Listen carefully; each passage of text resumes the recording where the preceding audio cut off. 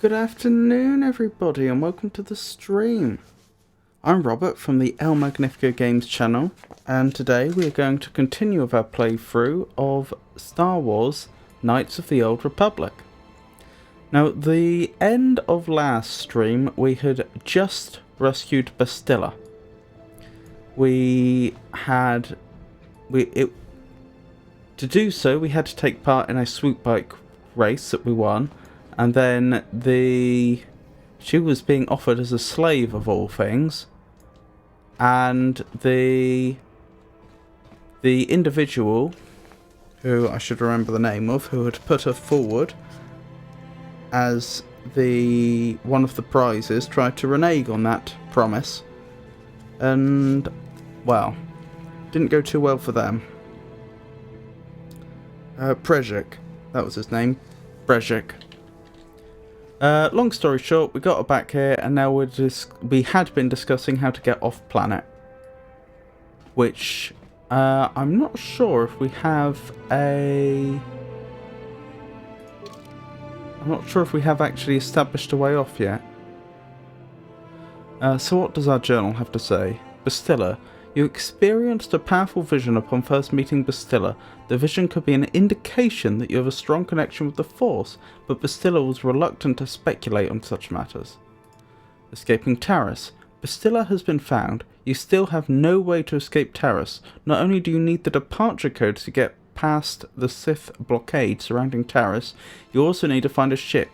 You're probably going to need help from one of the locals to get off the planet. That's planetary information. Rakghoul serum. You've acquired a sample of Rakghoul serum. This could be very valuable to the right people. Rukil's apprentice. Rukil of the outcast village has asked you to discover the fate of his missing apprentice, a young woman named Malia. She never returned from a mission Rukil sent her on some time ago, though he refuses to tell you what he was searching for when she left the village. Now, whilst we were in the sewer system, we stumbled across two journals that appeared to be related to the religion of which, well, the pseudo-religious beliefs that he seems to be the main proponent of. So we do need to ask him about that. Although, because we found two bodies with such journals on, it's not entirely clear if that was his young apprentice or not. Calf, despite being impressed with your abilities, Calf is still not willing to fully open up to you. Maybe you've given him some time, he'll finally learn to trust you. Infected outcasts. Several of the outcasts have been infected with the Rakghoul disease. They've been placed in quarantine away from the others so that when they transform into Rakghouls, they won't ravage the rest of the village. And purchasing a droid. So yeah, a few things for us to pursue now. We can have Bastilla join us now. So the team we were originally going with was Calf and Mission. And that seemed to be working very, very well for us. Now it's tempting to bring a Jedi with us. But I suppose that could only possibly replace Karth. And if I did that, presumably the story with Karth wouldn't develop.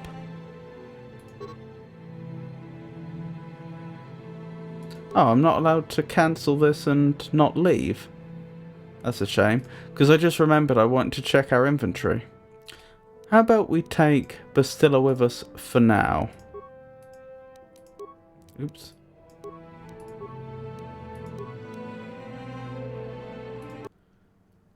Because she's currently not combat tested.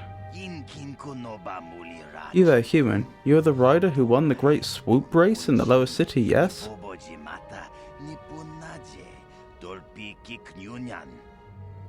That's right, or you must have been confused with someone else, or what do you want? That's right. I have a message from Canderos Ordo. He says to meet him in the cantina. That was the bounty hunter. The one that was threatening to kill us if we didn't stop talking to him.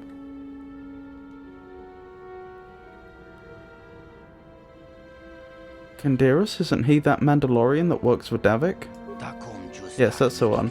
Given his connections, you can see why it would be wise to attend to this meeting.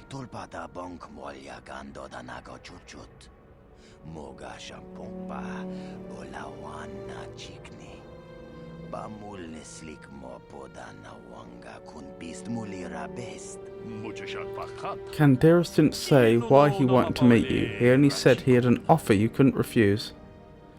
Ah, now does it mean an offer we can't refuse, or an offer we can't refuse?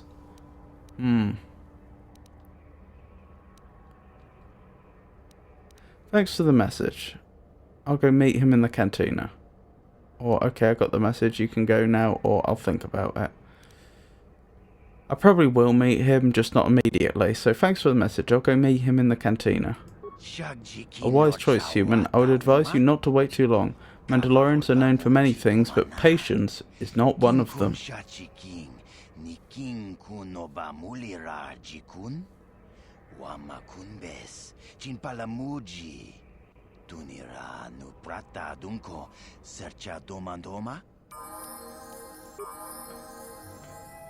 Oh, we have two party members that have leveled.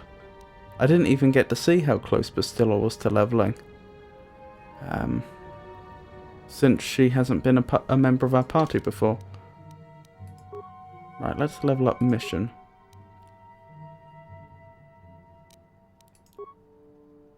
That seems reasonable to me. keep improving her at the things she's already good at, which is quite a lot.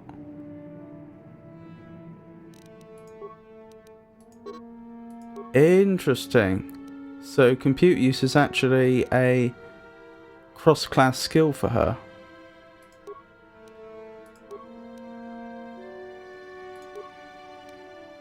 You have been granted the following features as level. Improved Scoundrel's Luck. I don't know what that actually does. Perhaps we can look that up. I seem to remember there was a way we could check our class features. I've just forgotten what that was. There.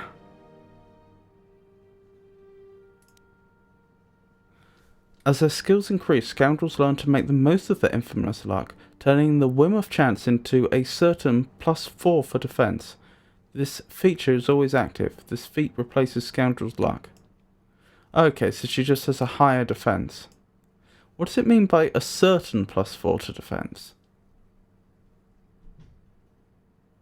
Does that stack with other bonuses to defense, such as from armor? Or do they mean that her defense can never be below 4? If they mean her defense can never be below 4, then what if she was suffering from an effect which tried to set her defense below that? Which one would win?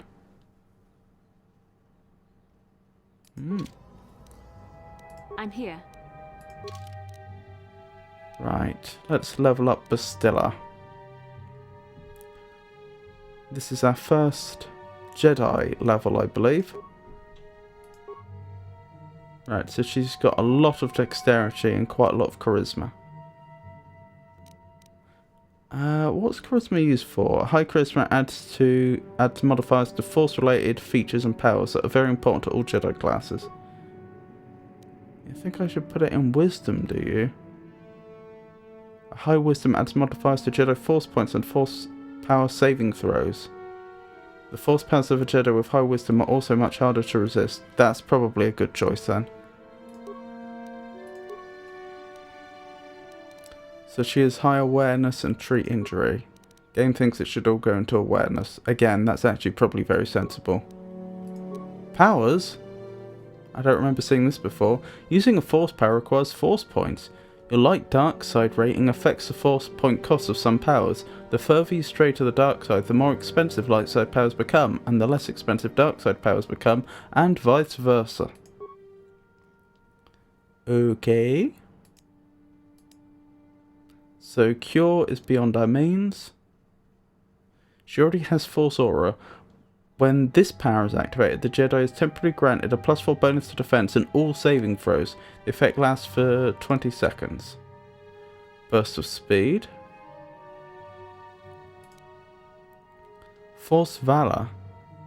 Increases the physical attribute and saving throws of the Jedi and all party members by 2 points. That's pretty good. Since we have... since our character is specialising in melee combat at present. Universal Power. This power shields the Jedi in the Force, absorbing the first 15 points of damage from sonic, fire, cold and electrical attacks. Damage over and above the first 15 points is suffered as normal. This effect lasts for 120 seconds.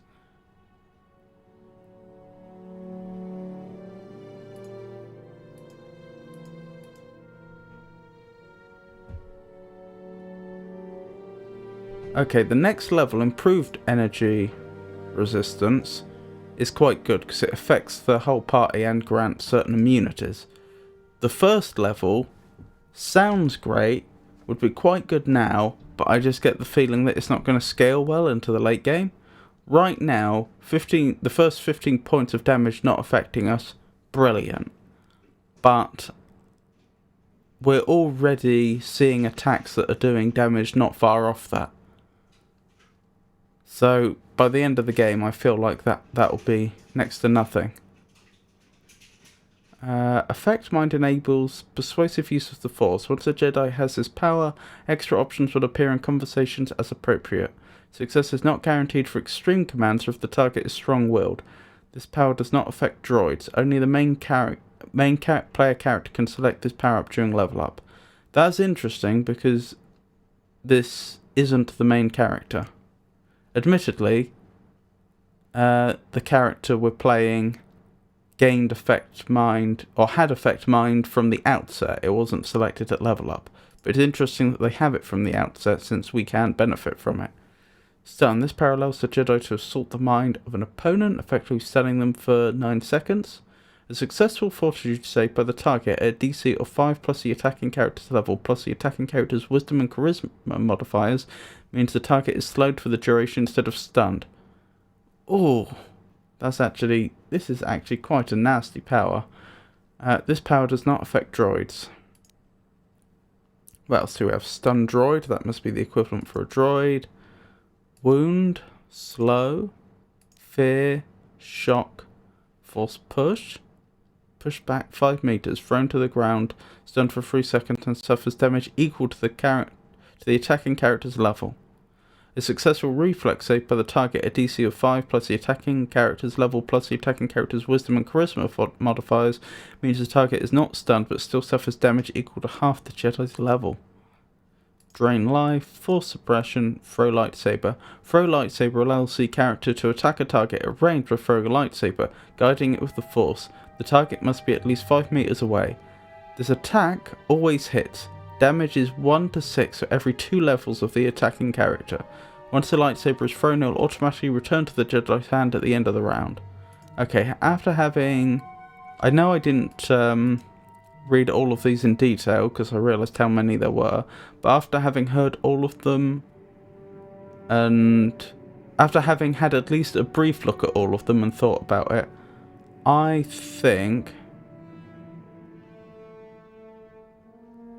we want Force Valor, because that buffs the entire party. Oh, she's leveled up again. Blimey. Yeah, I don't know when the next level boundary is, but I wouldn't be that surprised if she levels up yet another time. I wonder if the developers couldn't guarantee what level players would be when they finally rescued Bastilla. Maybe it was possible to play the game in a slightly different way that meant you got to Bastilla much, much earlier. And so as a consequence, I think that some script must have run. This is guesswork on my part, it might not be the case. Some script probably ran to figure out what the average party level was and give Bastilla a bunch of XP to make sure that she's a similar level. That would be my guess. Yep, that's fine by me. Powers again. What would you recommend, game? Stun droid. That's actually a good idea, because it was the droid we encountered last time in the Black Volcar base that nearly wiped the entire party. It was actually a harder fight than the boss fight. The boss fight was the second hardest combat we've had in the entire game yet, but the droid was worse. This power heals all party members. Nope, that's not the right one. Where is Stun droid? This power can send a surge of energy through the processor of a droid, rendering them immobile for 12 seconds. The droid also takes damage equal to the attacking character's level. A successful fortitude save by the target at a DC of 5 plus the attacking character's level plus the attacking character's wisdom and charisma modifiers negates the stun and reduces the damage by half. Yeah. She has indeed leveled again. I think this will be the last level she obtains though. That is in this run of leveling up. Obviously she'll continue to acquire experience. You've been granted the following features this level: Force Immunity Stun, Night Sense. The first one seems quite self-explanatory, although we will check. The second one I have no idea what that does. Improved two-hand weapon fighting. Does she use two weapons? I feel like she uses one lightsaber.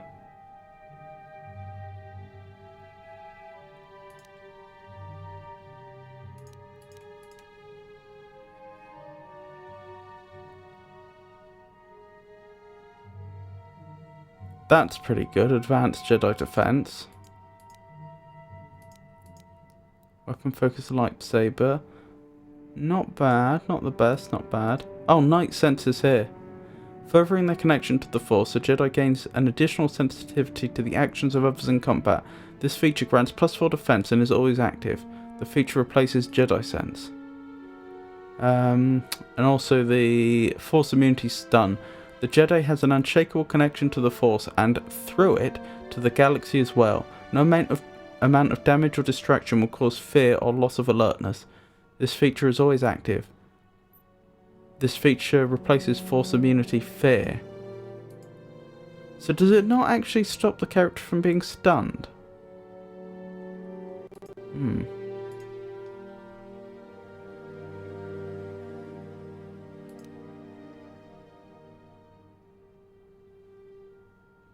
I think we want toughness.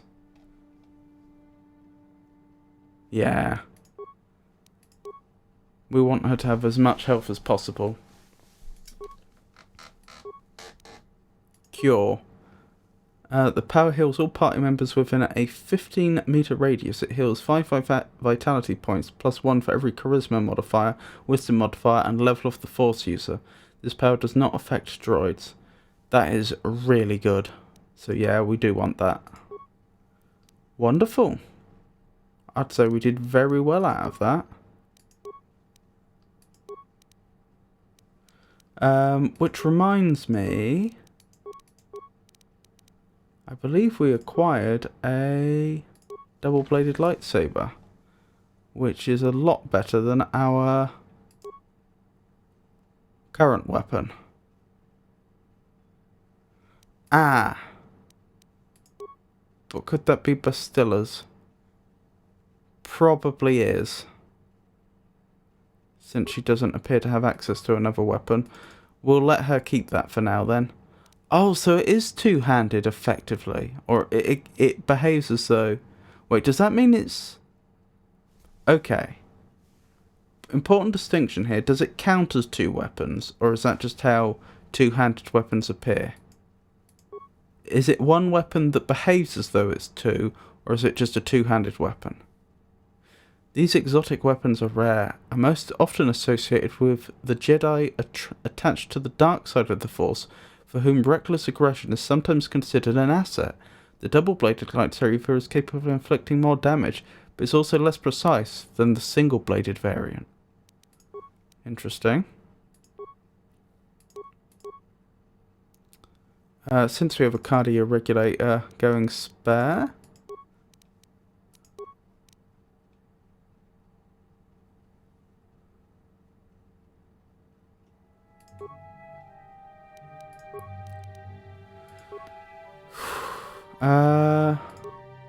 I don't know whether the Jedi are better with or without armor.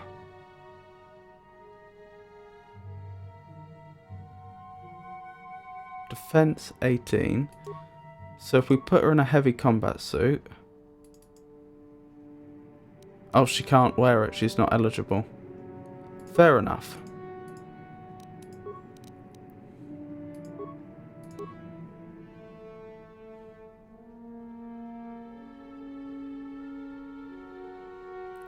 Awareness +2.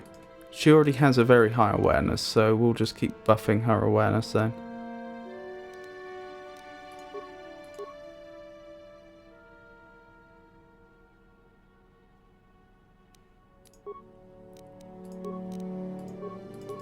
We'll give Brejik's gloves to Navarra.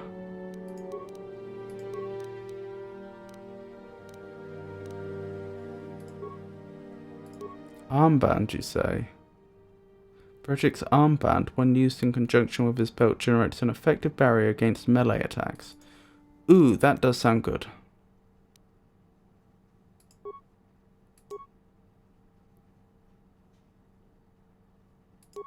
Do we want that more than the cardio regulator? Damage resistance. Resist 5/- versus bludgeoning. Well, there's no point in having the armband on if we don't have the rest on.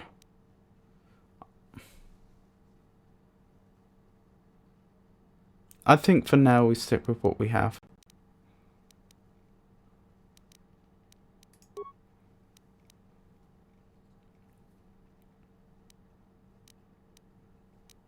Yeah. Quick save.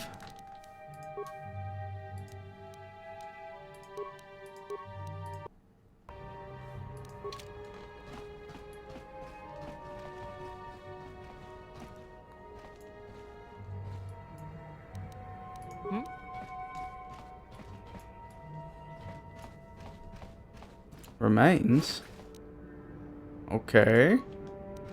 I mean, I'll take the frag grenade. Was that that was an individual that we dispatched before, maybe? I don't remember dispatching anyone in these apartments.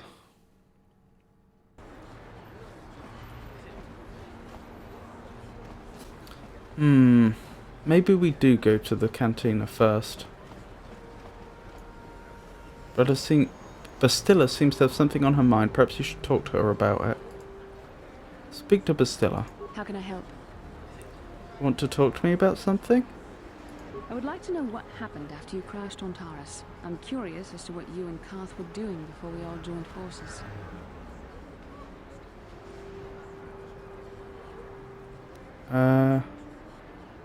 We were looking for you.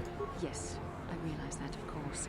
But surely there was more to it than a simple search. I doubt there were flashing signs pointing you in my direction. Yet somehow you found me.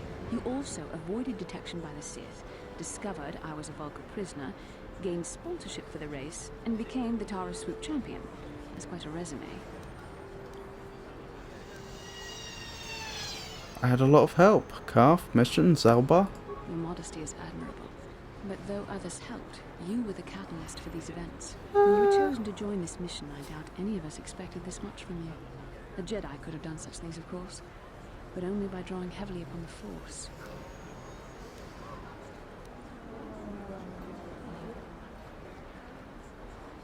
I think you're underestimating us non-Jedi.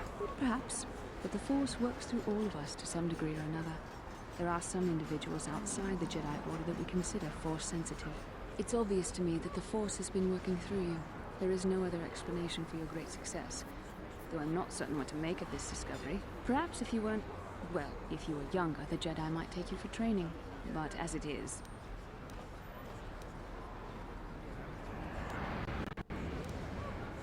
What are you trying to say? I'm sorry. I've overstepped my authority.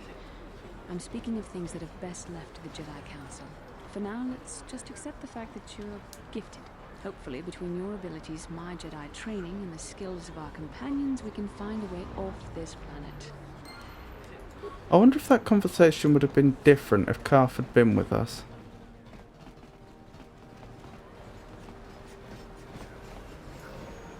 So yeah, let's actually get the whole cantina confrontation out of the way. I do note that we weren't told which cantina to go to. Because there's the upper city and lower city cantinas. We met... I saw you in the swoop race. Very impressive. You seem like you know how to get results. That's just the kind of person I'm looking for. Who are you? Hello, game? Oh no. My name's Canderous Ordo. I work for Dalek Kang in the Exchange. The hours aren't great, but they promised me a fortune to work for them. And I have nothing better to do. Mandalorian mercs like me are in high demand. But lately, Davik hasn't been paying me what he promised.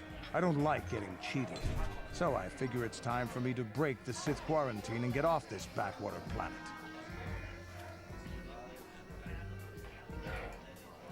For some reason the mouse controls don't seem to be working here, but I think I can still pick options using the number keys.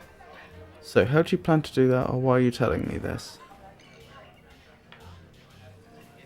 Why are you telling me this?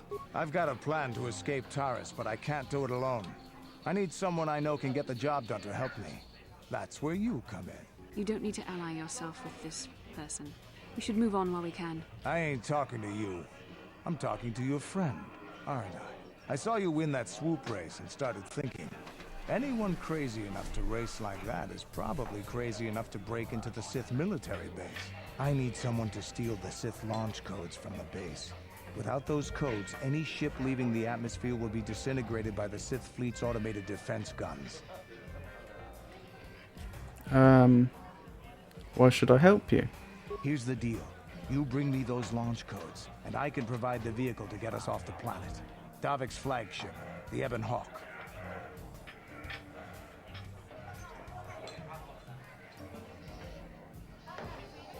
How am I supposed to get inside the military base? Getting in won't be easy. The Sith base is protected by an encrypted security system. It would take a top-of-the-line astromech droid to slice through it. Lucky for you, I know just the place to get a droid like that. Davik was having one custom built by Janice Nall. Just tell her Canderous sent you and she'll sell you the droid. Then you can use it to get the launch codes from the Sith base. Won't Davik get mad if I take his droid? Davik paid for the droid, but I'm the guy he put in charge of the mission. He won't care how I come up with those codes. Normally I'd do this myself, but everyone knows who I work for. If I broke into the Sith base, they'd send an army down on Davik's estate to get those codes back. That's why I need you.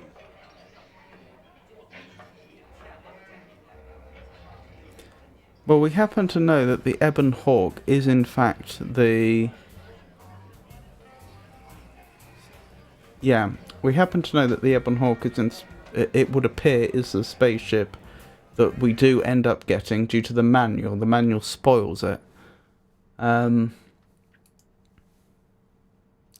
may be more than one way to acquire it, though. But on the face of it, I don't see a reason to object to his plan. We do need to get off planet. That much is clear. He has a viable plan to do it. I just have to hope he's right about being able to get hold of the Ebon Hawk. But I don't see why I wouldn't be able to, because he's a trusted and high-ranking employee of Davik, so it makes sense that he would have access to his spaceship. Or could do. The only people who are really hurting here are the Sith. I suppose technically we would also be giving the launch codes to this crime syndicate. Which I'm not exactly thrilled about.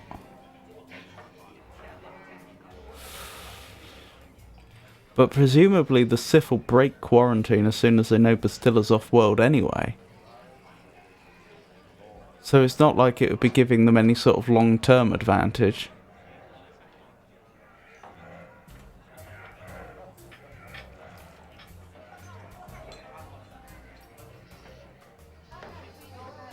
No, I can't think of any really good reasons not to work with him.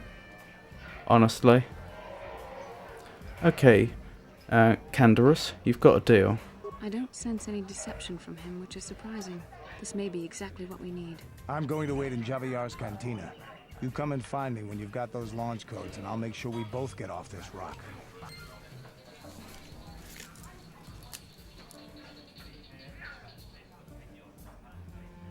Javiar. Cantina. Owner. Okay, so this is actually working out. Working out quite well for us.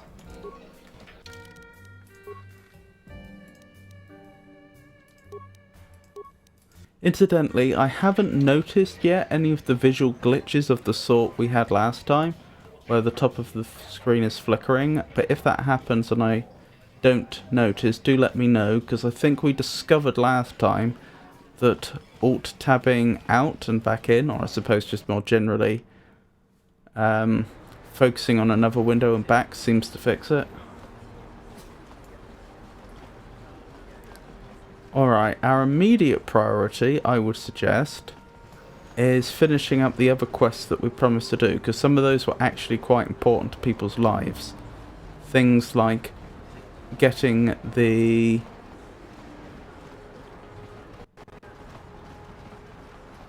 Rakghoul. Hey, Bastila. You ever use the Force just for fun? You know, a little jolt to the Force to trip up some jerk who's ticking you off? I would never use the Force for such petty and trivial revenge. The mere thought of it's preposterous. Oh, come on. There's gotta be times when you've thought about it. Don't be so stuck up. You can tell me. I am not stuck up.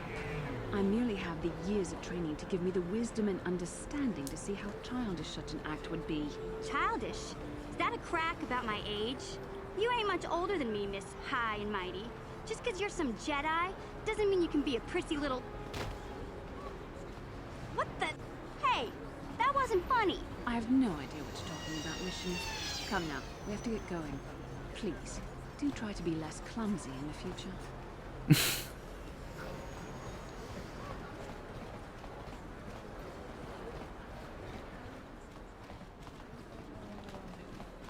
Now, I'm hoping when we deliver the Rakghoul serum to Zelka Thorn, he may be able to give us a cure, which we can then give to the people in the Undercity that are infected. Welcome back. Are you in need of healing or medical supplies? I can treat you right here at the center for almost any condition, except the Rakghoul disease, of course. I have the serum to cure the Rakghoul disease. You have the serum? Impossible. How did you get this? No, wait. I don't really want to know. Can I see it? The No. serum, I mean? I need to see if there is enough for me to analyze it so I can start producing it in mass quantities. Here you go. Let me see. Yes, this is it. A cure for the Rakghoul disease. With this sample, I can make enough serum for everyone. The people of Terrace owe you a debt they can never repay. Please, take this small reward. It isn't much, but it's all I can afford. A few credits and 2 spare med packs.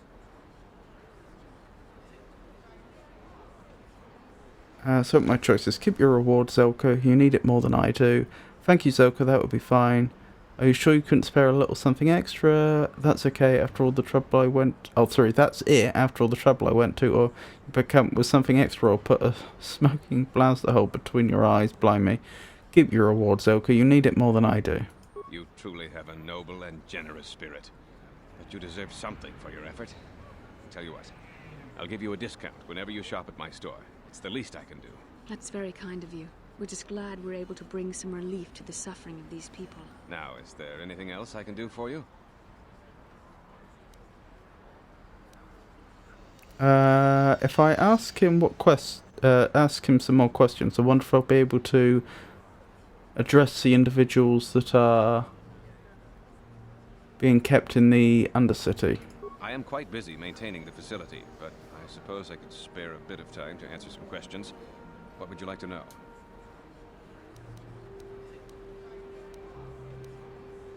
Apparently I can't, so I'll just ask him what he has for sale. Of course. Just step over here and I'll show you what I have in stock. My prices are very reasonable.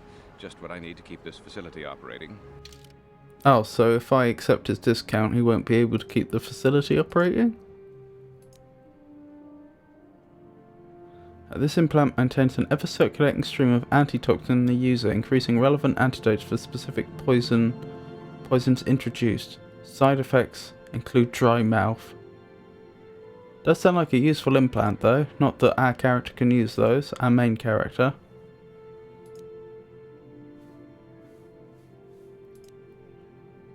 Rakghoul serum.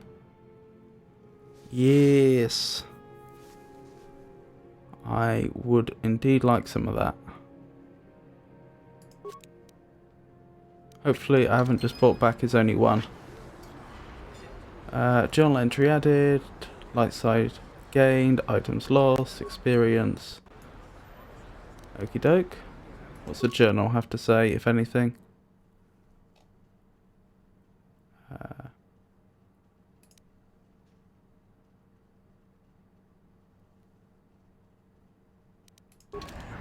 Right. You blew it. If you'd brought that rat ghoul serum to Zax, he would have made it worth your while. No, you had to go and do the honorable thing. I had to do the right thing. You blew it. Can I tell Zelka about To my him? medical facility. I even have a... Of course, I sell them at a very reasonable price. Goodbye.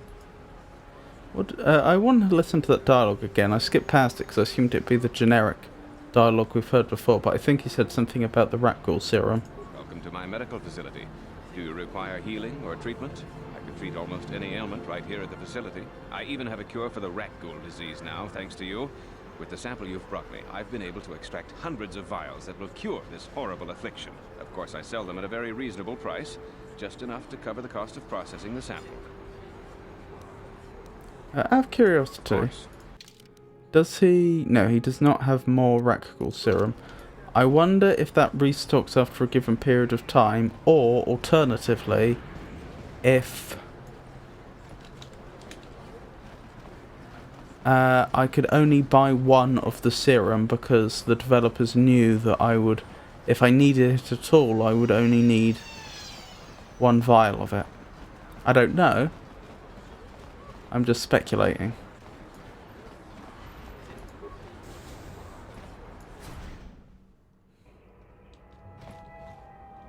That's not where I meant to be, is it?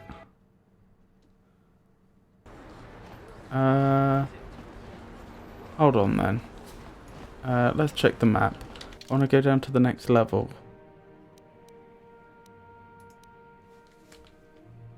So that's the clinic. That goes to the other part of the upper city. Okay. I think I got slightly confused about where I was.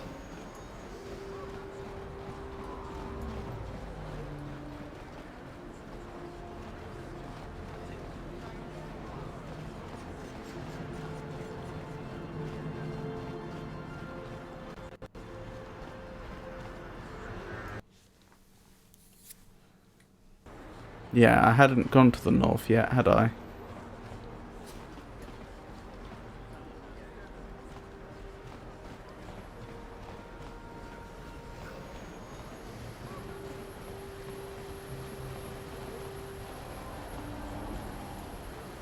Mission seems rather distant, so maybe you should talk to her.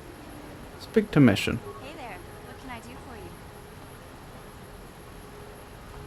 I want to know a little more about you, Mission. Really? You want to know about me? Nobody's ever really been interested in me before. What do you want to know? Where are your parents? Don't you have a family? Big C's my family, you know. My parents, well, I guess they're dead. It was just me on my own until the day I saw Zalbar in the lower city. I could tell right away he was in trouble. This was before the gang wars were out of hand. But even then, the Volkers were scum. A few of them were hassling Big Z, trying to pick a fight, but he wasn't looking for trouble.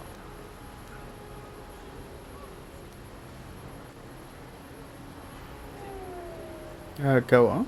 Anyway, I don't like the Volkers at the best of times. And when I saw them picking on this poor Wookiee, all alone on a strange planet, overwhelmed by the big city, I just lost it. I screamed out, "Leave him alone, you core slimes!"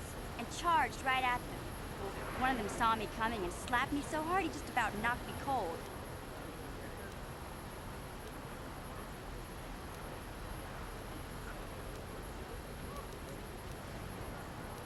Well, you're lucky he didn't fry you with a blaster. Hey, I don't need a lecture from you. You ain't my mother. I knew what I was doing. Those Volkers didn't scare me. They're nothing but cowards. I knew how to deal with them. Of course, I never got the chance. I guess Zalbar didn't like seeing me get smacked around. He let out this howl and yanked that Volker a meter up off the ground and held him there by his throat. What did the other two Volkers do? The other two screamed and ran off. Can't say I blame them. The first time you see an angry Wookiee up close, it isn't a pretty sight. I thought Zalbar was gonna rip that punk's arms off and beat him to death with his own fists. The Volker was so scared, he fainted. Or maybe it was Big Z's breath just knocked him out. I keep telling Zalbar to brush those choppers of his, but he never listens. Just stay upwind and speak it and you'll be fine. Anyway, I knew those rovers would be back with friends, so I grabbed Zalbar and we took off. Ever since then, we've been a team. We look out for each other, you know?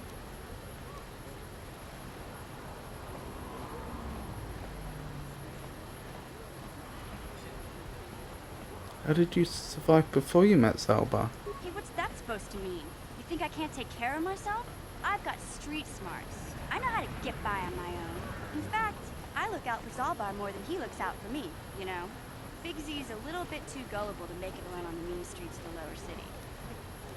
How did Zalbar end up on Taris? He was fleeing some kind of trouble back on Kashyyyk. That's all I know, really. Big Z doesn't like to talk about it.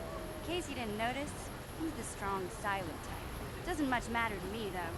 I accept him for what he is, not what he was. Me and Zalbar like to live in the present. We should get back to the task at hand. Yeah, I suppose you're right. Like I used to tell my brother, fast talk and slick words don't get the job done. Oh, so she has a brother. I didn't know you had a brother.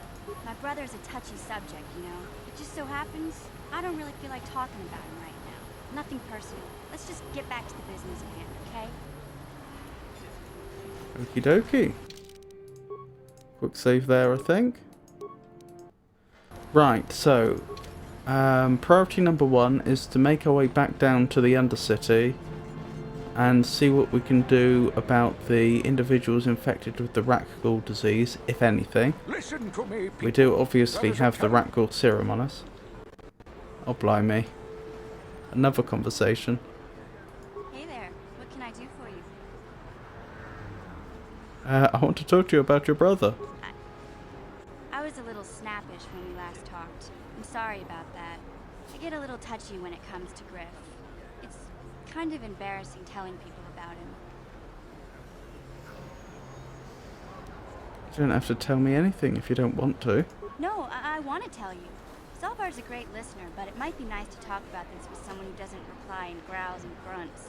I never knew my parents. My brother always looked out for me. He's the one who brought me here to Taris. I was just a kid, only 5. But I remember the trip, if you could call it that.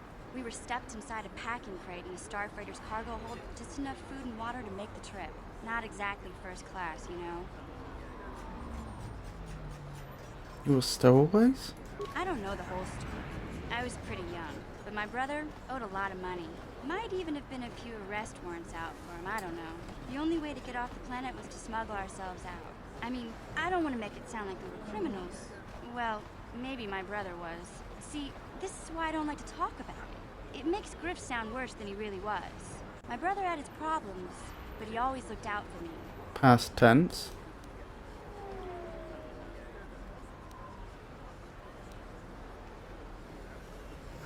I'm not sure any of these responses are what I would say in this situation. His family, you have to stick by your family. What kind of problems did your brother have? Or I really don't care about your traumatic childhood. I'll go with the top one because it's the most supportive. But again, that's probably not what I would say in the situation. Yeah, that's what I'm trying to say. Without my brother, I don't know where I'd be. He gambled and drank, and he was always borrowing money for his latest get-rich-quick scheme. But he had a good heart, you know? He taught me how to survive. Showed me how to slice into a computer security system, how to get inside a locked building without the entrance codes, and how to spot a wealthy mark for a quick shell game. Pretty handy skills to have, Mission. Yeah, Griff did right by me. I really miss him since he left. I keep hoping he'll come back someday. He promised me he would. Why did he leave? He fell in with a bad crowd. It's all Lena's fault. She's the one who took him from me. Just batted those long lashes at him and off he went. Who's Lena? I don't want to talk about Griff and Lena. Just the thought of that space tramp makes my blood boil. Subject's closed as far as I'm concerned. If I'm gonna be any help to you, I can't be worrying about my brother running off with some intergalactic skank. So is there something else you need? Blimey. Nothing, never mind. Okay, have it your way.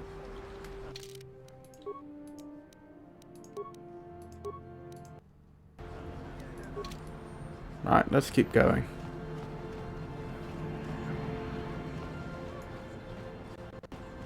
This elevator is off limits. Only Sith patrols and those with proper authorization are allowed into the lower city. It's obvious from the way you're dressed that you're not one of the Sith patrols, so unless you have the authorization papers, you must move along. I've got my authorization papers right here. Well, why didn't you say so? Everything seems to be in order. Okay, I guess you can go down to the lower city. Just be careful down there. Those swoop gangs will take a shot at anybody. Even our Sith patrols have come under fire.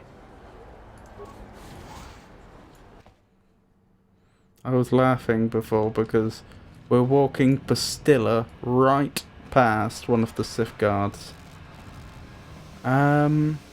Right, where was the other lift down? It was round here, wasn't it?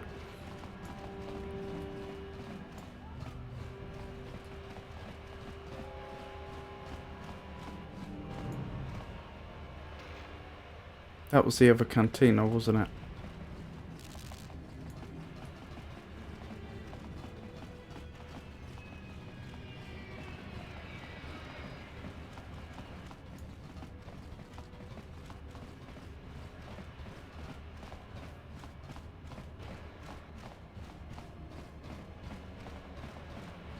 Look at that reflection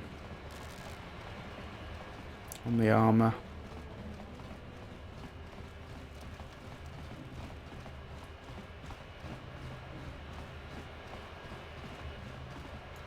Excellent, no trouble there.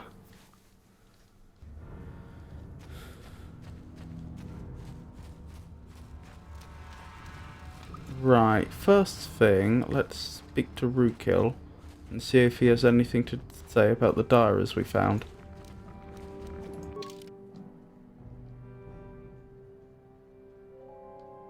Promised Land Journal.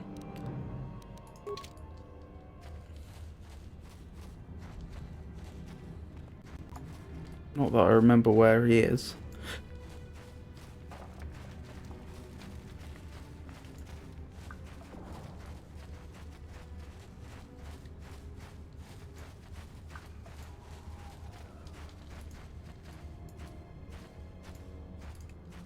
There he is.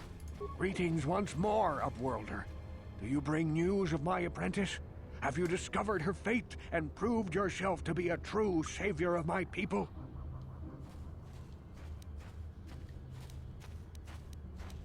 I want to ask you some questions. You seek my wisdom, but I dare not share my knowledge with you. Not yet. Not until you prove yourself to be the one foretold. The one who will guide us to salvation. Find my apprentice. Discover what fate has befallen her, and I will know you are worthy, and not another false prophet sent to mislead my people. I'll be back if I find anything out. I wish you luck, Upworlder. Come speak to me again once you have discovered the fate of my apprentice. Right, that's interesting, because I'm pretty certain when we went through the sewer system that we explored every space available. I don't think we left anywhere unexplored.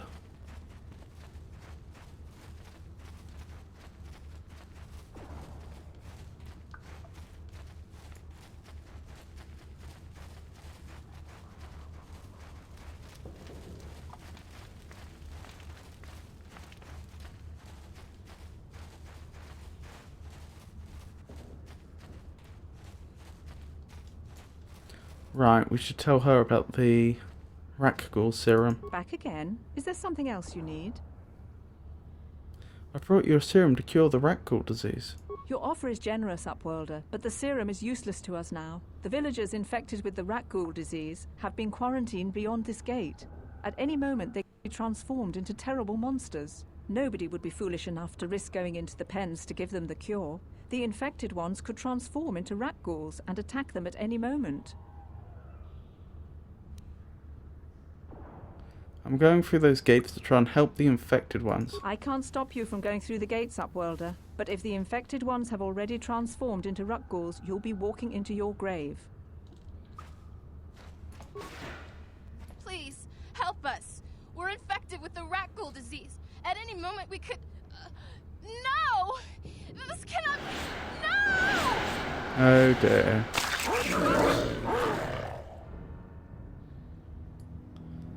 Alrighty. At least there's 2 over there that we might be able to save.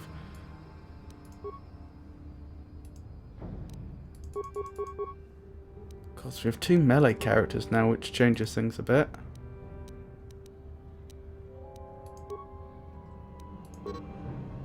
Left click the mouse to activate a hostile force power selected in the second icon of the target menu. Some force powers affect only a single target, others affect all enemies within a specified range of the target. The blue meter must be the number of force points, I would guess. Is there anywhere else I can see that, such as the number? Yes. 54 out of 54, and I take it the other characters just don't have that statistic at all. No. I don't know how much throw lightsaber costs, but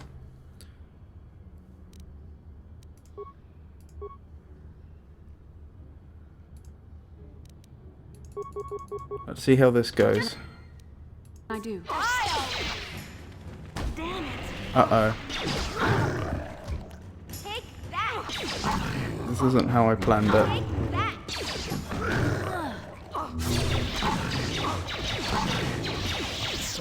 Okay, that could have been a lot worse. I think we got through there not so much due to strategy, so much as our characters are quite over-leveled for this section now. Please, please, you have to help us. We beg you. We don't want to end up like the others. Please help us. We can't end up like them. I have brought you a serum to cure the Rakghoul disease. You have a cure? Please give it to me, please, quickly, before it's too late.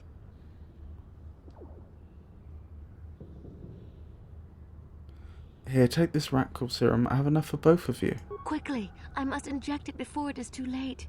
Yes, I feel it working. I feel the disease burning away. It's like a miracle.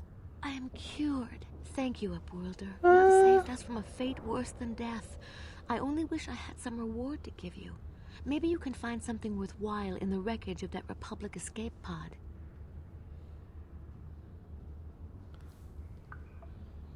I mean, that wasn't the most convincing performance, was it? Republic escape pod? What are you talking about? Not long ago, an escape pod crashed in the Undercity, far to the northeast of the village. We were going to try and salvage equipment from it, but we were attacked by the Rakghouls and infected. I'd tell you more if I could, but our salvage team never reached the pod. It's probably still there, unless some of the other Upworlders already found it and picked it clean. We should go now, Upworlder. We're anxious to return to the village and see our families again. Thank you once again for everything you've done. Wonderful. Ooh, we leveled. Don't mind that.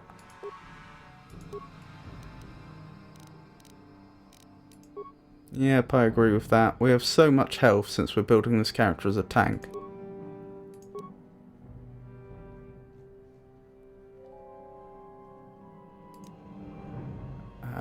We can't yet get another level of toughness. Sniper shot would be a terrible choice.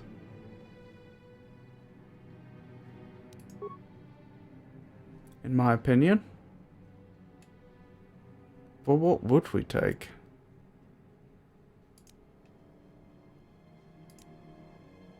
Improved weapon focused melee weapons. Yeah, let's take that.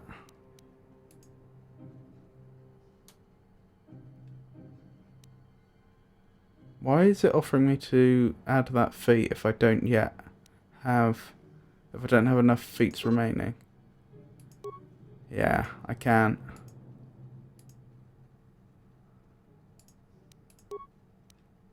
Seems reasonable to me.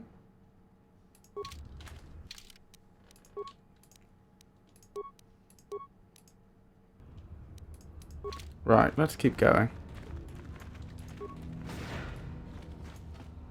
You amaze me. I always thought the surface dwellers couldn't care less about us outcasts. But you risked everything to help those infected villagers. I wish I had some type of reward to give you, but we outcasts have nothing.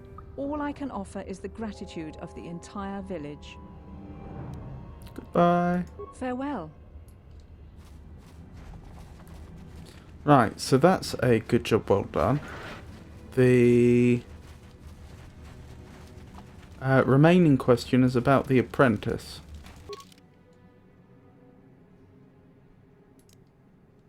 Rukil of the outcast village has asked you to discover the fate of the missing apprentice, a young woman called Malia. She never returned from a mission Rukil sent her on some time ago.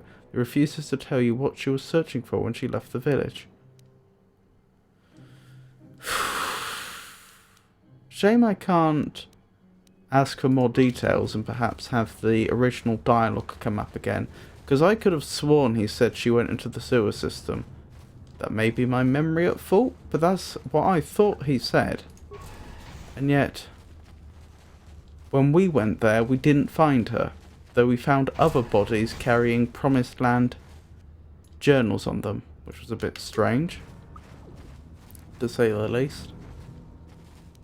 Huh? Ooh, careful, what are you doing?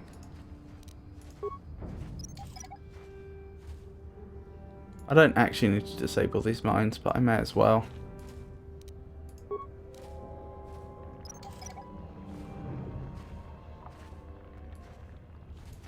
We've probably already looted this area, but it is worth double checking.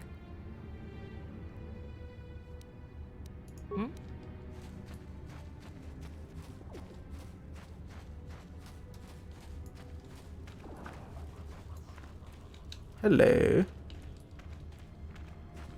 What's around the side there, other than just another mine?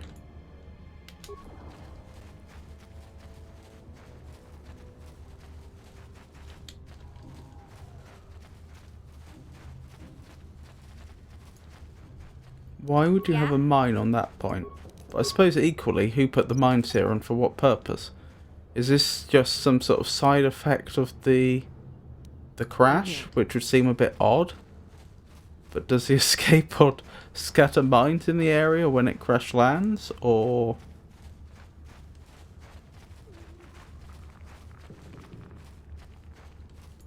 Let's ask Bastilla about this, since this is presumably her escape pod. How can I help? Do you know anything about this place? The surface of Terrace is covered with an urban skyscrape. Its glittering spires belie the decay that lies in its lower reaches, however. Beyond that, there is little else I can tell you. That's all for now. Then I suggest we move on. Incidentally,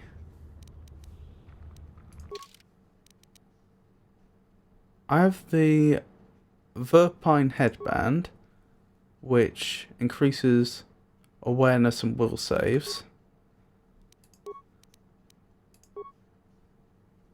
We gave the oral amplifier to Bastilla, that was it. What? Arguably, Bastilla should have the Verpine headband, since she would, being a Jedi, potentially benefit from better will saves more. But for now, we'll keep it with our tank.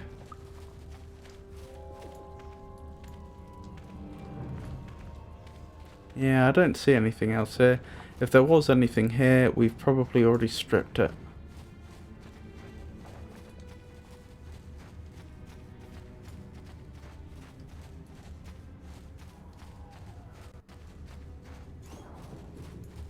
Rubble, you say? No items here. Again, we've probably already been all about here. Oh, this must be a different sewer entrance.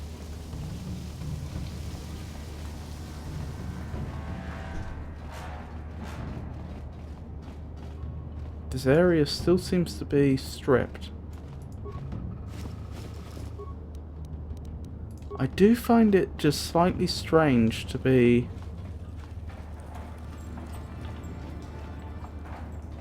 playing a game where the areas you've been to remain exactly as you left them.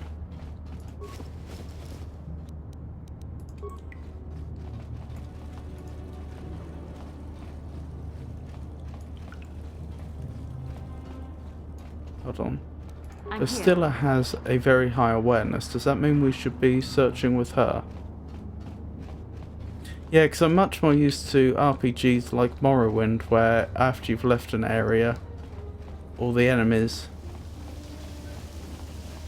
come back. Although then again, Morrowind would still wait. I think it was 3 days before respawning all the enemies. And I haven't left this area for 3 days, so I suppose it's still possible that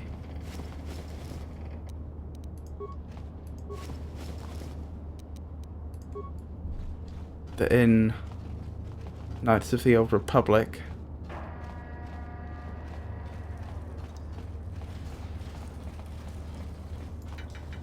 enemies would respawn after a while.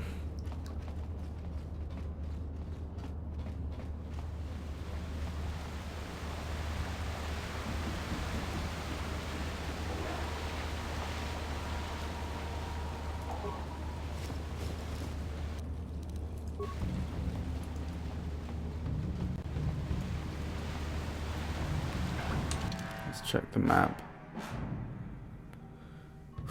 Where are we? We're there. So we probably want to head that way, I guess. That's probably the way we originally came from.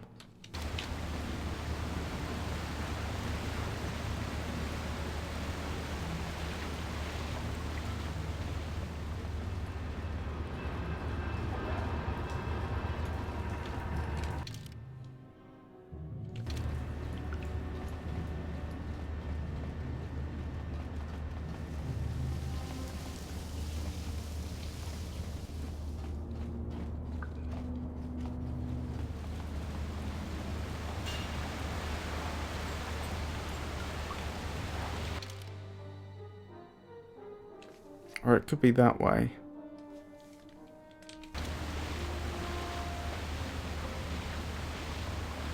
I think it's more likely I was right the first time. I think this is probably the way we came in initially.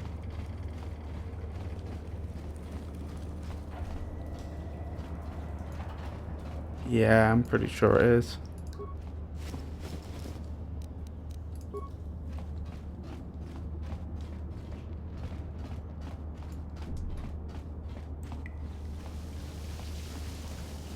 Because this is where we discovered the first outcast corpse that had a Promised Land journal on them.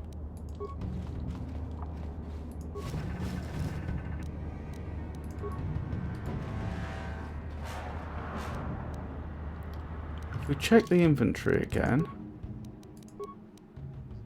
and find the Promised Land journal, what specifically did it say? Oh well, we still have Rakghoul serum. We don't need much then.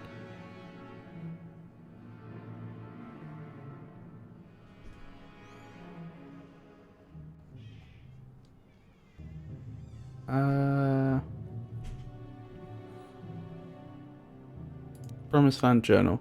This journal is a record of the long and difficult search to find the Promised Land. It contains many half-completed maps and cryptic notes, all attempting to decipher whether the legend is true or simply a child's fable. By itself, this journal does not contain enough information to solve the mystery. However, it could be a valuable piece of the puzzle.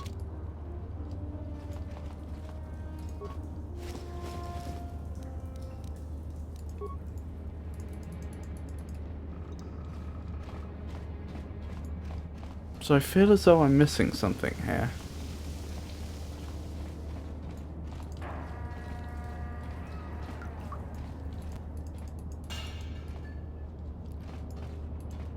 I think it's a complete coincidence that I tried to click on what appears to be a door-shaped section of wall, and then we happened to have a sound effect to play at that exact time.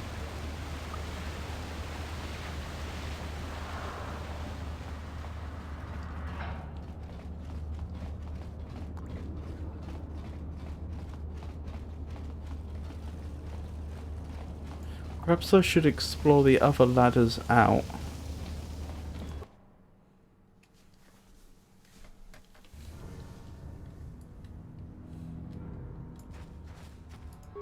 Right, this is the way I came in most recently, isn't it?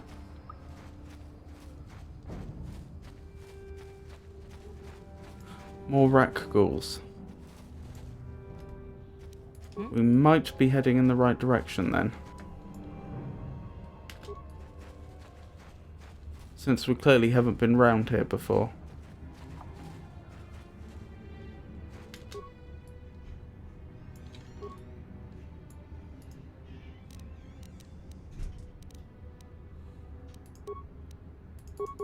Oh, I don't like that. I wish it would remember the last ability I used. I'm here. Take that! Yeah. Take that! You cannot win. Before I forget...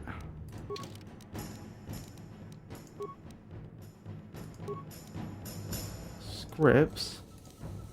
Set her to Jedi support.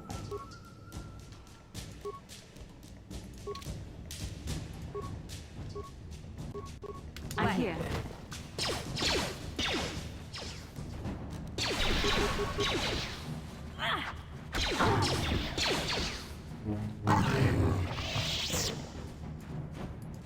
Not too bad.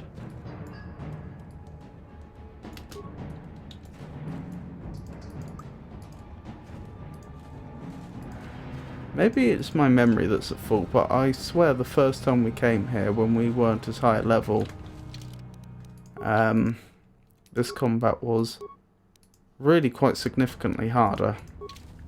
I don't think we were ever really threatened, but I also don't remember.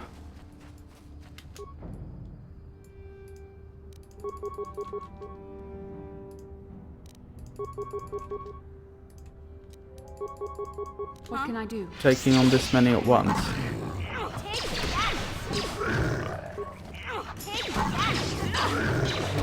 At least not in close quarters. I remember us pulling a large group of them before, but we were able to... That was strange. That rat ghoul had some interesting abilities. What? What? No! What was I saying?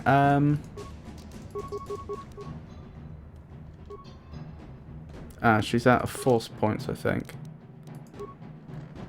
Oh yes, I didn't even know you could go negative. What was I thinking? I think when we pulled a large group of the rat ghouls before,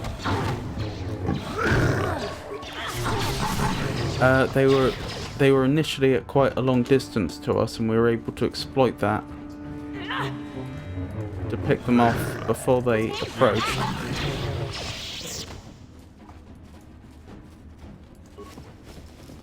Whereas now we don't seem to have any trouble.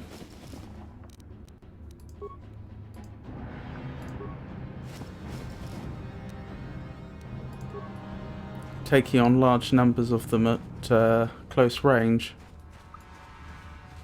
Outcast Corpse. Promised Land Apprentice Journal. There we go. So at least we found out their fate, even if it's not exactly a happy story. Rightio, where's the apprentice? Promised Land Apprentice Journal. This journal details the search for the Promised Land carried out by Rukil's apprentice. Most of the entries are mundane, however the last entry is quite interesting. I've uncovered evidence that others have been seeking out the fabled land, and that their treks have led them into the sewers. I have decided that I must go there as well.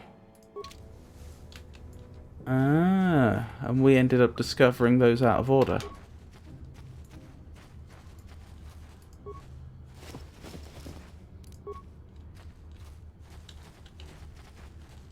Can we? No, we can't walk up there. Yes? Yeah? Please disable the mine. Excellent.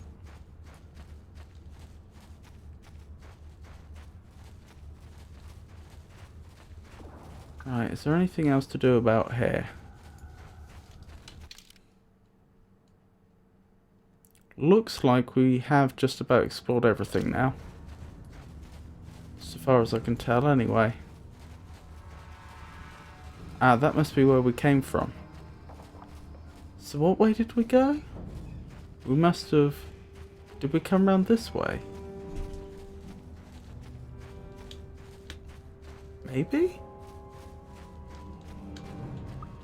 Because I'm pretty sure we encountered the Rakghouls from this side and then came round, so yes, I suppose that is what we must have done. Okay, time to head back to Rookhill.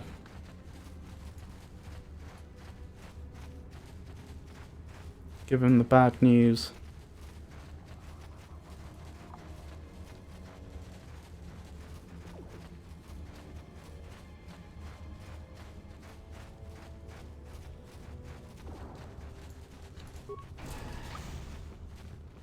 Good thing that we don't seem to be able to contract the disease. So far as I know.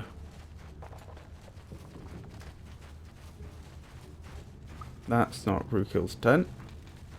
Where's Rookhill? There he is.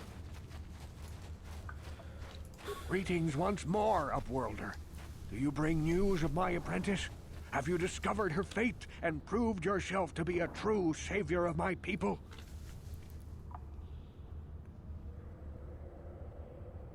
Your apprentice is dead. I have a journal. It is as I feared, then. She joins the list of those who have given their lives in the service of our cause. But though I am saddened by this news, there is yet hope. By finding my apprentice, you have proved yourself worthy, Upworlder. You are to be the beacon on our path to salvation. You will guide us to the promised land.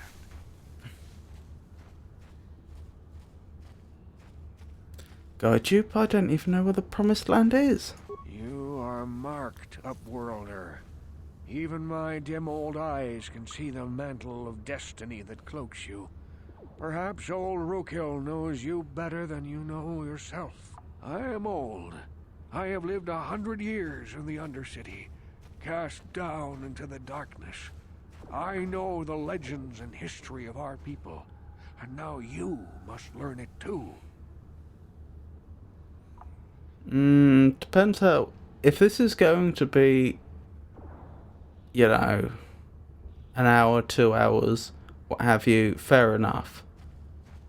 If he's thinking I stay here for weeks or months or years, then unfortunately I have other more important things to do. Sadly for old Rookhill. But okay, very well. Tell me the history of your people. The great city of Taris covers the entire surface of this planet. There is no land to grow food. Kelp harvests and the creatures of the sea are our only food source. A century ago, rising levels of toxic pollution poisoned the oceans, and famines swept the planet. The rich hoarded food for their own use, and the poor were left to starve and die. The poor rose up against this tyranny, and civil war engulfed the planet. Millions died in the fighting, and huge sections of Taris were destroyed or abandoned.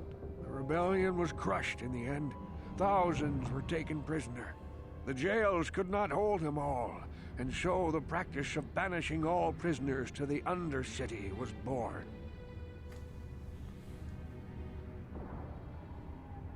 Is that how you came to be down here?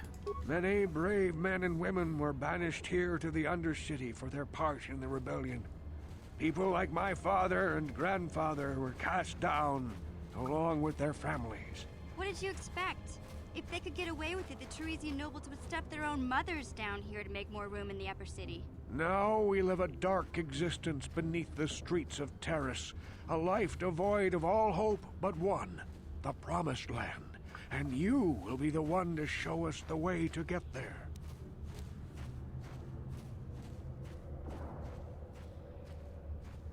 How can I lead you to this promised land when I don't even know what it is? Legends tell of a self-sufficient colony founded just before the famine and lost during the Civil War. A paradise beneath the Undercity, where droid servants tend to every need. For many years I searched for the Promised Land, just as my grandfather and father did before me. When I became old and gray, my apprentice continued the search on my behalf. I have collected many clues hinting at its location.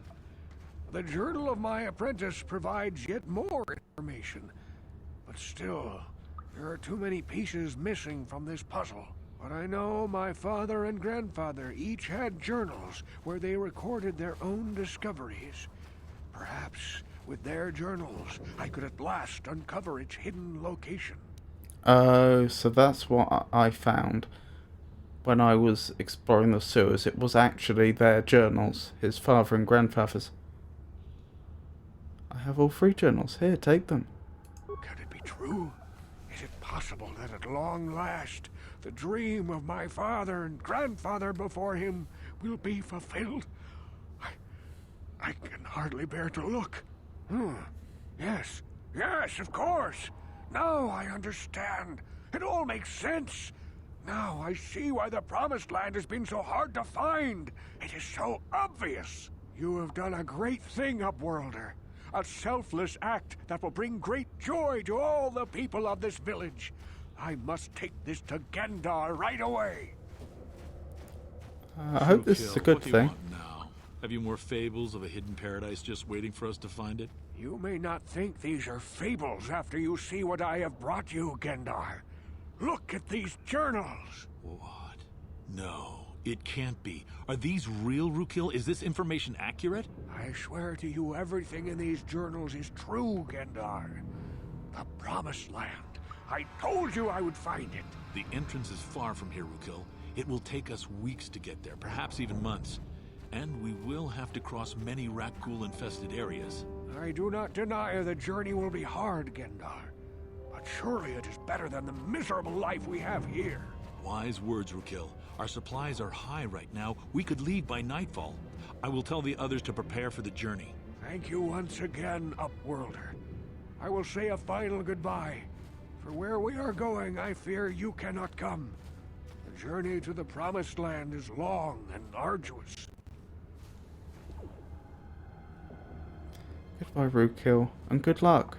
We must part ways here, Upworlder. I sense your destiny is yet to be chosen. But the destiny of my people is at the end of the long journey ahead of us. I do hope he's not mistaken.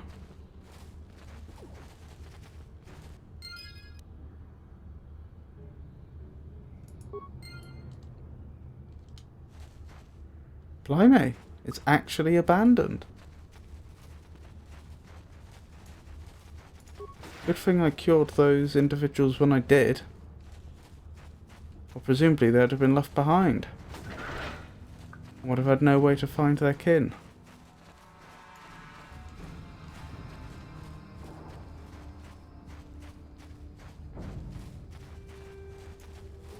I suppose at this point it isn't unreasonable to go around, and if there's anything to be looted, loot it, since you'd have thought they would have already taken everything with them that they were going to take.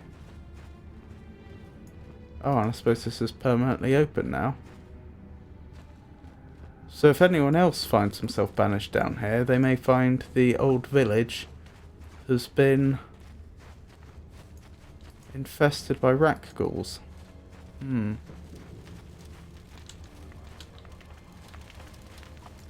Oh well.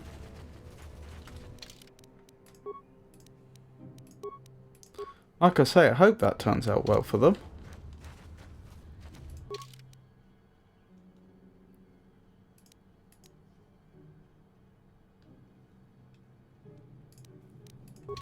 Right. So I think that's tied up all our loose ends. Next job is to try and purchase that astromech.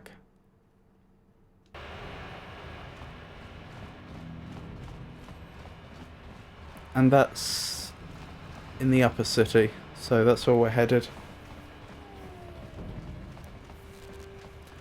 How am much money do we have on us at present? Oh, nearly 3,000 credits. That's not bad. Oh, I just realised there was some really good armour I was going to buy from the trader down there. Oh well. That's not where I meant to be. Oh dear. You seem to be taking great interest in our progress. Do you need something, little man?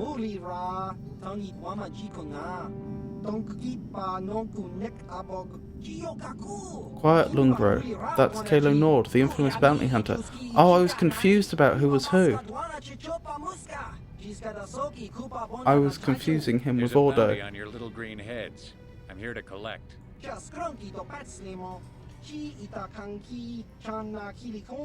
only way you'll collect that bounty is over our cold, dead bodies. That's the plan.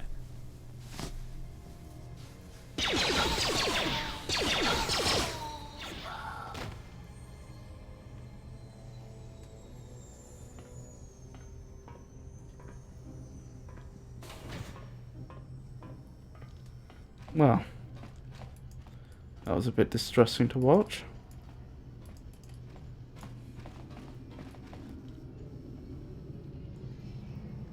Oh, there's Black Volkers here. There's not really a lot of reason for us to be here, is there? Ah, okay.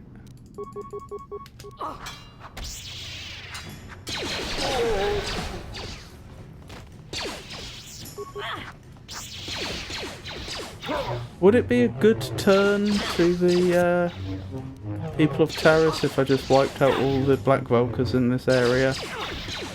Probably would, but somehow it seems unethical. Perhaps a sensible middle ground then would be to say that I just walk through here and anyone that attacks me I engage in combat, and anyone that leaves me alone I leave alone. Again, not 100% sure about the ethics of this, but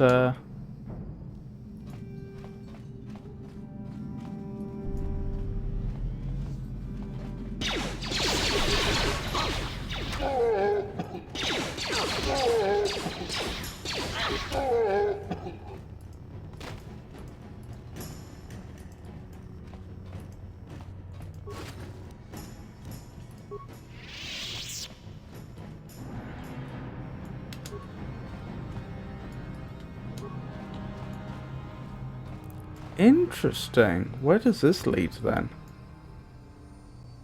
Yeah?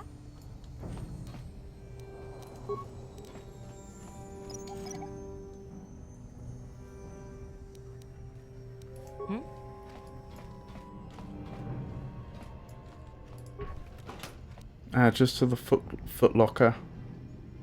I'll take it though. Advanced repair kit, adrenal strength, a few credits.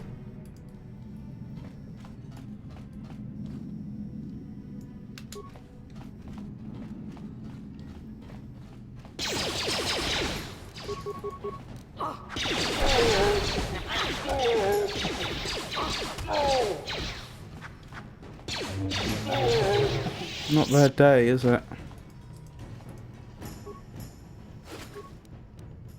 Thinking about it, this would, I'm pretty darn certain this would be illegal in real life.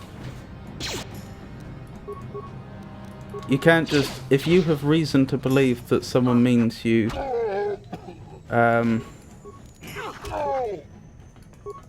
if you have reason to believe that someone intends to engage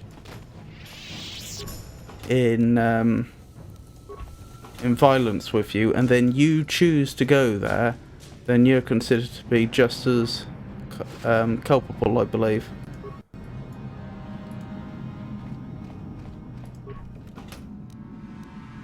You can't then rely on the defense of self-defense.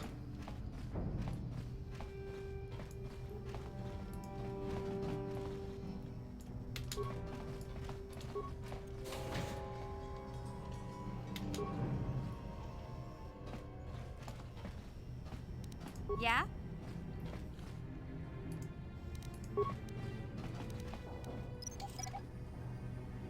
But that in this universe, you have to bear in mind that these individuals. Gotcha. Darn it. Oh. Gotcha. Darn it. Not ideal. What can I do? You have to bear in mind that these individuals have literally just been shooting people on the street for no reason. Among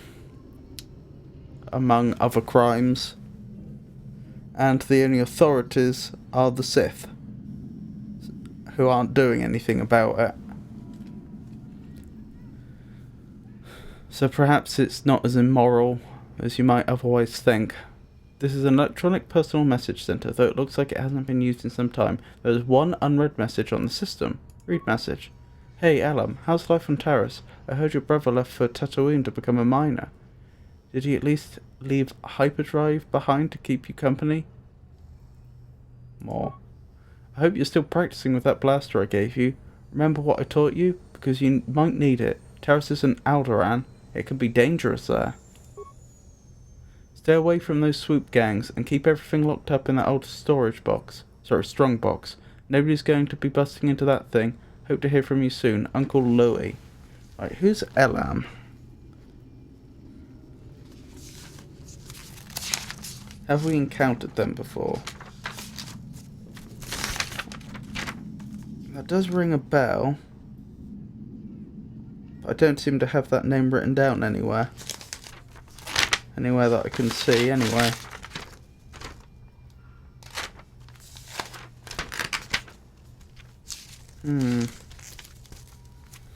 Oh well, I'll write it down now. Elam and Uncle Louie. Strongbox.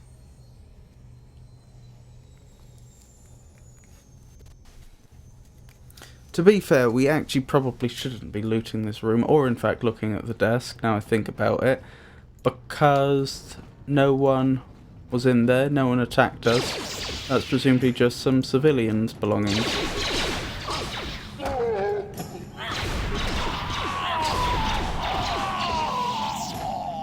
Still a bit late now.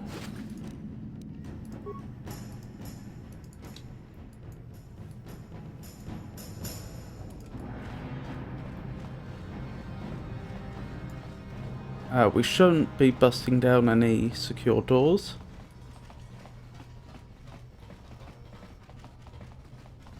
Not sure, we should really be opening.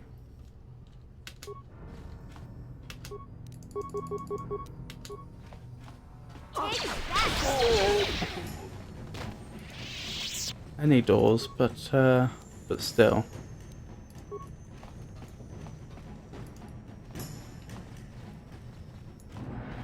Yeah, now I think about it, this isn't, what we're doing here isn't very sympathetic, is it?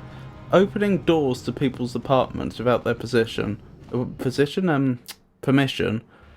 and then when they go for their gun on seeing us, we attack them and kill them.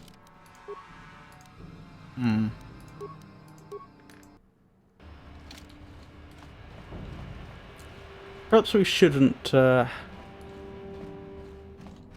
a repeat of that. Wait, was that part of the... I think that may have been actually the Black Vulcar's base, now I think about it.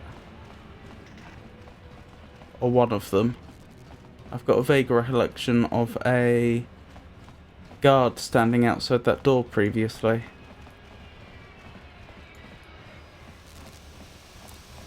Well, in either case, we should perhaps not indulge ourselves like that in future. Right. We're back in the upper city.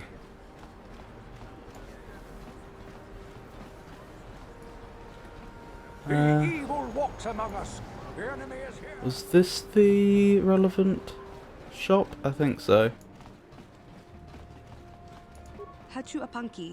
Back again, I see. Well, I've never turned a potential customer away yet. You interested in seeing what I have in stock?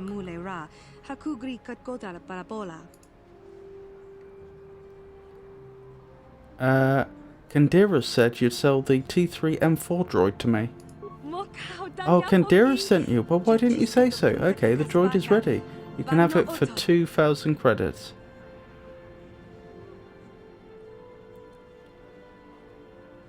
So my choices are, here you go. Persuade, that price is outrageous, I'll give you half. I can't afford that. Give me that droid for free, or Davik will close the shop down permanently. I'll pass. I guess here you go is the fairest response. Since after all, I assume that's a fair price. Not that I as a player know what the price that a sort of droid like that would go for. And she's obviously put work in, so I see no reason to force her to accept less. So yeah, shame it's obviously our money, but that's the way it goes. Here you go. Wow, look at you, big spender. Okay, the T3M4 unit is yours. Pleasure doing business with you, a real pleasure.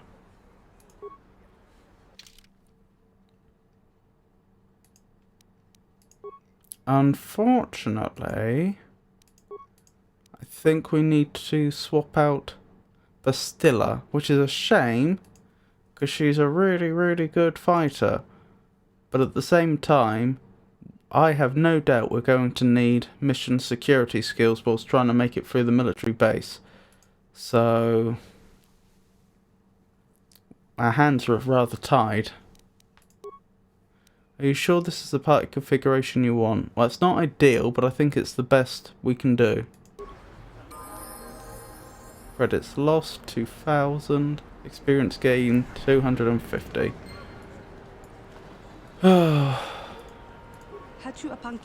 Back to Galaxy. Well, I've never turned a potential customer away yet. You interested in seeing what I have in stock? Let's see what you've got for sale. My inventory is a bit limited because of the quarantine, but if you need anything to do with droids and computers, this is still the place to shop. Right. I'm thinking repair kits and computer spikes. How many do I have already? Quite a lot, actually. Perhaps 1 computer spike and 5 repair kits, so we get up to 15 on each. Quite a lot, but I get the feeling we're going to need them. Let's hope this isn't a poor choice. Yeah.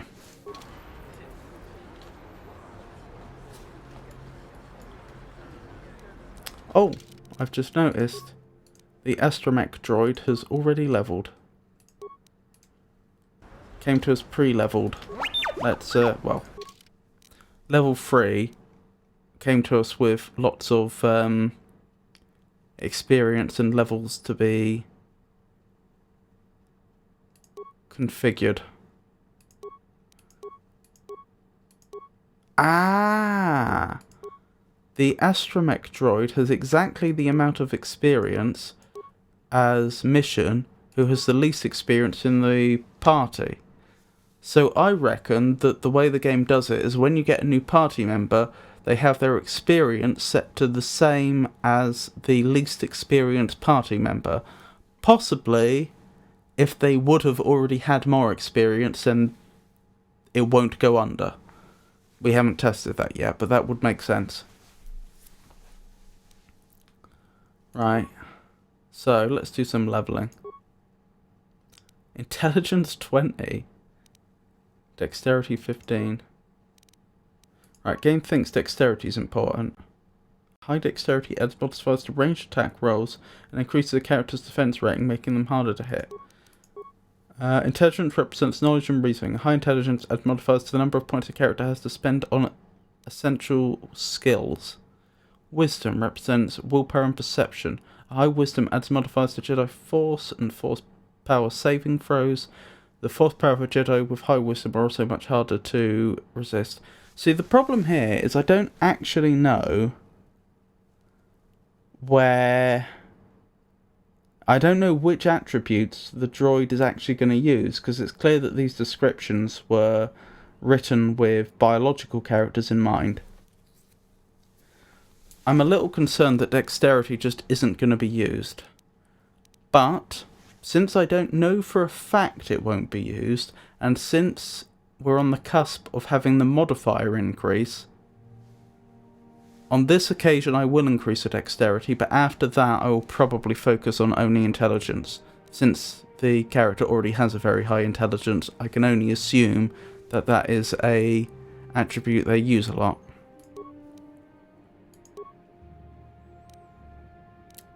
Oh, look at that computer use, very nice. Yep, I think I'm happy with that.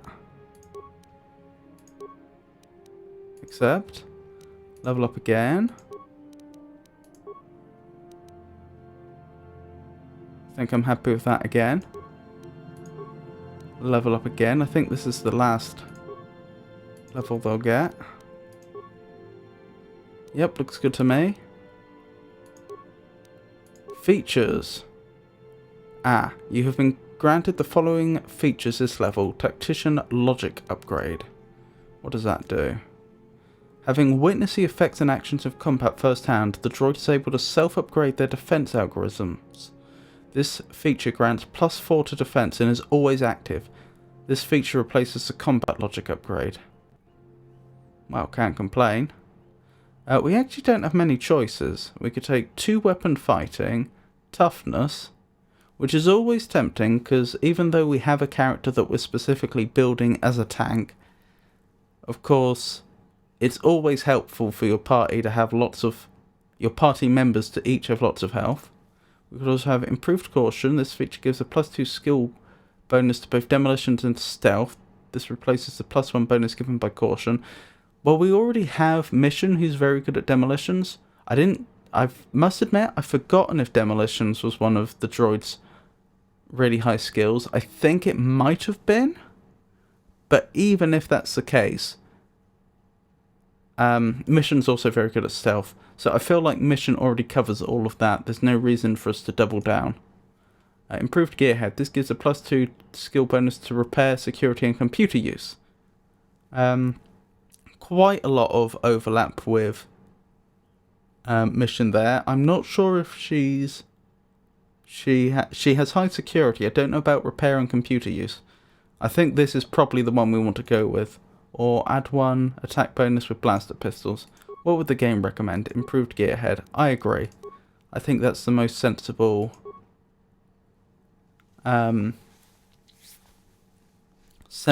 feature.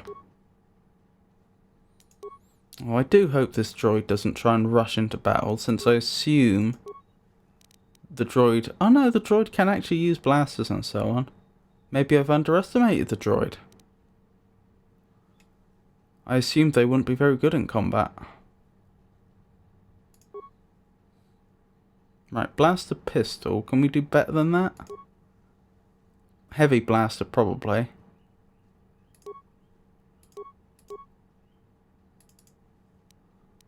What if we made them dual wield?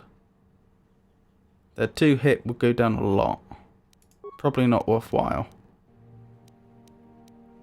Okay, I'm happy with that for now. Oh, look at me. I can actually take control of the droid.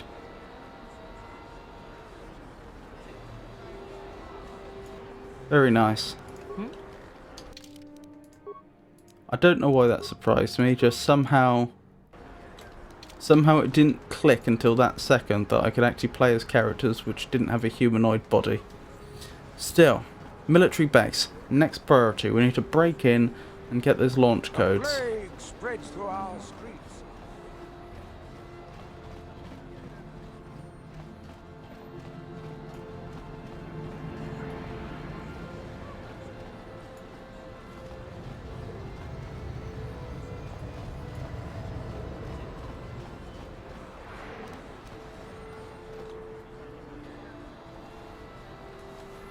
Oh, a cinematic. I don't have to activate a skill here. Right, this could be very, very hostile indeed, so wish me luck. Actually, let me double check. I want to double check the droid's skills, even though... we had been using mission as our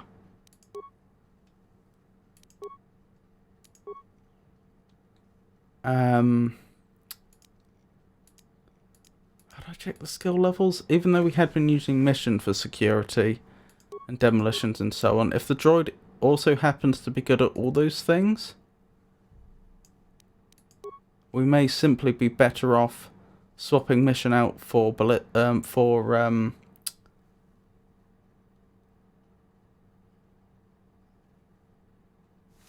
forgotten her name. I almost said ballista.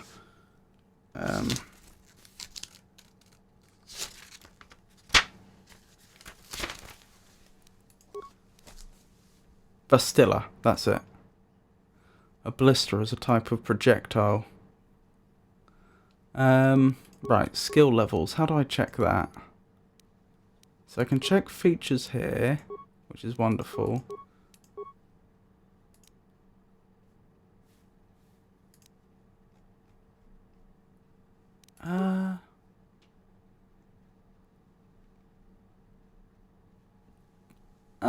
Genuinely, how do I check current skill levels? This is strange.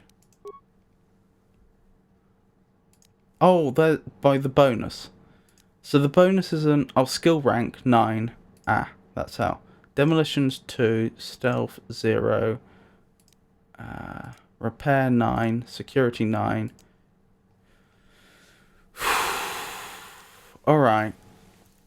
So that's the trade-off. If I swap mission out, we lose by far and away our best demolitions expert. Although the bonus, even though she has 9 ranks in it, the bonus is only +2. Oh, total rank 12. So it's total rank we're interested in. So we go from total rank 12 to total rank 8. That doesn't seem too terrible. What about security? Total rank 11. Total rank 10. Yeah. It's a shame, but I think we have to be sensible here. Now there was a shortcut. There was a shortcut back home, wasn't there? Return to hideout. Oh, hold on. Can I just do party selection? I can. Okay. Sorry, mission.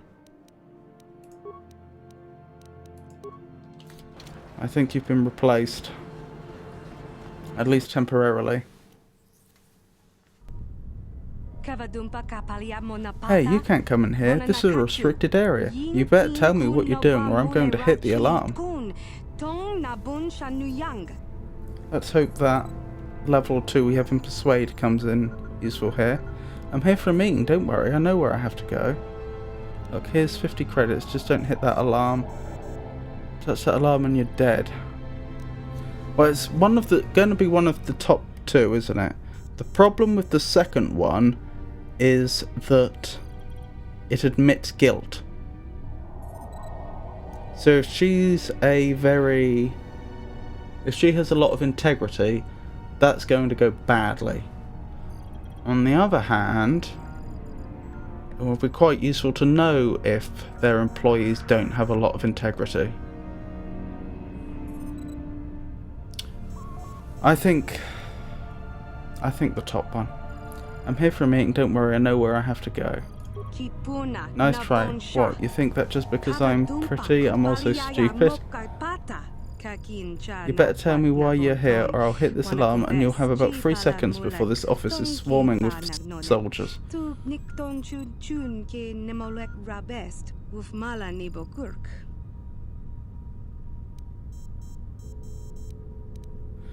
Look, here's 50 credits, just don't hit that alarm. 50 credits? You've got a deal. The Sith have made my life a living hell ever since they took over this base.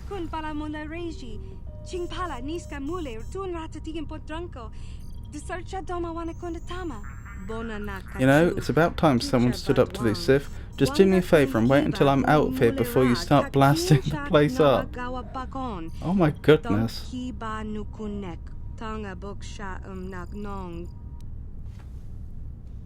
Credits lost 50. I mean, that's not what I was expecting. But there you go.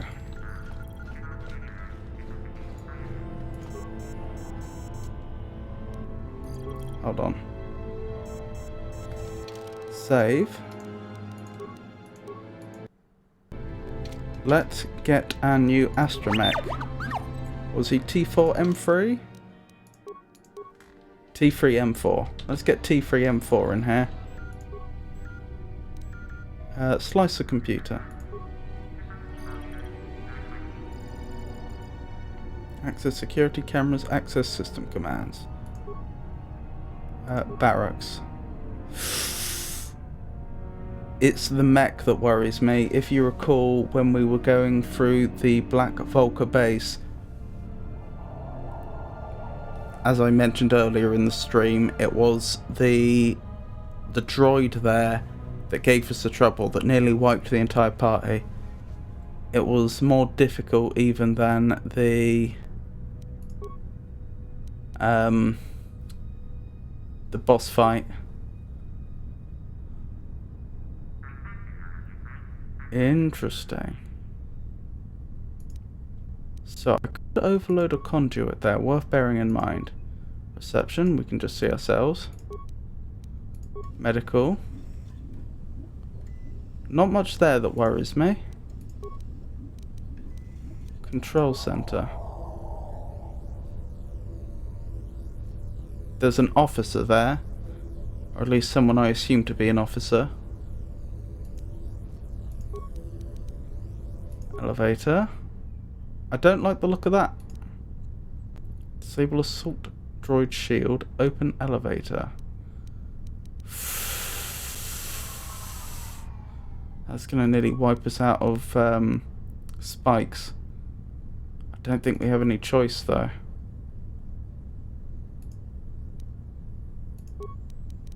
And so in the armory they have turrets that we cannot disable, looks like. Alright, let's see what the system commands have to say. Take turrets offline. Take sentry droids offline. Hack sentry droids target filtering. Upload area schemes. Schematics, sorry.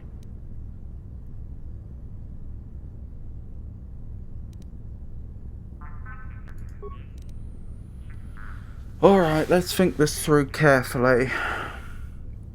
It's the droids that worry me. I think we have to do something about the droid in the elevator. Disable assault droid shield. I don't think there's a choice. We have to do that, even though it's incredibly expensive.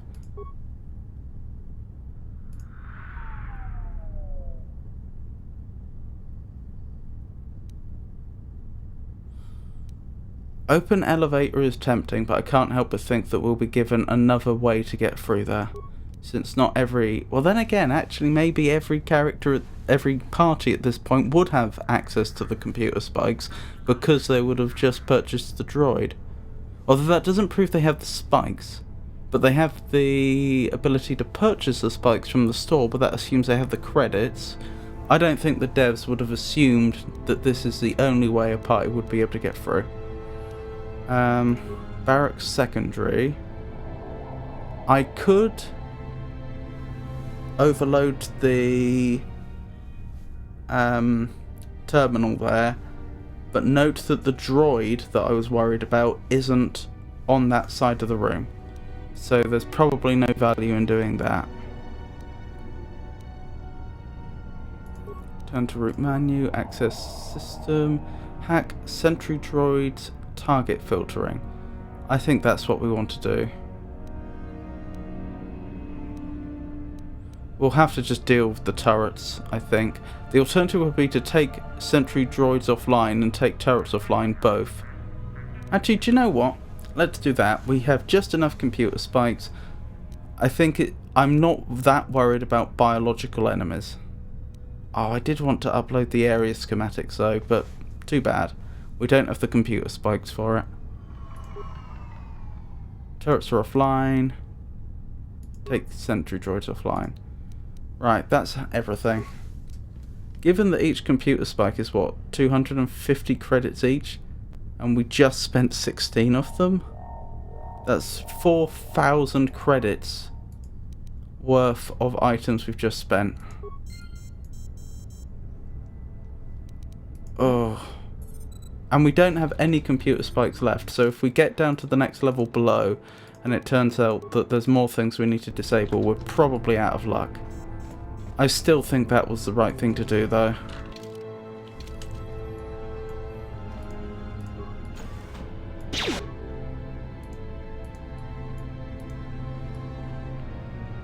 Okie dokie. Well, one thing at a time.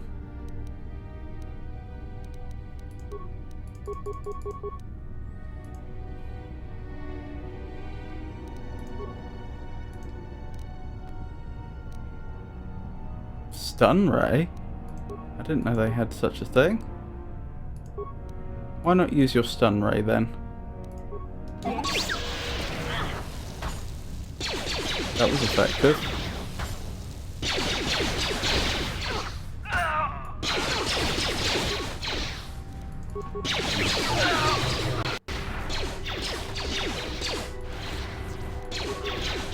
Okay, we lost a lot of health there,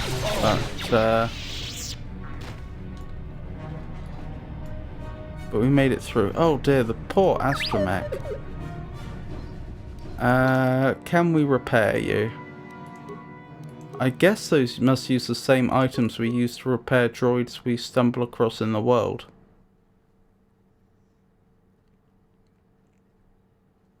Repair kit. Yep, indeed.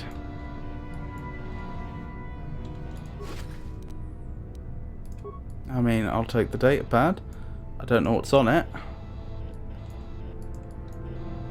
Is that a terminal we can interface with? No.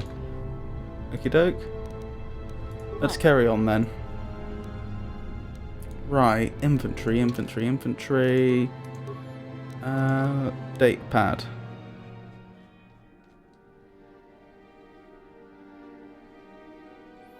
I wish this was easier to search. There seems to be an activity log for the day. Of interest is the following entry. The power conduit we installed in the elevator seems to have solved the shield outage problems on the droid. Finished tuning it today. Ah, so there was actually another way I could have disabled the shield. Never mind. This is the exact problem I mentioned in the previous... What? What can I do? The previous base we entered, when we entered the Black Vulca base, I was saying about how you can give players all this choice, which is generally a good thing, but it's very frustrating when a player ends up spending a lot of a resource to do things one way, only to find out later that there was a free way they could have done it differently.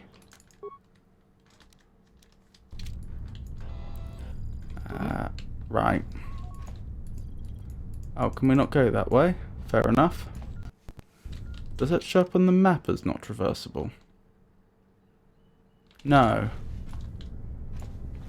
That shows up as there being something on the other side, I think. No, no, I take it back. No, that's not supposed to be traversable. Fair enough. Is this a barracks? I think so. But it looks like the droids are disabled. No, this is the medical bay, I think.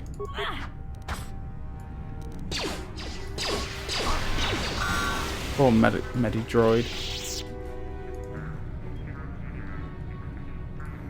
Hopefully the game will give me control of the character back in a second. Actually, it hasn't.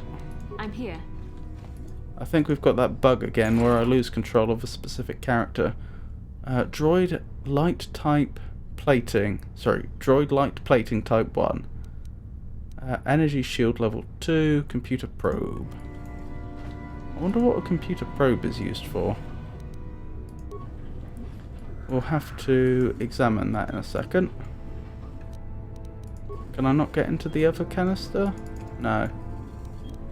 That's a bit weird. I know that sometimes these canisters are props and sometimes they can actually be opened, which is a game design decision that I'm not entirely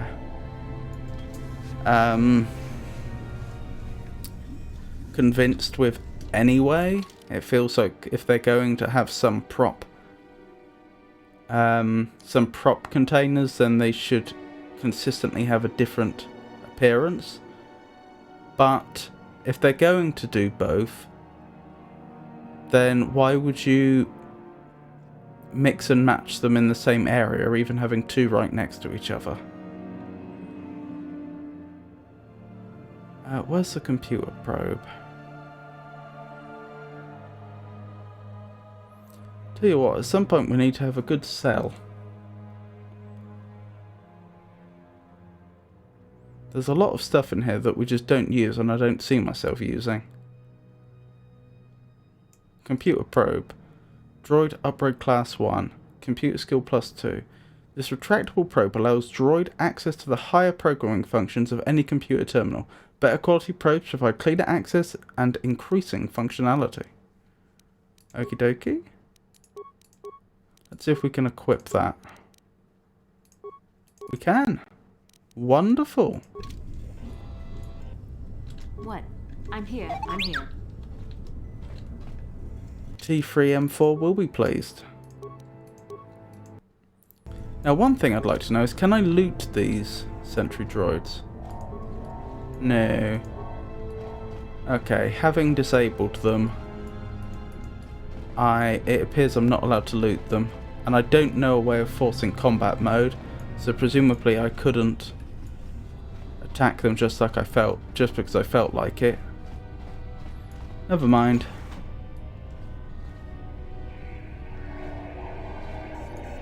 Interesting. Right, T3. Can you disable that mine, please? Indeed he can. Yes? What? Very nice work.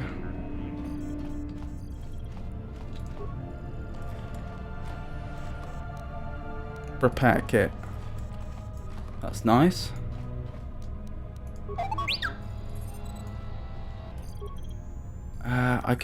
I cannot slice into the computer because we spent all our slices. I could leave the area and come back, but I probably shouldn't. That doesn't seem very realistic. Oh, I am so glad I disabled these sentry droids. Since one, I imagine they're a lot tougher than the biological units if our previous experiences are anything to go by, and two, the amount of fighting we've avoided. Hello there.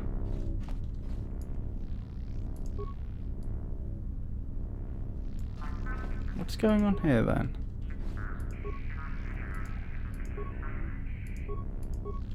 Hold on.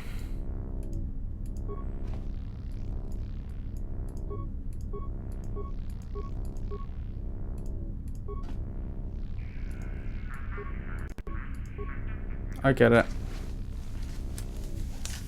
Looks like each one of these buttons toggles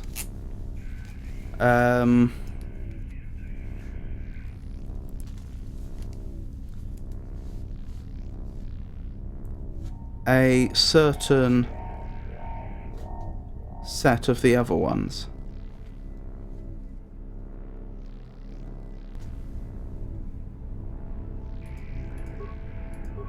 So that does those three.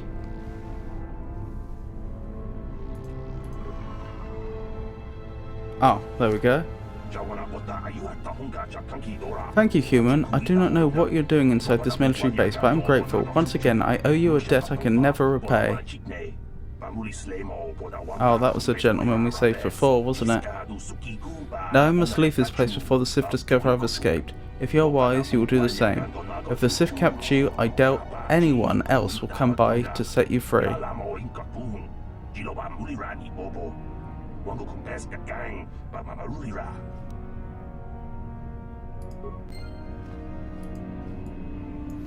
Alrighty then. I suspect...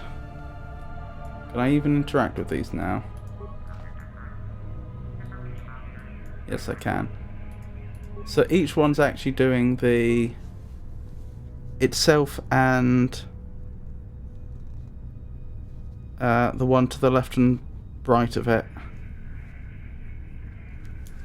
And in the event that it doesn't have one to the left or the right, it just doesn't do that one. Still otherwise behaves the same. So that explains that.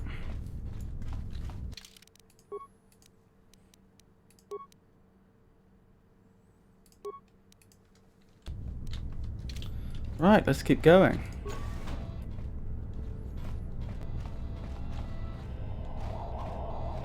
That feels like it probably goes to the lift, which is great, but I'd like to keep exploring the base before then.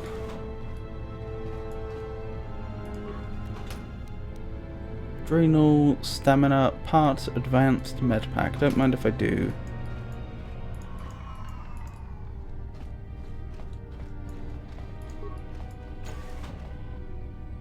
I don't know, this might go to the elevator as well.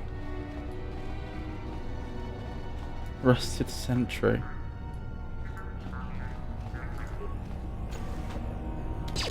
Oh boy. Yeah, this is a problem. Alright, just go round the mine, I suppose, very, very carefully.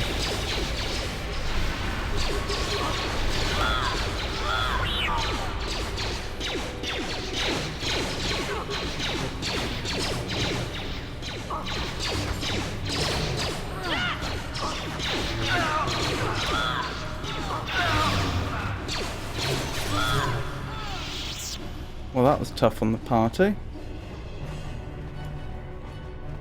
Survived, though. What happened to the mine? Did the astromech just walk through it? Must have, I suppose. I mean, I think it was a poison mine, so I don't suppose... Sorry, a gas mine. So I don't suppose the astromech droid cared. Maybe that's the way through to the elevator. I'm here.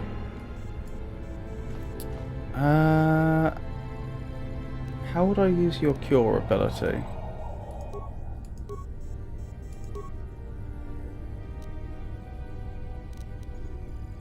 Like so. Force depleted. Okay. Medpack then. Oh, there's even an animation. I never noticed that before.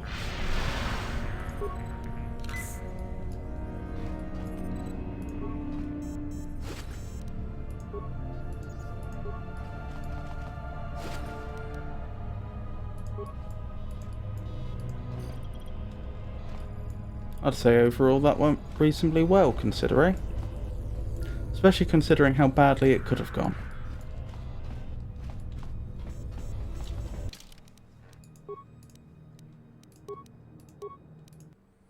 Right, let's keep exploring the area. I know there's a door through there that we can go through.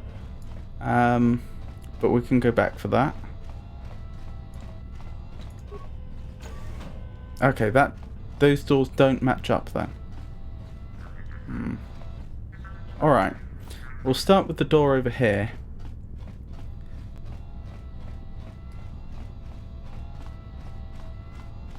Can you imagine how much harder this would be if I hadn't disabled the sentry droids?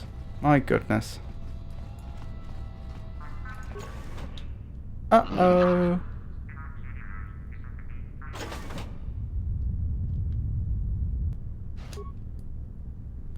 Alrighty.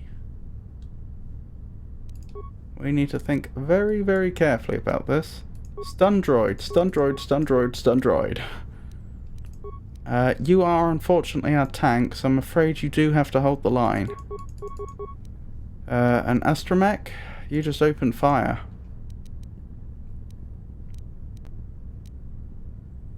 Actually, you have a stun ray. Wait. Does the stun ray work on droids though? Probably not. Alright, let's just hope for the best, shall we? Ow! I must admit, I was expecting a lot worse and it just to smack me around a bit. It seems to have a high to hit, but it doesn't actually do as much damage as you'd think. You cannot win. Ow! Quit it. Ow! Quit it. That didn't go too badly, honestly. There we go, I have control of my character again. We disabled the turrets. Oh, can you imagine if that... I don't actually know whether that how bad the droid there would have been. But if it had its shield up and the turrets were working, I can only imagine that would have been much, much worse. Oh boy, I didn't heal. Okay, well there's only one thing for it.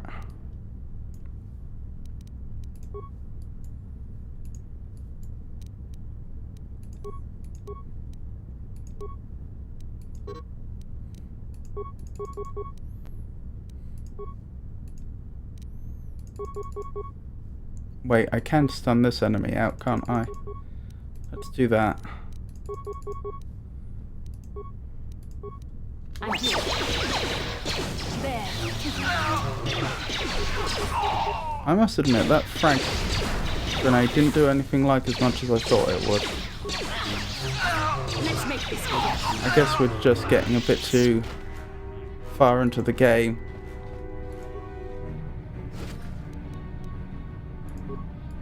Where the average enemy just has a little too much health.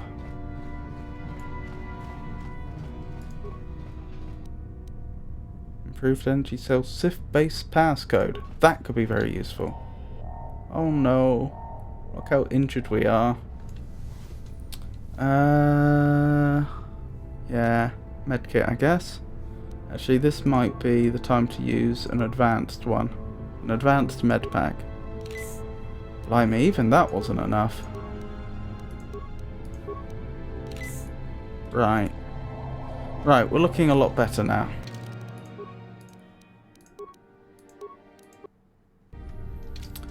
Okay. So what was that item? It was the Sith-based pass code, was it? Sith-based pass card. A standard ID card for Sith troopers. I don't know where we're going to use that, but good to know that we have it.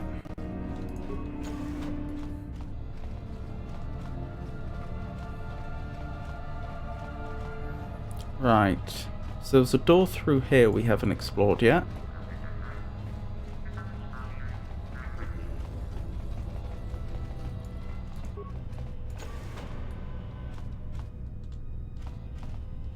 Oh, that just connects up here. Fair enough. So is one of these or both of these going to be the barracks? Looks that way. Actually, I'm not sure if that is the barracks. Never mind.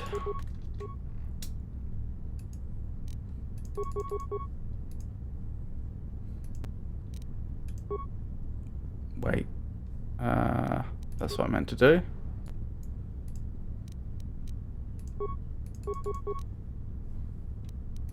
What can I do?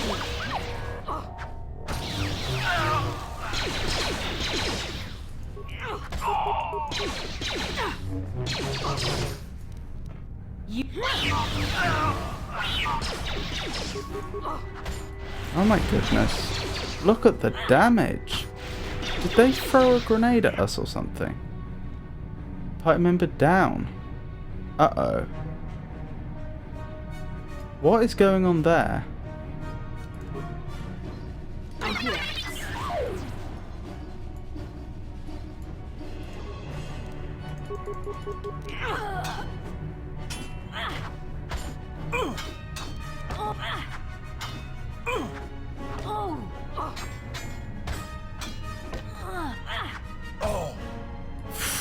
That was close. That was nearly a TPK. And I don't know why. Well, only thing to do is heal up and carry on.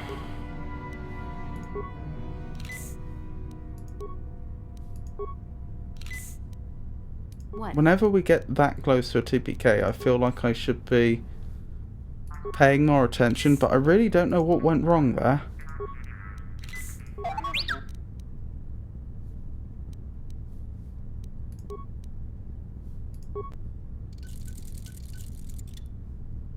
Yes, I'm here.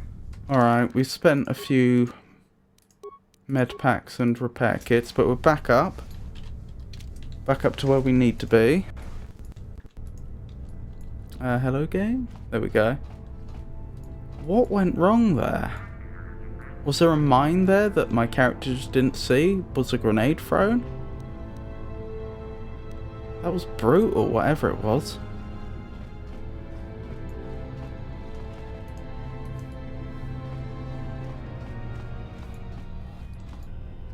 I wonder if the logs would tell me.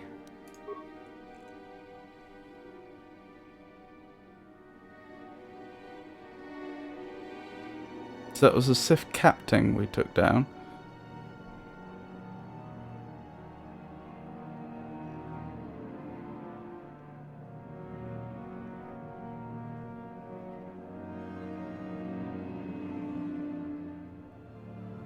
Used a plasma grenade. Alright, that's what that was. That was a plasma grenade. Sith captain damages T3 M4 for 18 damage. 18 damage to Bastilla.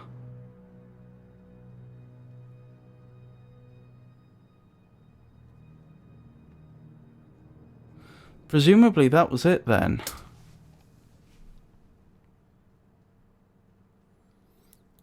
But I know that Bastilla carried on fighting for a while until she finally collapsed.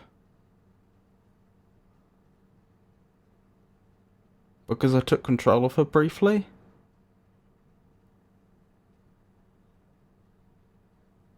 So I don't know what that was about, since the Sith captain wasn't attacking her. Well, at the very least we know they're plasma grenades and that they're no fun. Locked, you say?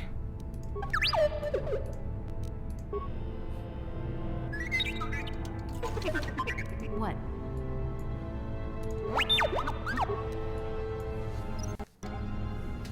Wonderful. Let's keep going.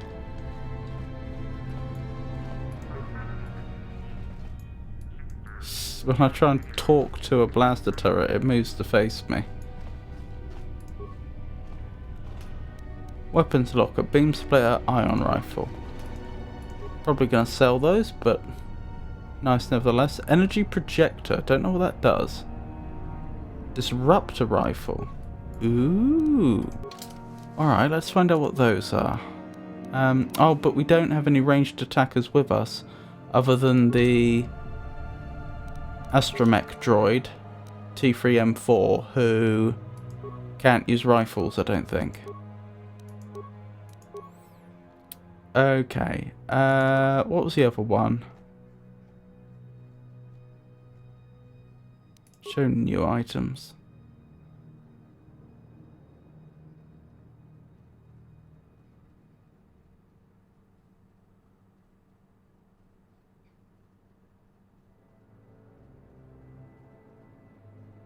Energy projector. Upgrade item melee. This modular projector can cause a melee weapon to do additional energy-based damage. The modification requires a workbench with adequate tools and a weapon of high quality marked as upgradable. Ooh. Navarra uses a melee weapon. Shield disruptor, flamethrower. Tell me more. Shield disruptor. Damage iron. Using this item consumes 1 charge. This item is automatically discarded after all available charges are consumed. Items that have charges do not stack in the inventory. Designed for Republic forces, these devices allow a droid to potentially devastate opponent droids or the personal shielding of an enemy, though the energy drain is quite large.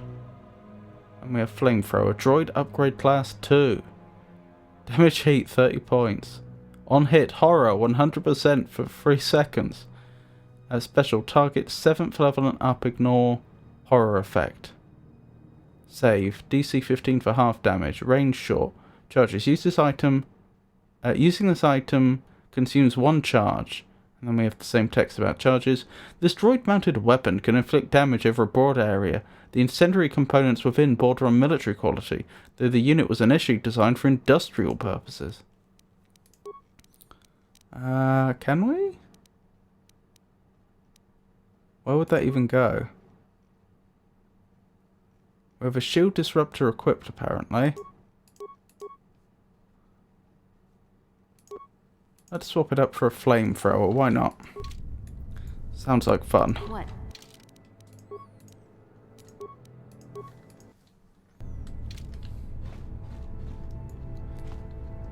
For a particularly dark definition of fun. Right. What now? I think we've explored everywhere up here. Looks that way.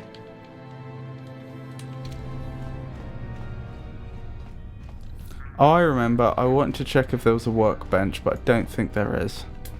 No. So, no upgrading Navarra's main weapon today. Right then. I think the only thing left to do is make our way deeper into the facility. And I pray that the disabling of the sentry droids I've done actually applies between levels.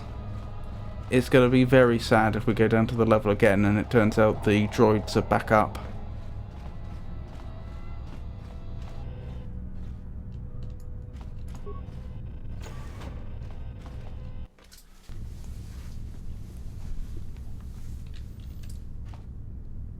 Okay. Who dares to break my meditation? You will pay for interrupting my... Wait. I sense the Force is strong with you. Very strong. Who would have thought a Force adept could be found on this insignificant planet? But your talent is no match for a disciple of the dark side. So my choices are: turn away from the dark side, it won't lead you to anything but destruction. Or you Sith must be brought to judgment for the blood you have spilled, or I'm going to enjoy gutting you. Well, none of them are great choices. Let's go with number one, though. Turn away from the dark side. It won't lead you to anything but destruction. Spoken like a true drone of the Jedi Council. We Sith, however, have learned to embrace the potential of the dark side. It is what gives us strength. This meeting is a stroke of luck for me. My master will surely reward me with my lightsaber once I kill you. So your lightsaber, so you don't have a lightsaber, but you already consider it something that you own? Interesting. Or are we to believe that you had one and it was taken away by your master? If so, why? Other thing, I just realised, how does Navarra know specifically about the dark side? The story so far seems to be that it's a surprise that she's Force sensitive and that she doesn't really know anything about the Force. So unless she was just parroting something she heard Bastilla say once, it's not entirely clear where that was coming from. Still, Sith Governor. Well, I'm glad it's only the one. I'm guessing a droid stun ray's not going to work.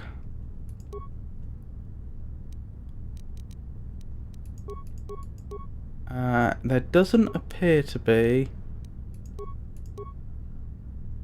I mean, tempting, isn't it? I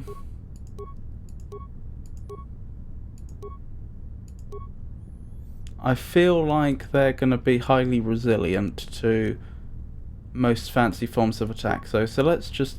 we probably just want to go all out, don't we? Stun might work from a Jedi. That's worth trying. Right. Well, wish me luck. What can I do?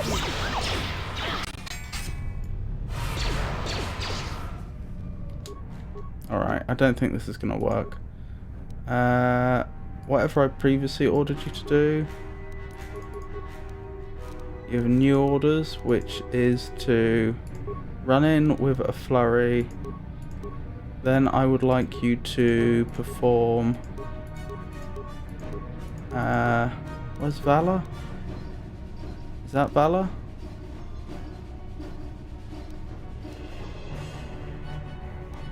Does the game not tell me what the abilities are? No, that can't be Valor, because that's... Valor must be... there.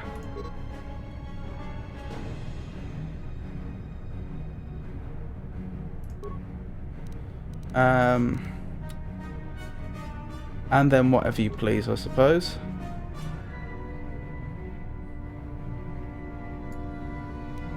Right, let's keep going. Let's make this quick. Okay.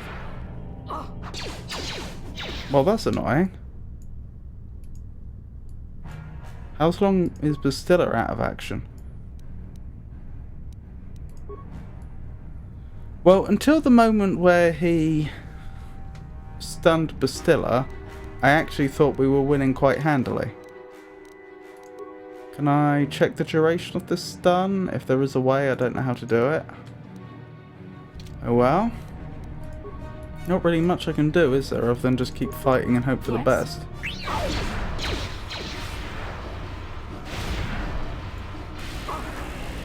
What was pushing him back? Can Bastilla use her force abilities when stunned? Uh-oh, this isn't good. Use an advanced med pack as soon as you're able.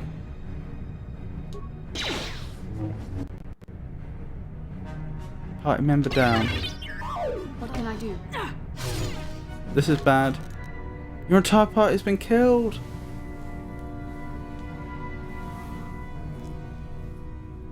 Oh no.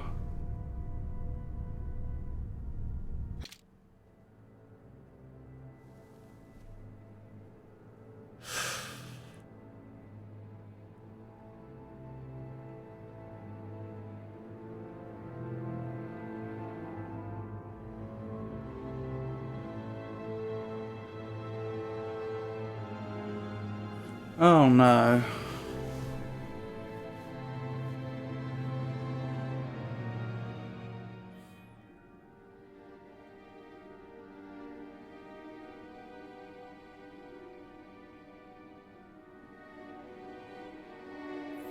Question is, do I start a new game or not?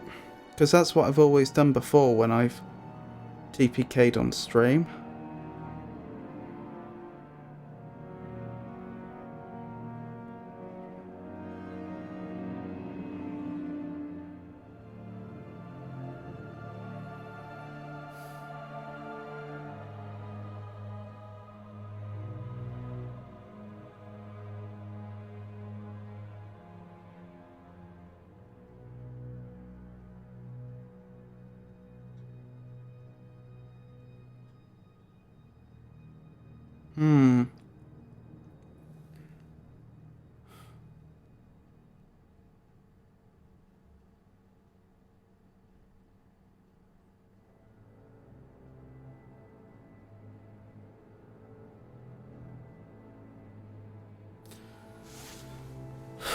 I think I'll let myself off this once. Simply because I don't think it'll be particularly fun to just do the exact same thing I've done before up to this point again, even though that's notionally what I should be doing. But I also don't think that I should be taking TPKs lightly and just save scumming until I win. Yeah, we're more than 11 hours into the game, so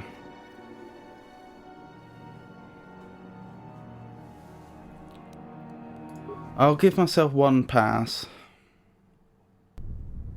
That's probably going to be the most, that's probably fairest both to you, the audience, and fairest to myself. A compromise, if you will. Since I'm sure you don't want to see me play the whole game again, up to 11 hours in. But yeah.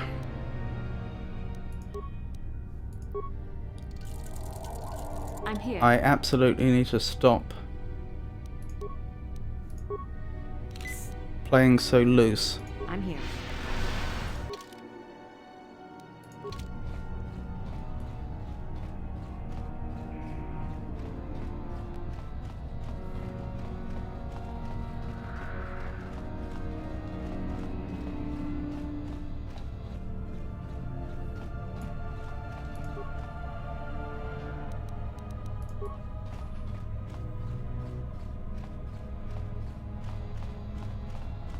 So like I say, I'm going to give myself a free pass. But the question is, how do we do this differently now so that we don't lose?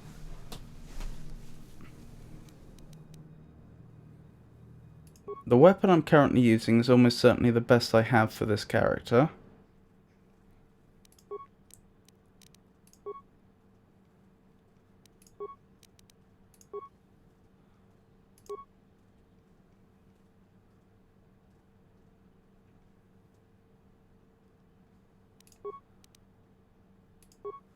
I think we swap up to Brejik's armband and belt to give myself greater resilience to melee attacks.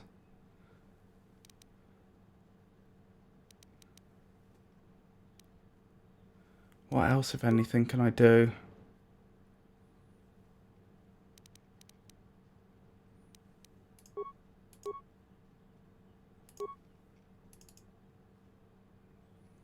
I can give an energy shield to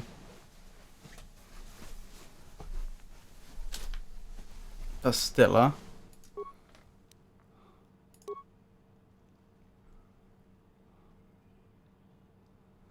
And a Sith energy shield.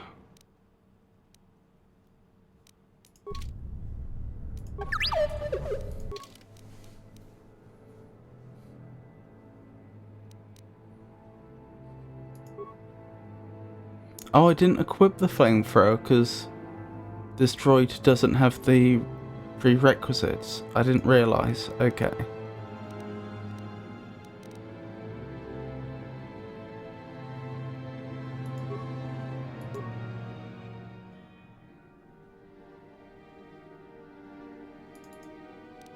Let's reduce the... Do we want to reduce the 2 hit? We probably don't. We probably want reliable constant damage, not trying to push the damage at the cost that we never hit anything. What else can we do differently? I certainly have a lot of buffs I didn't use. What do the different grenades do?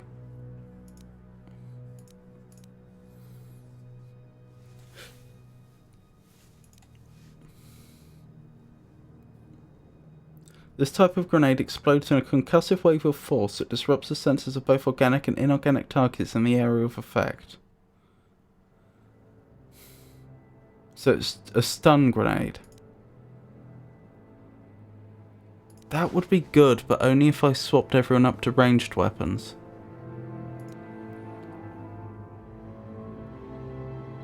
Poison grenade could be good, especially as an opener. Sonic dexterity -6 for 30 seconds. That could be good. This grenade explodes loudly, but the majority of their effects is delivered in a disorienting frequency the ear can barely perceive, even if it is damaged. Oh, sorry, even as it is damaged. So Poison and Sonic both seem good. Adhesive. This grenade covers the target area in a gooey bioadhesive that traps anyone caught within the effect. It quickly degrades, allowing allies to soon pass unhindered. That might be the best opener.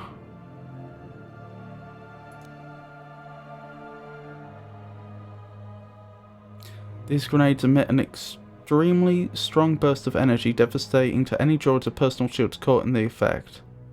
He did have a personal shield. That would be worth taking down. I think open with an adhesive grenade to try and leave him vulnerable to other ranged attacks like other grenades.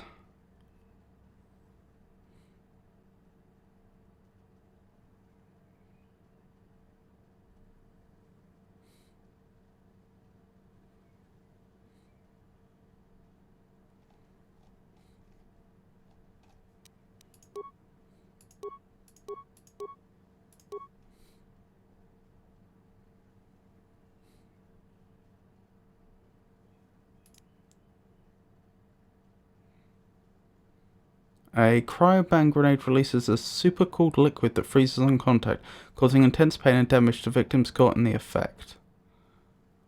I don't think it's as good as the adhesive grenade for keeping people in place, though.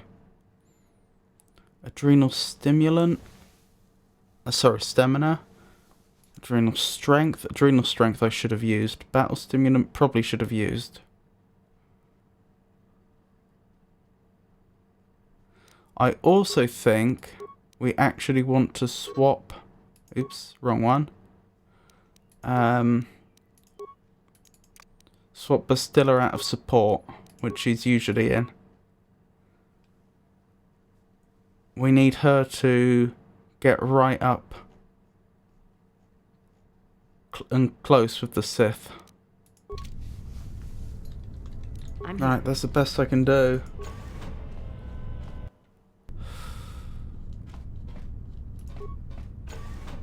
Who dares to... Who would have thought of... Turn away from the dark side. It won't lead you to anything but destruction.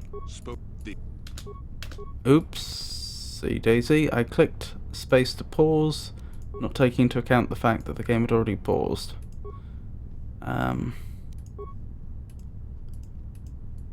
Wait, why can I not target him anymore? That's a bit weird. Yes.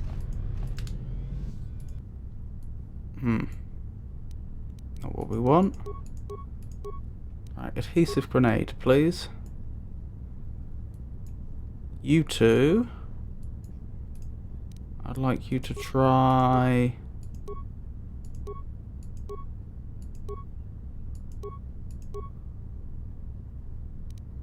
Sonic grenade, wasn't it? Those are the ones that damage dexterity.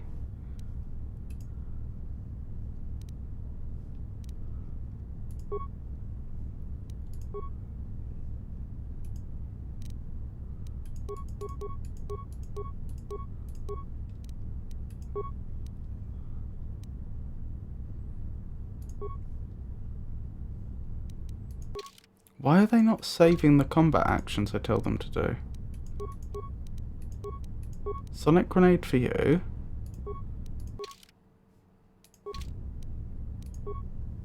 And then they've forgotten.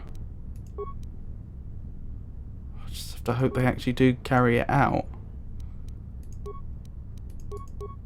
Adhesive grenade.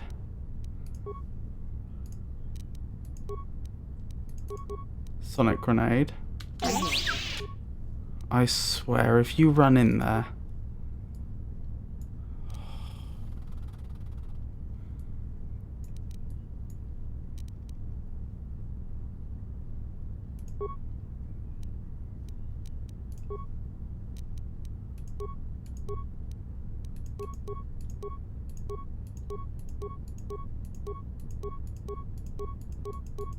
Oh, the adhesive grenade is gone. Maybe... Oh, she is throwing it. Okay. I take it back.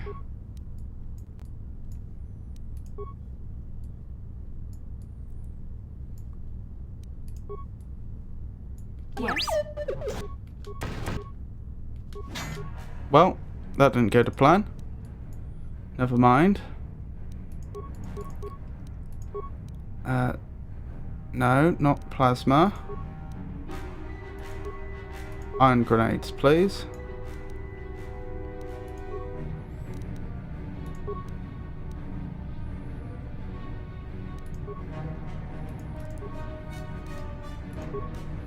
So be it.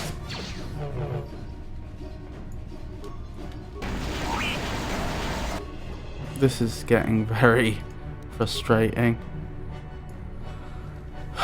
Alright. I think our poor astromech is out of action. Don't think there's anything we can do about that. Maybe cure. I don't know if cure affects mechanical allies though.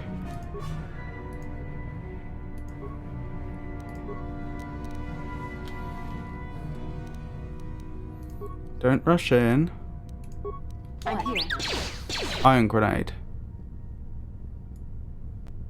Yeah, the iron grenade took out our own party member, unfortunately. But hopefully that also took out his shield.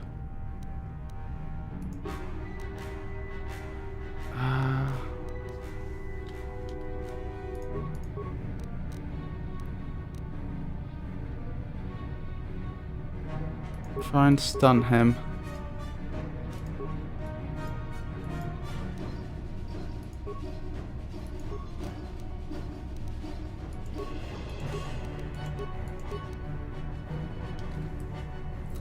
As for you, Navarra, you need to take your buff serum. Where is it? Adrenal strength, I think it was called.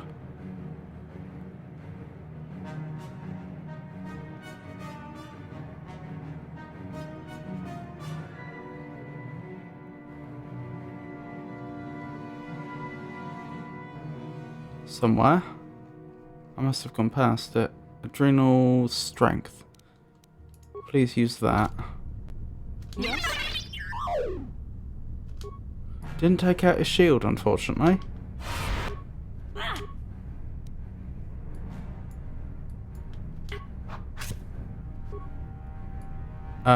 Excuse me? Okay then. Actually, I'll tell you what you should do now. Valor if you can, not enough force, okay?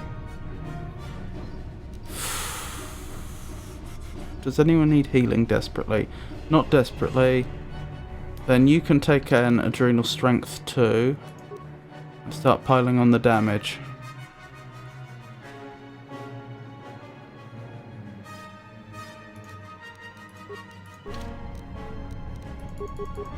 What can I do?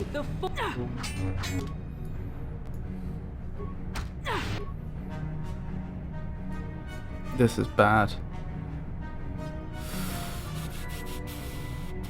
What do I do? What do I do? What do I do?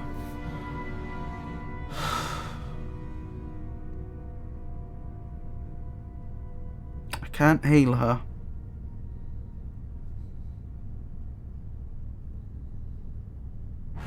In this game you can't heal other characters so far as I'm aware.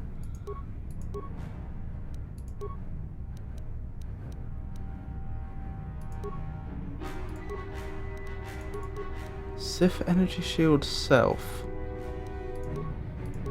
Energy shield. What does the energy shield do? This might be the time.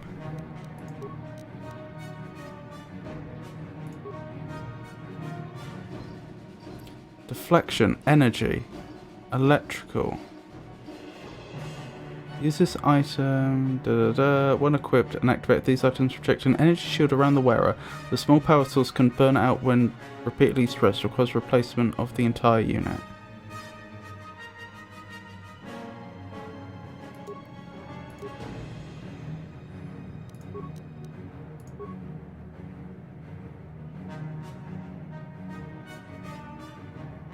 Deflection, energy, sonic. What type of damage is he doing?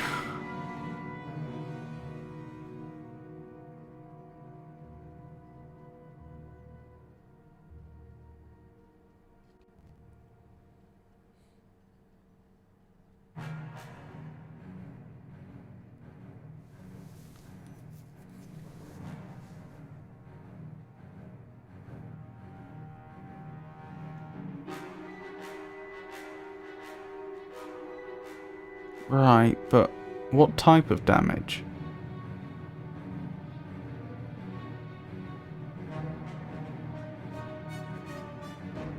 Damage 10, but that doesn't tell me the type of damage. I'm gonna bring up the Sif energy shield anyway and just hope for the best.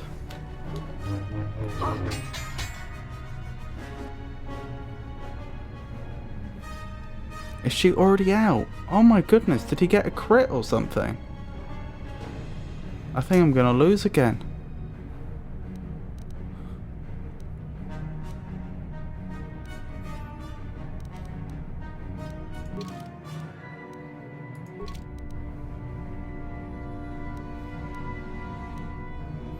Where are the logs?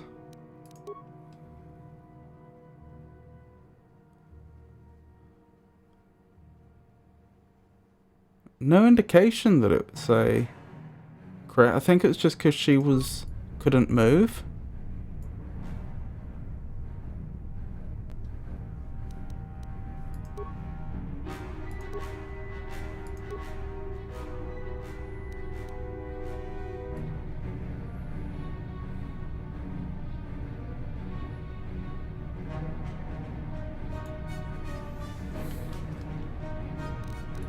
I think I just need to attack, and hope for the best. I think I've already done everything I can.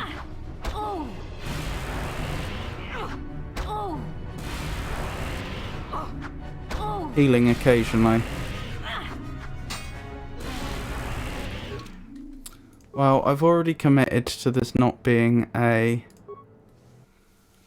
Iron Man run, unfortunately. Even though it makes me feel bad.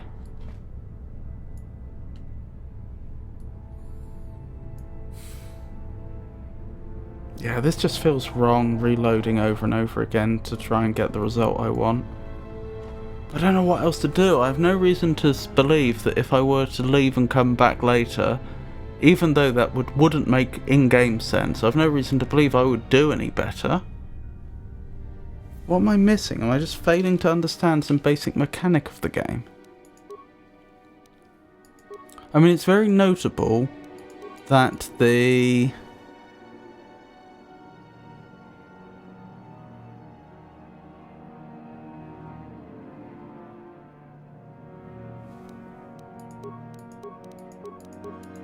grenades didn't work the way I wanted them to.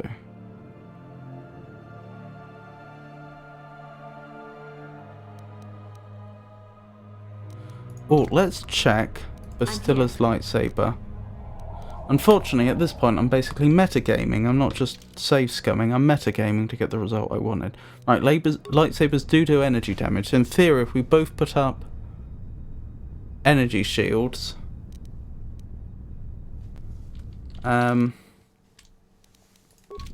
What? That would be effective.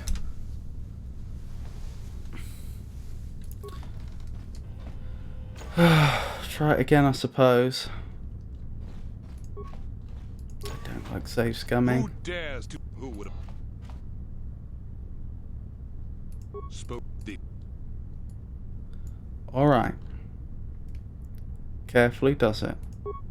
Raise your energy shield. Raise your energy shield. Actually, do you also have a Sith energy shield? No, I don't think so.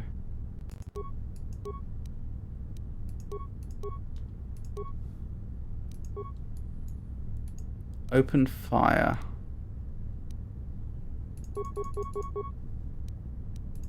I'm here. Alright. So far so good. Adrenal strength. Adrenal strength. Yes?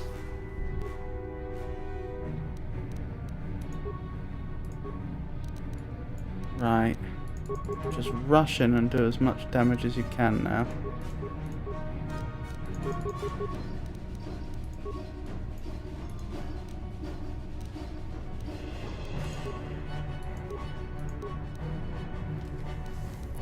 Maybe we should try force push. We've tried stunning him before, and that didn't work very well. He seemed very resilient to being stunned. But maybe his dexterity is not so brilliant. What can I do? It would seem so. That's annoying. How did he pull that off? Let's look at the rolls.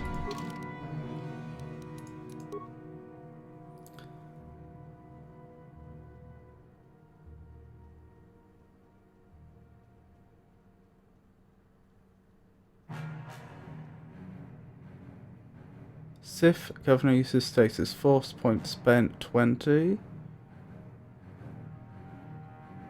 Save failure. Fortitude save. Right, do I want to use adrenal stamina then? Because I think adrenal stamina boosts your constitution, which in turn should boost my fortitude. If I understand how that works correctly.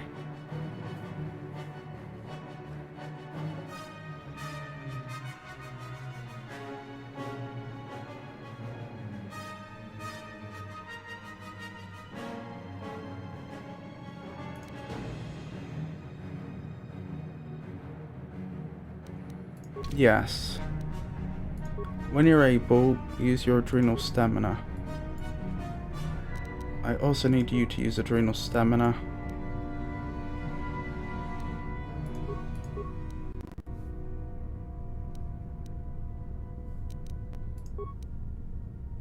I'm here. Ow. Good thing he went for Bastilla though.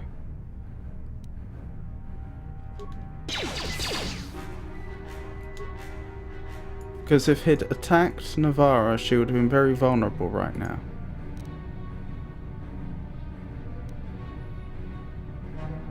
Hold on. That shield is energy shield is going to protect him against the lightsaber. Can we change?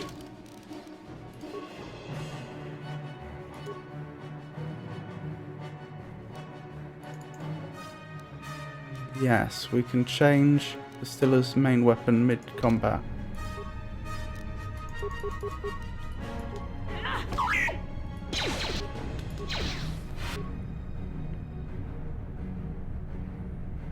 Oh, he is going to attack Navarra now.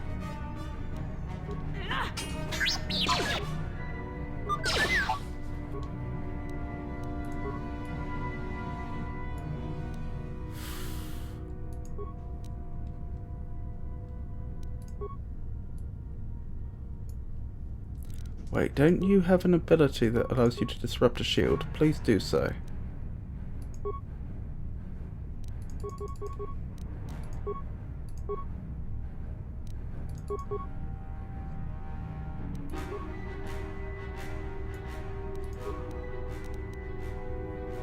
And you get a chance to give us all a cure.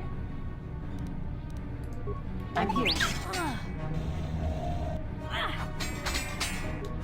Okay, I think his shield is down. Stilla, you can swap back to your lightsaber now.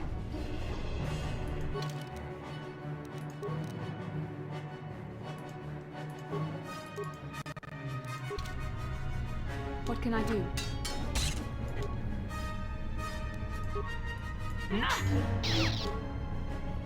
Navarra, you need yourself an advanced med pack.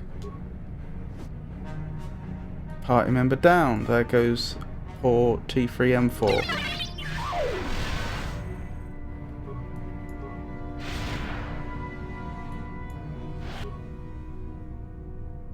Why is Navarra just standing there? That's not good. I think we're about to lose again. Right, just focus him out.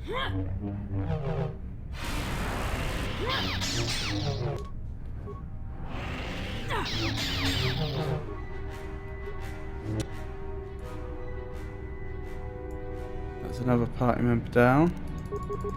I think we've lost again.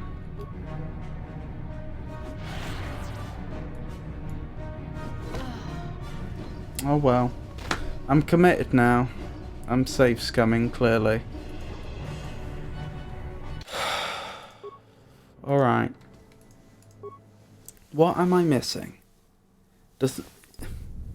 I don't believe the game was designed with the idea that I come back here later. I think it's clear that I'm supposed to do this and win. I don't like the idea of changing... Can I change the party selection right now? I was about to say I don't like the idea of doing that while we're in the middle of a base.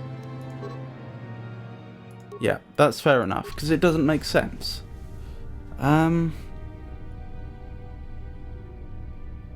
What's the play then?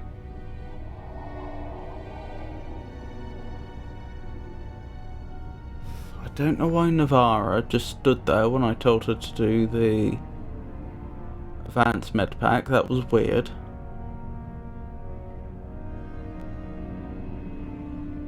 I don't like the idea of pre-buffing because that's metagaming. I could have them all buffed before I walk through the door, but again, that's metagaming. The only other thing I can think... I don't think this will work. The only other thing I can think is just have all three of them immediately run straight for him and just open up and hope.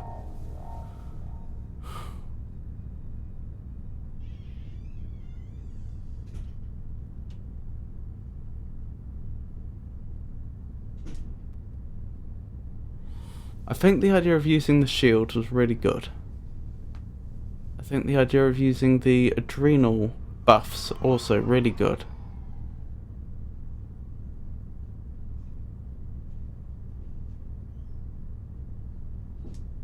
Alright. I wish I had a better idea, but let's try what we did before, but a bit smoother. Who dares? Who? Because we certainly could have done things in a different order so that we had a better expectation result. For example, I shouldn't open with the stun ray. Not the stun ray, the other one. I shouldn't open with the shield disruptor because I don't think he's activated the shield disruptor yet. Right. So to begin with, you two bring your energy shields up. In fact, you all have energy shields. Yes. Please all bring them up. Wonderful. Now, T3M4, disrupt his shield.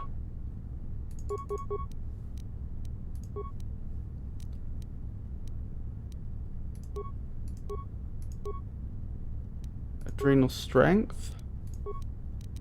Adrenal strength. What can I do? Not quite sure why he's not attacking yet, but I won't complain. Which one's that? Is that adrenal stamina? I think so. Alright, let's go with that. And that. Yes? Ah, okay. T3, you can stop with the shield disruptors now because the shield is down.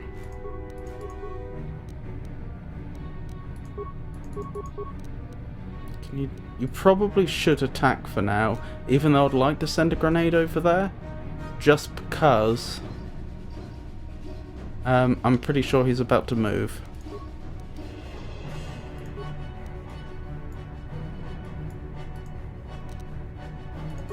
Right, just open up on him, please. Do we want flurry or do we want attack? Let's check. That's something I should have checked a long time ago, isn't it?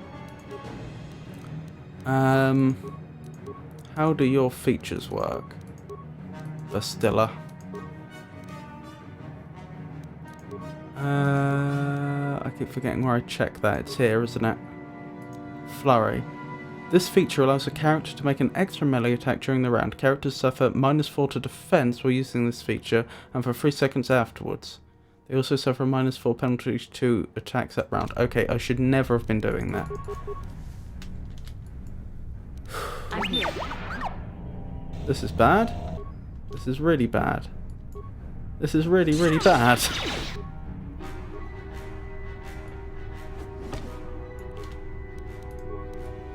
I think we've just lost again.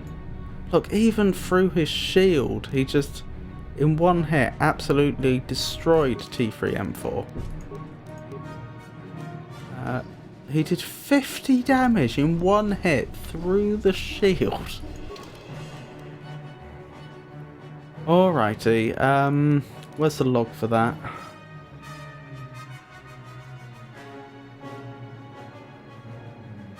Damage breakdown, damage breakdown. So he did one... There was an attack breakdown. Offhand. Okay, so I think the reason he ended up rolling two... Sorry, that's a defense breakdown, that's a damage breakdown. So is he effectively using two weapons? It's double-ended, yes, so he probably gets two attack rolls. That's probably how he managed to do so much damage so quickly, I would guess. 22 damage there. 28 damage there. Yeah, that looks like it. He's making two attack rolls each turn. Oh, the shields that I've been having them bring up don't help. Why did I not think of this? He's not using a lightsaber. In the dialogue, he even said about how he hasn't been awarded his lightsaber yet. So these energy shields are doing nothing.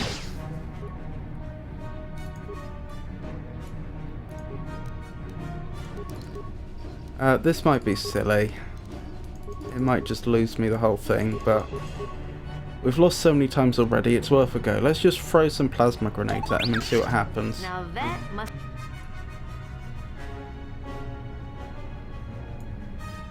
Okay, I seem to have done a lot of damage to my own party.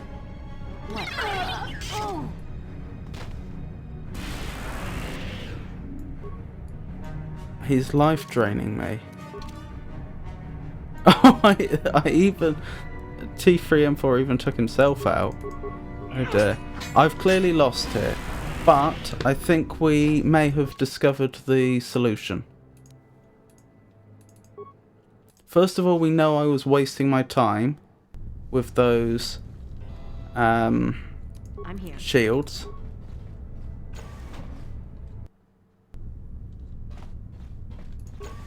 But also just how devastating the plasma grenades are. Okay. Well, we all know what the opener's going to be now, don't we?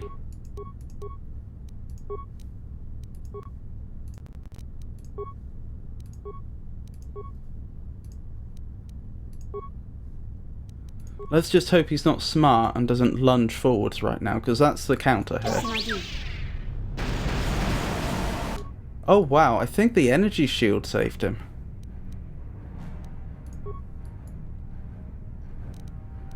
Could it have? Let's check the logs. Because I don't think that's technically energy damage. No, it's fire damage.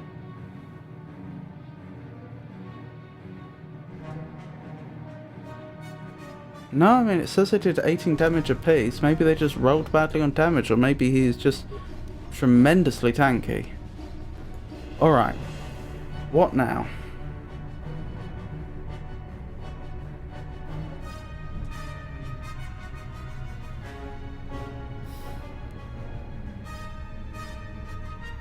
That was still probably a good opener. We did a lot of damage just out the door. Right, T3M4, you have to take down his energy shield. I think.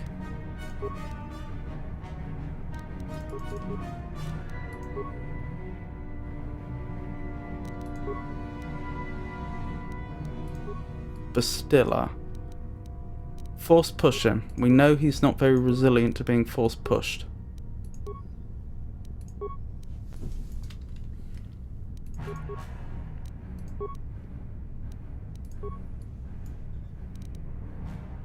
As for Navarra, I think you do need to use that adrenal strength at a minimum. I'm here.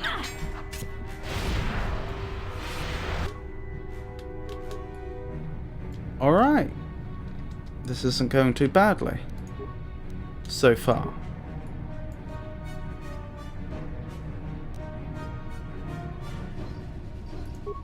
I think the best thing you can do right now, Bastilla, is just stun lock him for as long as you can. I mean, it would be rude not to, wouldn't it? Oh no, never mind. Yeah, probably the most useful thing you can be doing right now. I don't know, can you stun him out? I don't know how resilient he's going to be to the stun. Is that the stun? Sometimes the game doesn't seem to...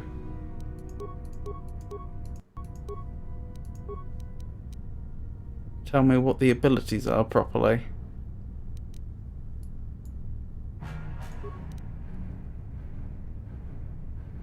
Unfortunately, that means I have to try and do it by the icon. Right, shield disruptor, stun ray. So the stun ray's less blue. That'll be the stun ray then. Please try and stun him out.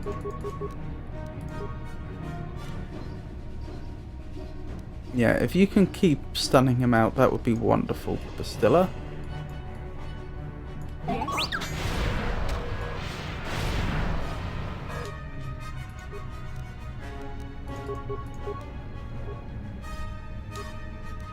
Bastilla, can you keep doing it? Even just once more, please? No. Alright. That's a shame. I think we missed an opportunity there. Oh, no matter. She's been stunned anyway. Is there a clever play here? Do you know what? If Navarra's stunned, until she recovers, she's as good as out of the game anyway.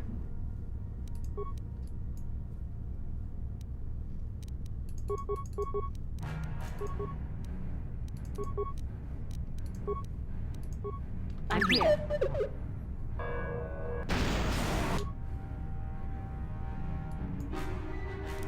If he's clever, what he'll probably try here is to life drain Navarra while she's stun locked out.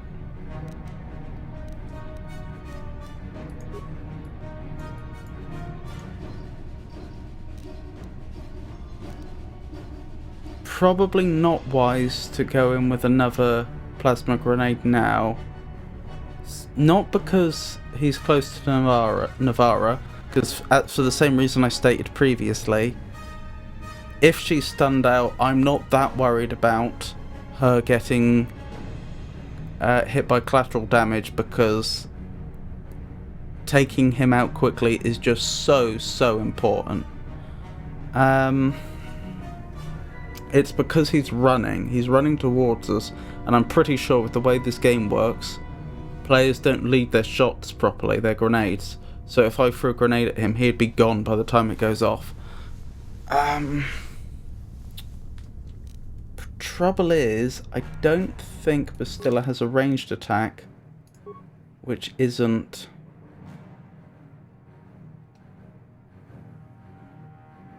doesn't use force. Let's have her pull out a heavy blaster then.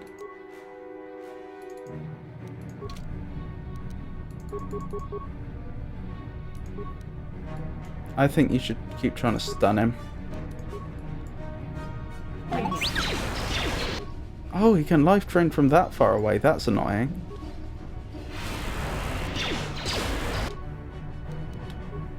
This is really annoying. We very nearly had him there.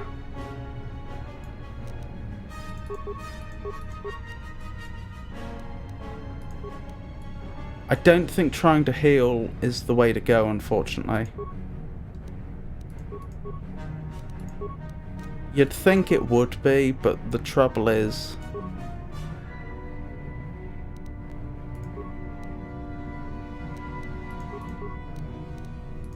he does so much damage so quickly, I think he does just damage us quicker than we can heal. So there's no point trying to heal Navarra here. She just has to be a tank up front, taking the damage for as long as she can, maybe dealing some.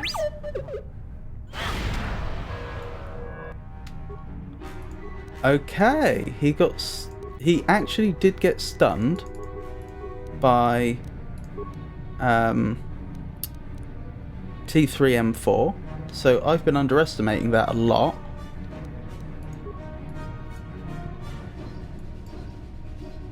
When I've been asking him to stun, honestly, it's been more an act of hope than anything else. Oh, he's completely run out of charges. Fine. Even for that, he may have stunned him before and I didn't notice, but even for that one stun he just got off, that was well worth it. Even if that's what using all the charges on the item achieved, one stun, that was worth it. Let's make this quick. Oh my goodness, we did it. It required save scumming. But you know what? Although I'm still not happy about the fact that I had to resort to save scumming, we should probably just call that a learning experience, because that was the first really difficult combat we've had in this game that forced us to actually learn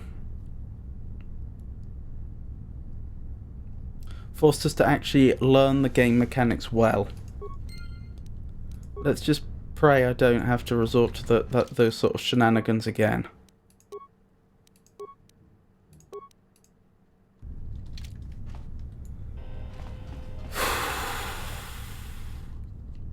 How can I help?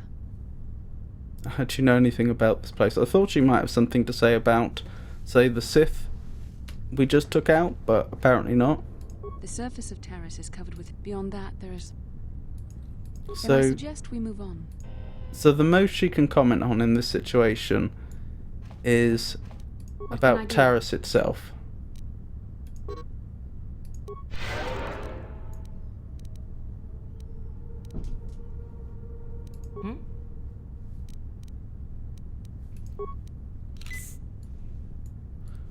Not even the fact that we're within the military base. Still, we got what we came for. The launch codes. Light battle armor. That might actually be an improvement.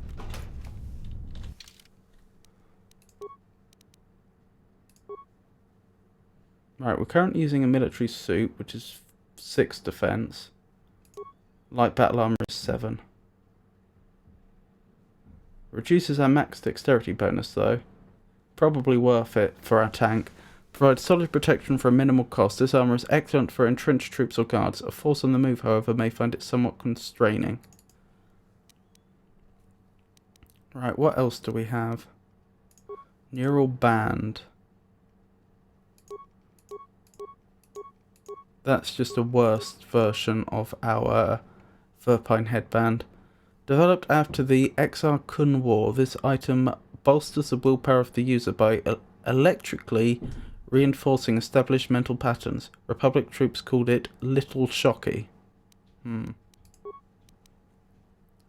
Strength gauntlets.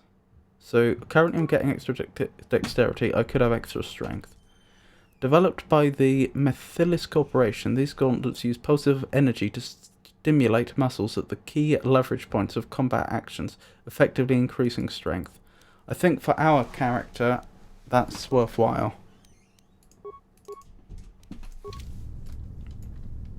What? Oh. I do not like the fact that I had to save scum there, but we did it. We did it in the end.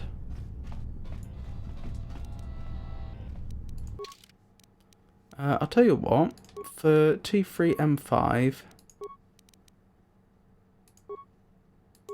we have another shield disruptor you can use. Wonderful.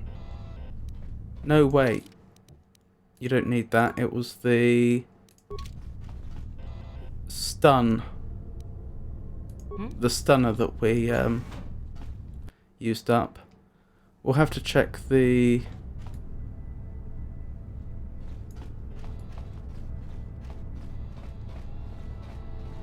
robotics shop on the way out.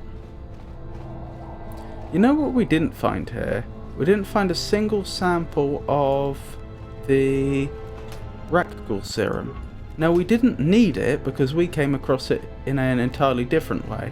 But it's interesting that we were told it would be here and we didn't encounter any of it.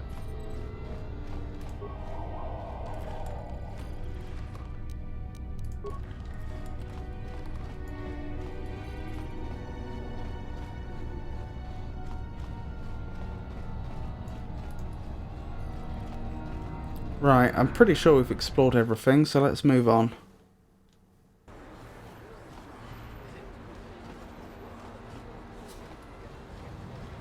So, what are our priorities right now? Probably go back to the the store for the robotics shop, pick up anything we need from there, head back to the hideout, and do some Listen to me, people. That is a weapon upgrades, and then finally we head to the cantina we were asked to go to and hand in the launch codes. Oops, I didn't mean to click that. I wanted to click what she has for sale. Right, computer spikes, we need them, they're too expensive, sadly. We just have to live without them for now.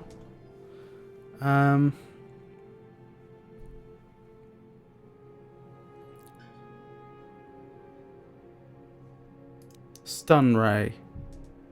300 credits, well worth it, I think. Do we have anything else we'd like to sell here? Can we sell absolutely anything? Or do we need to go to specific shops to sell specific things? This one-use item improves the user's ability to bypass security measures, creating electronic interference in the locking mechanism of doors and containers.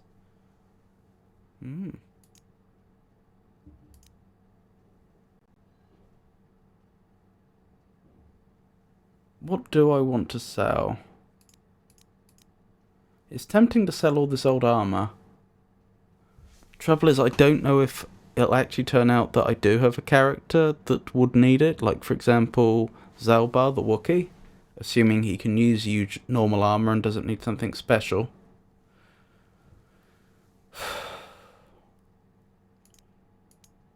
We don't get much money for this stuff, do we? Shockingly little when you think how much we'd have to pay for it.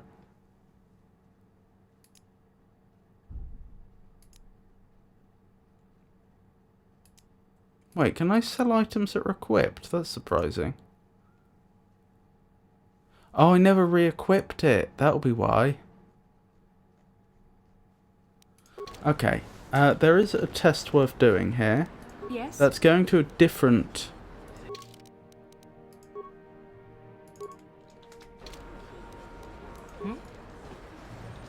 Blimey, rather intimidating. Going to a different shop, seeing if we get the same prices. If we do get offered the same prices, then it's worth assuming that it doesn't matter which shop I go to.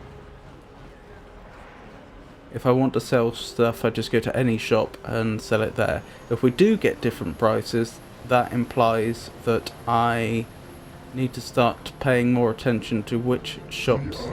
Oh! Human, please, I am injured and in need of assistance. These human children keep hitting and kicking me. I cannot reason with them. If I fight back, I could be arrested.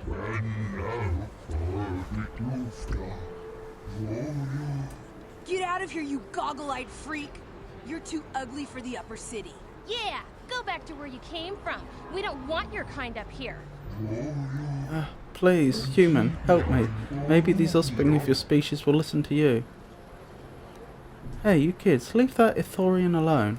Why do you care what happens to some scummy alien? He's just a freak. Yeah, he isn't even supposed to be in the upper city.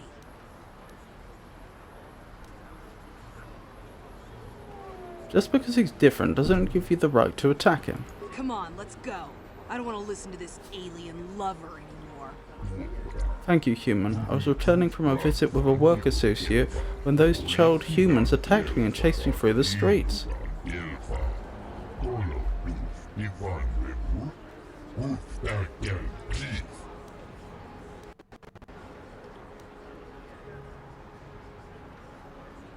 You look hurt. Here, I've got a med pack. Let me help you. You're too kind, human. I thank you for your generosity. Most of your kind here on Taris care little for aliens like myself.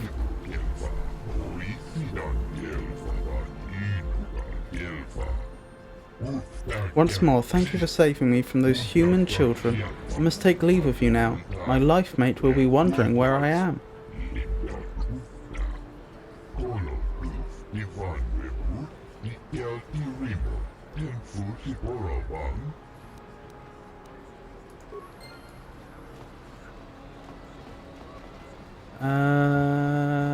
Trying to think. through here, isn't it? I was actually going the wrong way when we triggered that. I think this is the way to the south. Yes.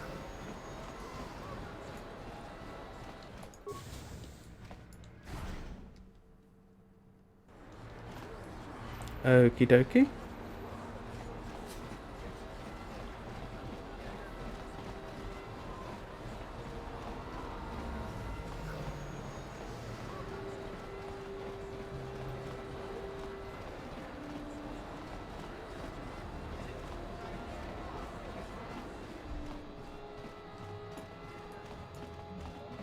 Hey, look at this! A real live celebrity right here in my shop. Winning that swoop bike race has made you into something of a local hero. If times weren't so tough, I'd give you a discount, seeing as how you're a big celebrity and all. But with the Sith occupation, I can barely afford to keep the doors open.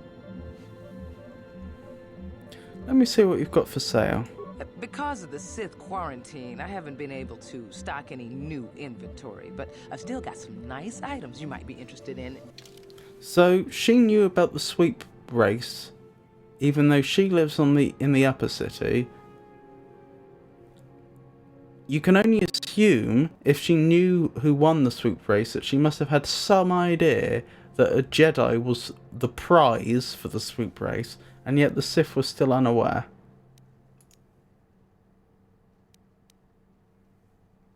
So if we wanted to buy a military suit, it cost us 150.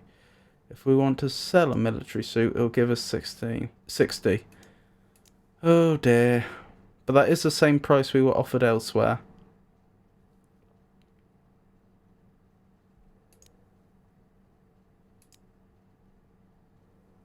Yeah, let's just sell it all. I hope I'm not making a mistake, but...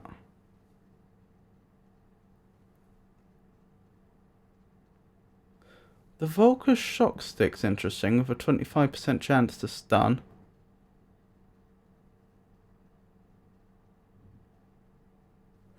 But with only 3 party members, even under an optimal circumstances, I don't think we'll be doing that much stunning. And when you consider how low the damage is, it's just not really worth it, is it? We'll keep that longsword. We'll keep all player items, or character items, I should say.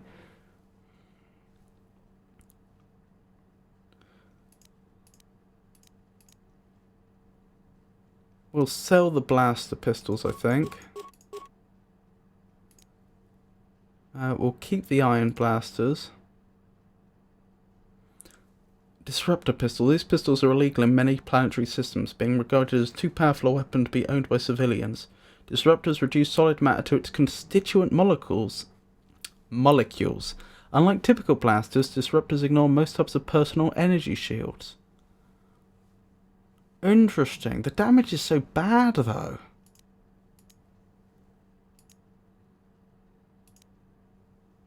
It really is bad.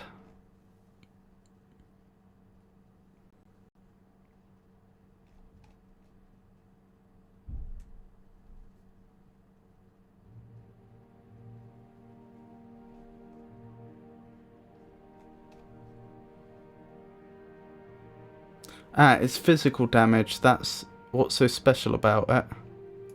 As opposed to energy.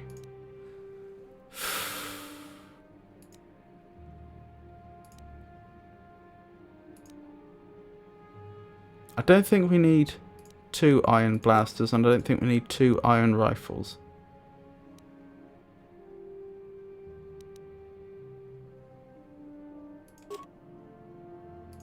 Disruptor rifle.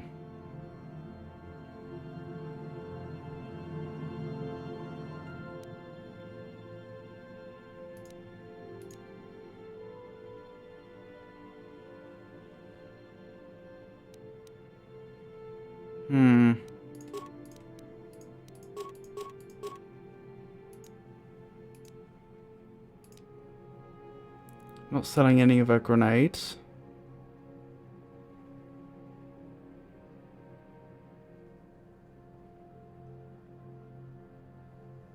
Average frag mine. I don't see us using mines. I'm sure there are other builds where they're very good, but I just don't see us using them.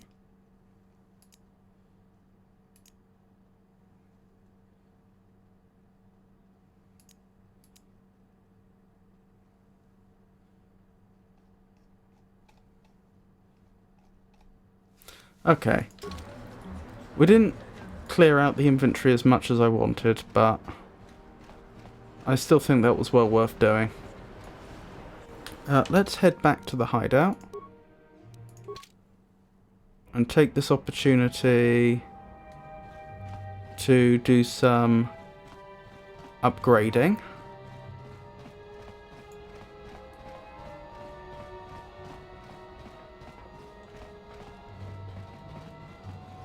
And then we'll head to the...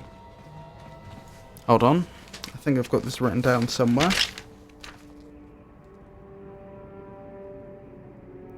Javier Cantina, I think it was. Which I assume is the one in the lower city. Perhaps we should check both just to be sure. Oh my goodness, somehow I missed the way into our room.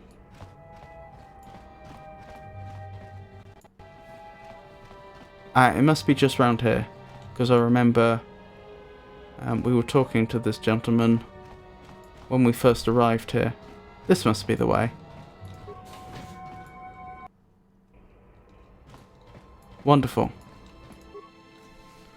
Right, let's begin with the lightsaber. Nothing to do there, nothing to do there. Crystal yellow. A faceted crystal used in the construction of a lightsaber. It glows faintly with an inner yellow light. Okay. No upgrades there. Ranged weapons. Calf's blaster. Already fully upgraded.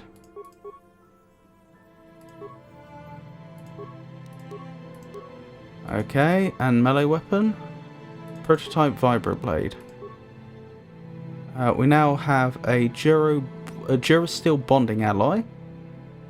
How do I know what it does? Increases damage. Oh, attack bonus 1, damage bonus physical 1. Wonderful. Do we have an energy projector? We do. Wonderful. That's, of course, Navarra's main weapon. So, those are some very nice upgrades.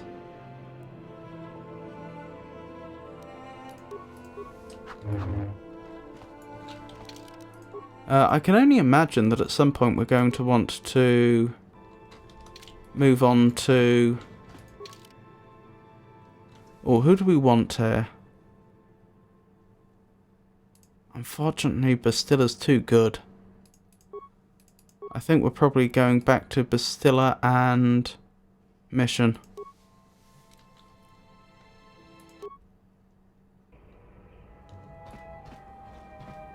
The problem with the astromech droid is he's too squishy. Perhaps if we could get him a few... Perhaps if we could invest in his constitution and get him a couple of levels of the toughness feat, it might not be such a problem. But as it is, even though he can do almost everything...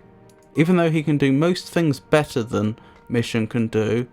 Oh, Mission's actually pretty squishy too. Maybe I spoke too soon. What can I do? I'm here. Oh well. I've made my choice. I'll stick with it. Right, where are we headed? Drop by the cantina. Up here, even though I'm pretty sure this is the wrong cantina. But because it's right next to us, we may as well have a quick check. And assuming this is the wrong cantina, then we'll just head to the other one.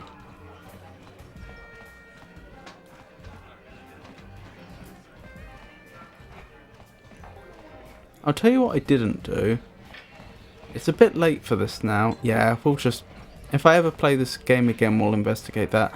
I was going to point out about the arena fights. We never did them. But it was because I wanted to find out if upgrading my persuasion... Actually, do you know what? It's worth it just to find out.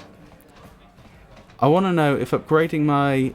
Increasing my persuasion allows me to make persuasion rolls anew or not.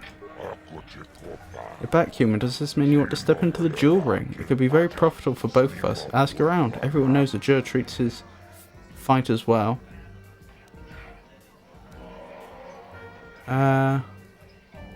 What are you talking about? We've seen all this before. I'll do it by more than 10%. I failed again. Sorry, I'm not interested. Let me check the logs. No sign of any roll having been made. So I'm guessing that if you fail a persuasion roll, that's it. The game remembers what your result was, and then you don't get to make it again, even if your persuasion skill goes through the roof in the meantime. Something that would confirm that is if the next occasion we get the option of making a persuasion roll, if I remember to check the logs afterwards, I can see if there's actually evidence of a roll. Because it's possible that the persuasion rolls just don't get logged, and in fact I did make another roll just then and I failed again. But I think it's probably more likely that the game just... you get one chance at each persuasion roll and the game just remembers the result.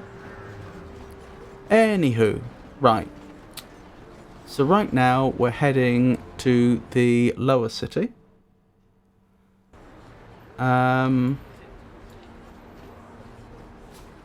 We'll head to the cantina there. We're meeting up with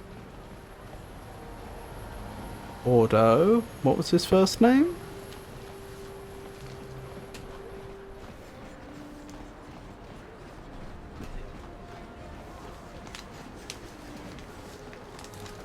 I've forgotten his first name. I've got it written down somewhere, but I also need to control the game. Well, we'll see it in a moment.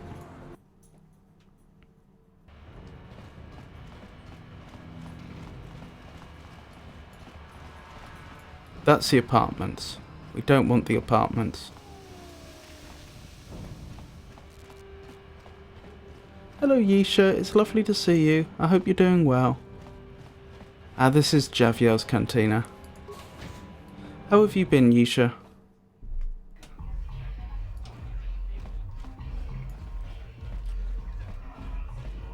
I figured you'd be back. Neither of us is getting off this planet unless we work together. Now, I know the Sith military base had a break-in, and I know it was you. I know you've got those departure codes I need. So what do you say? We join forces, and I can get you inside Davik's base, and right to the Ebon Hawk. We can go right now. Exhausted but alive, thanks. How about you? I'm doing very well, thank you. Sorry to hear that you're exhausted.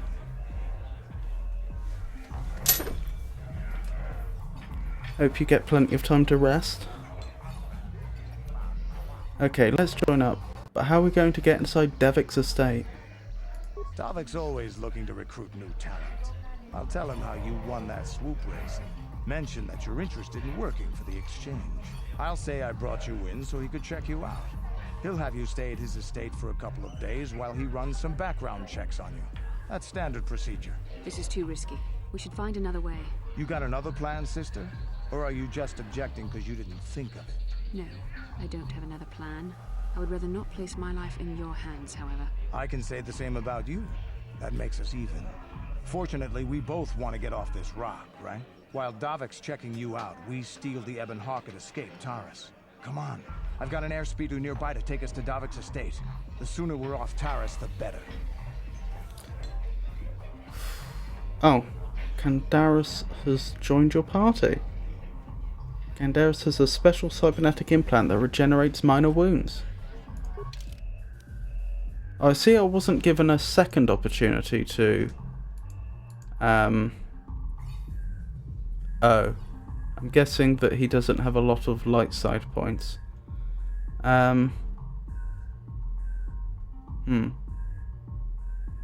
Also saying... I noticed we didn't get a second opportunity to... This character must be a member of your party at this time. That's a shame. We didn't get a second chance to choose whether we wanted to follow Candaris after Bastilla raised her objections. But to be honest, I think he's right. We both want to get off this planet, and he's currently the only one that may have a way to do it. Afterwards, we can part ways. But right now, I think his is the only way forwards. Are you sure this is the party configuration you want? I have a pretty crazy day tomorrow, so it's kind of stressing me out, but hopefully I'll get a nice rest tonight, so be able to endure tomorrow. Oh, I'm sorry to hear that, Yisha.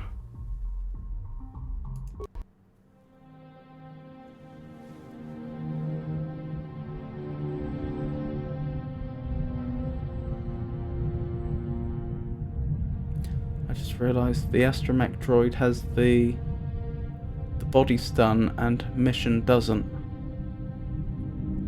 I may have made a poor choice here.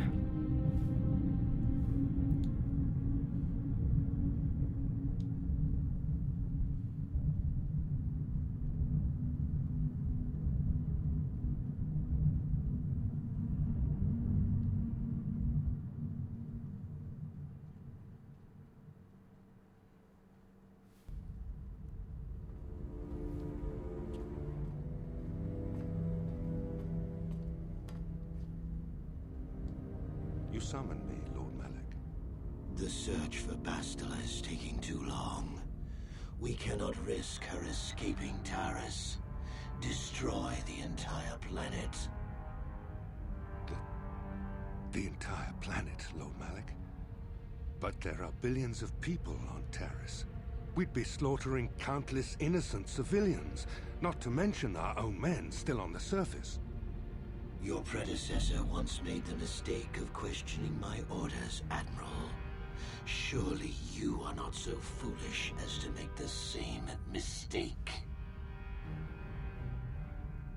Of course not, my Lord Malik. I will do as you command, but it will take several hours to position our fleet. Then I suggest you begin immediately. You are dismissed, Admiral. Yes, Lord Malik. Oh dear. This is suboptimal.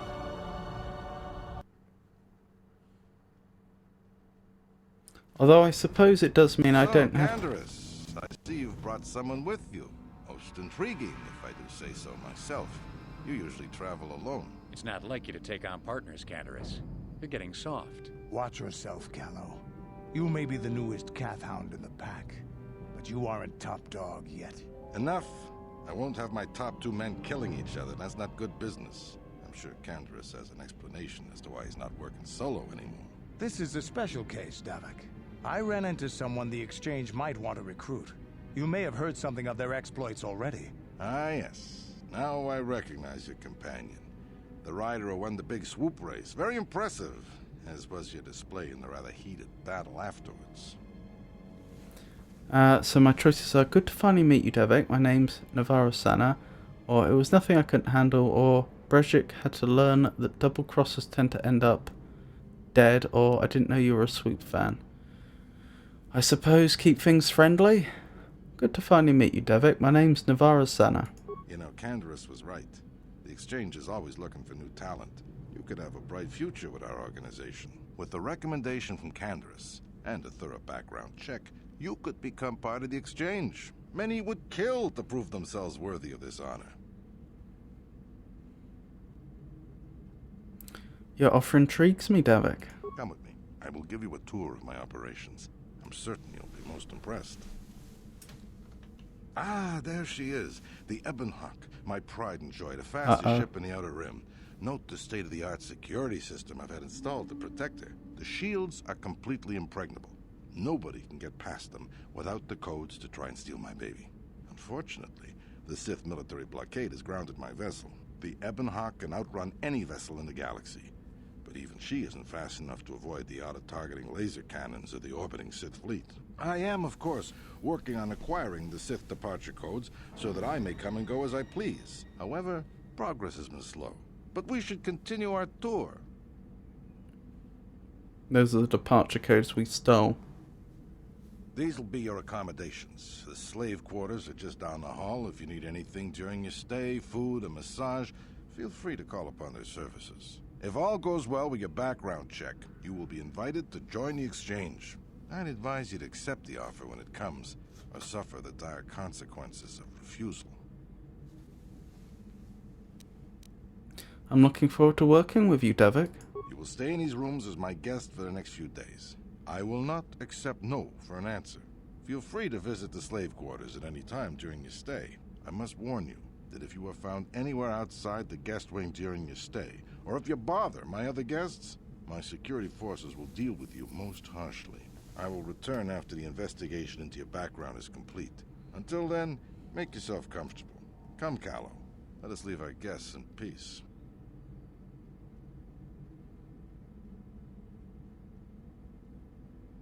Okay, we're inside. Now all we have to do is figure out a way to get past the Ebon Hawk security system, and we can get the rest of your group off this planet. So he hasn't thought whether the room's bugged. The sooner we get off Taurus, the better. Oh my goodness. He may be a good soldier, but really...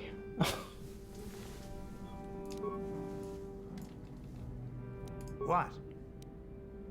Let's test this theory I had that when you gain a new character, they automatically end up with the same experience as the least experienced party member. Yeah. That's consistent. So, his most significant skill is treat injury. Yeah, and the game thinks we should improve that, and I agree. Features. Ooh. This raises an interesting point, actually. Since we have reason to believe that he and I may not always see eye and eye, and there's a decent chance we may be parting ways later, if I go out of my way to make him, level him up to be the best combatant I can, am I then going to end up in combat with him subsequently and regretting that? I think improved toughness. The game thinks sniper's shot, but I disagree.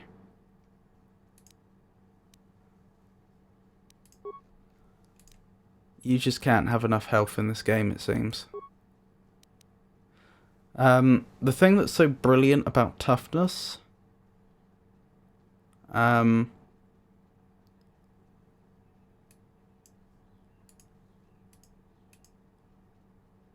Oh, actually, the improved toughness works differently to the initial toughness. Most of these, they're not really trees, they're lines, aren't they? Most of these progression lines just work by increasing the bonus that you would already get. So the first one will give you, like, say, a +1, then a +2, and a +4, or something like that. In this case, the first level gives you 1 extra vitality point every time a character levels up, but the bonus is retroactive for levels previously gained, which is brilliant. I assumed improved toughness was a better version of that. Apparently it's slightly different. This feature subtracts 2 points from any damage suffered. The character retains the +1 vitality points per level granted by toughness. I think that's even better. The fact that whenever I would take damage, I now take 2 less damage is very good.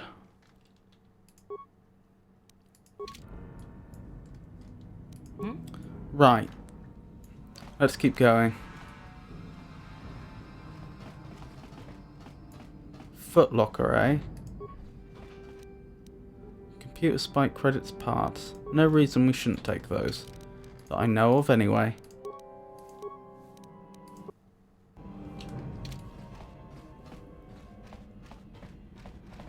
Right, low security door. Low security door. Low security door. Standard door. Is that out of the guest quarters, though? He said the servants were down the hall, but he didn't say which way. This feels like it's out. So probably not the way we want to go.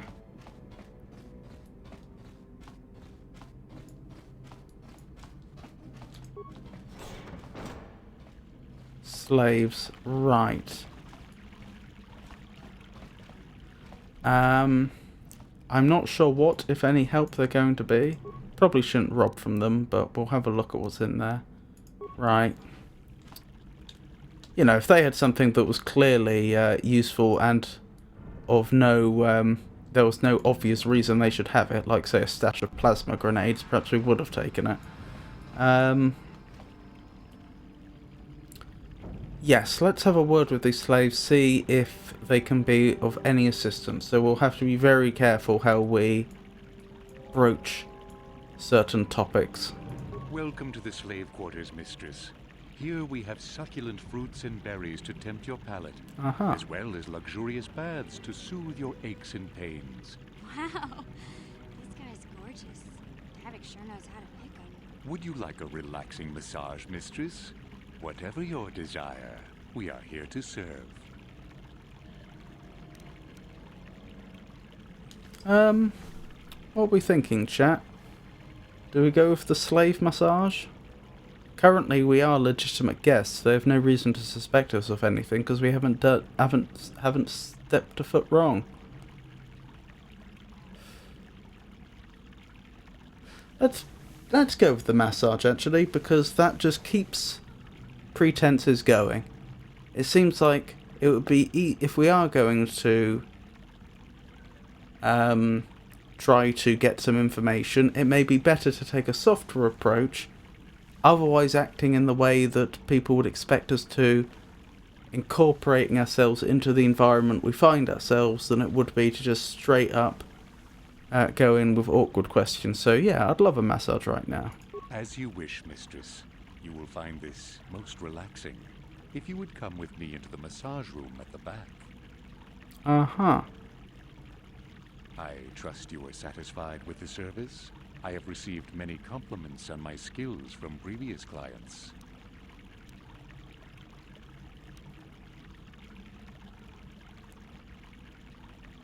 It was everything ever dreamed. You are truly an expert in your craft. Thank you, my lady. I hope you will express your appreciation to Davik. He often rewards those slaves who perform their duties well. Is there anything else you require? I need some information. But what could I possibly tell you? It is forbidden for slaves to leave this room on pain of torture and death. That's a good one. Tell me what I want to know and I'll tell Davik how pleased I was with your performance. Only problem is that it's not quite blackmail, is it? I suppose it's closer to bribery. Seems morally dubious. Oh wait, I've just noticed my other choices. Maybe 50 credits would loosen your tongue. That's clearly bribery. Or if you start talking and start blasting random body parts, which I'm definitely not saying. So I guess we go with option 1. I'm sorry, mistress, but the risk is too great. Davik will have me flayed alive if he finds out. Is there something else I may do to please you? Maybe 50 credits would loosen your tongue? I won't betray Davik's secrets for credits. They are of no use to a slave. Is there something else I can do for you? Well, that went poorly. I'll be going now. Of course. Return whenever you wish to partake of what we offer here. We exist only to serve. Right, that reminds me. We were going to check and see if there's actually a persuasion roll. Recorded, I mean. There is not a persuasion roll recorded. Oh, that's annoying. So then I don't know whether improving persuasion lets you remake a roll or not. Reattempt, I suppose I mean. Since Mission seems so impressed with him, maybe we should allow her a little pleasure. I greet you once more, mistress. How may this humble servant be of use to you? Oh, I don't think it works like that. Of course. Return whenever you wish to partake of what we offer here. We exist only to serve. My character's the only one that can actually talk to people, I think. Okie dokie. What about the other slaves? Maybe they're more talkative. Welcome to the slave quarters, fair mistress. I mean no disrespect, but Perhaps one of the male slaves could serve your needs better. Aha. Welcome to the slave quarters, fair mistress. I mean no disrespect, but perhaps one of the male slaves could serve your needs better. Okay.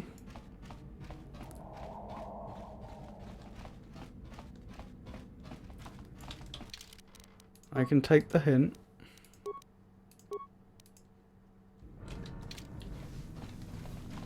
Right, that was an abject failure. We completely and utterly failed to get the information we wanted from the slaves, and we don't know that they're not going to rat us out. Also, we can't leave this room without... Hold on, we weren't actually told how big the guest quarters were we? Is this technically in the guest quarters or not? Does the map tell us? Throne room. I'm guessing not.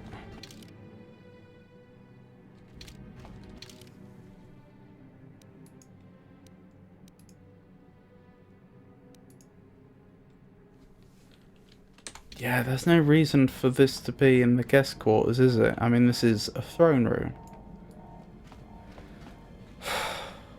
Let's talk to Canderos. Maybe he has a suggestion. Yeah, what do you want? Do you know anything about this world? That's not the point.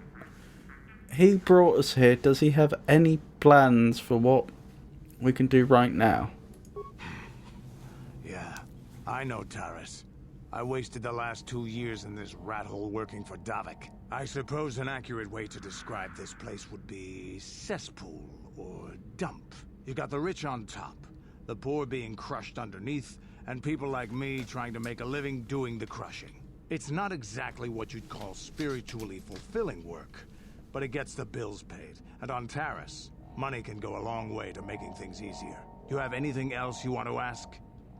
I was wondering if you had any interesting stories. You want to hear tales of my exploits? Of the wars I've seen and fought, the enemies I've seen die by my hand? Sure, I'll humor you. My name's Canderos, of the Mandalorian clan Ordo. I've been fighting across the galaxy for 40 of your years. For my people, it is the honor and glory of battle that rules us. It's through combat that we prove our worth, gain renown, and make our fortunes. Interesting. Prove worth through combat. Like I say, I'm pretty sure Ordo is Latin for order. So that's interesting. Is that why you work as a mercenary? Times have changed now.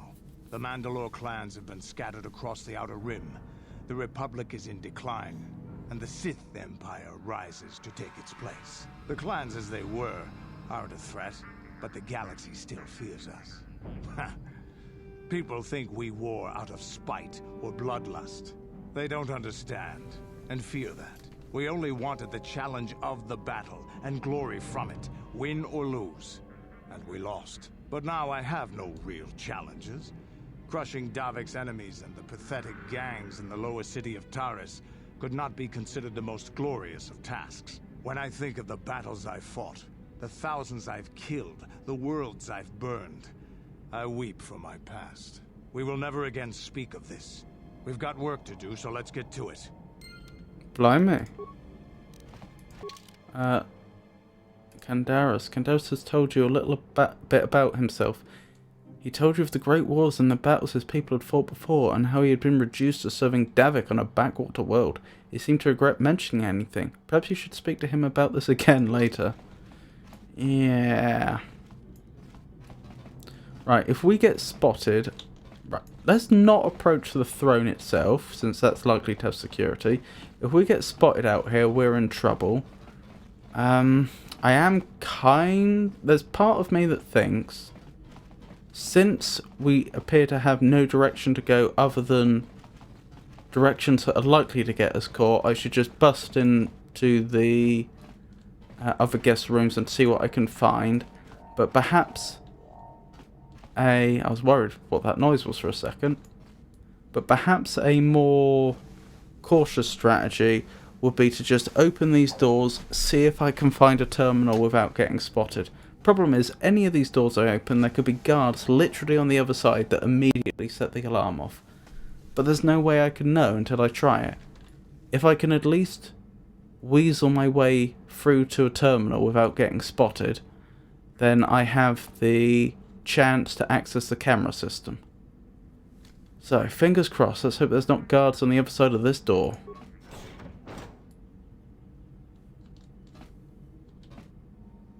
Okay.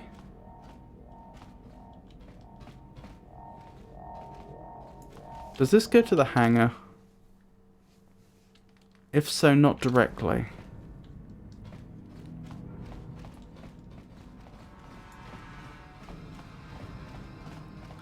Right. Roll of the dice again.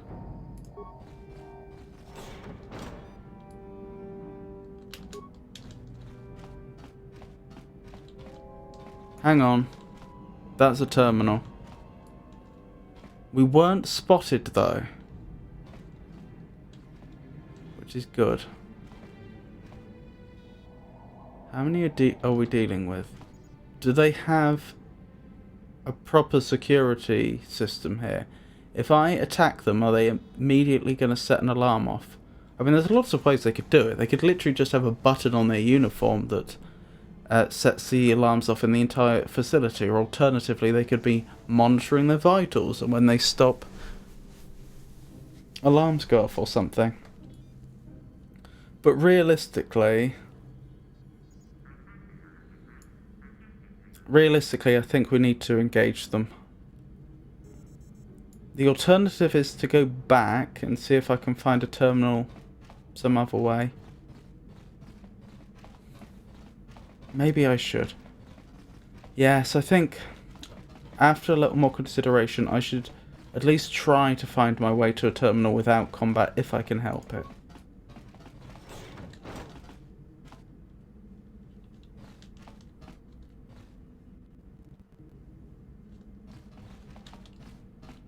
Back we go, back we go, back we go. Please follow me.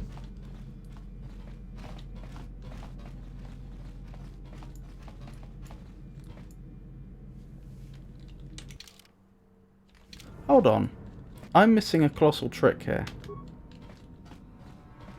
I completely forgot a major mechanic of this game. Huh? Stealth mode. And mission can do stealth.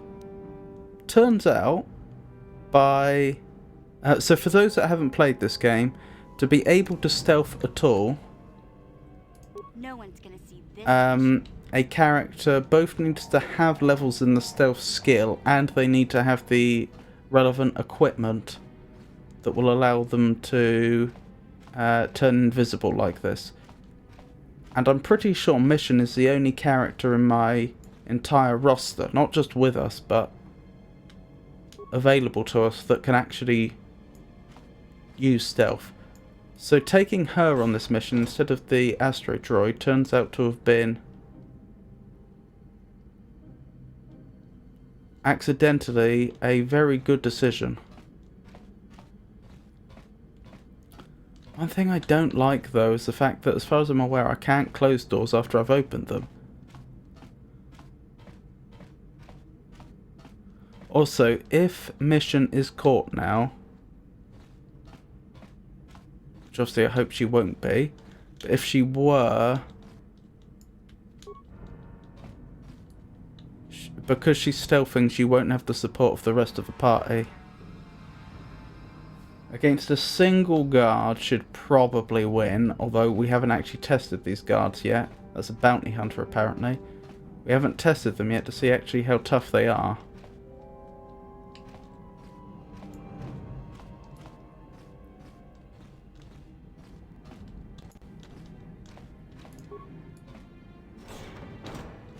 No. I think we just have to stand here and hope.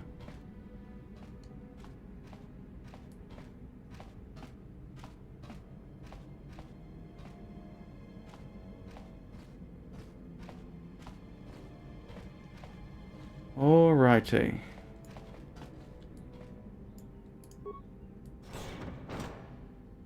This isn't going well.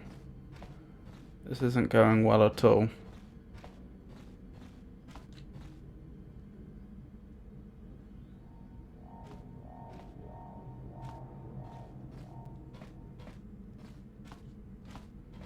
It's a good thing he's not noticing that all these doors are opening. Or she? I wouldn't know. I'm not familiar with their species.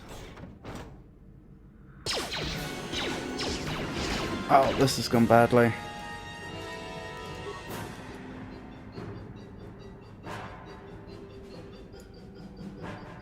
They're not getting back in time, are they? Alright. The plasma grenades are too good. Oh, let's just try sniper shots and hope for the best. This isn't going well. Ah, he's got... What's it called? He's got a personal shield up. Of course, that wouldn't work.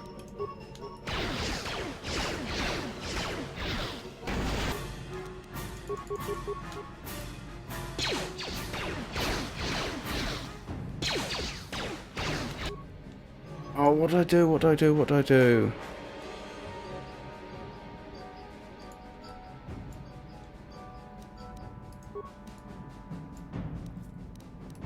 Maybe she can get an advanced med pack in her quickly enough to survive.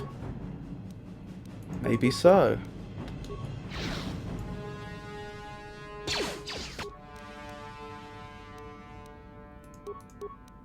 Try frag grenade, see how he gets on with that.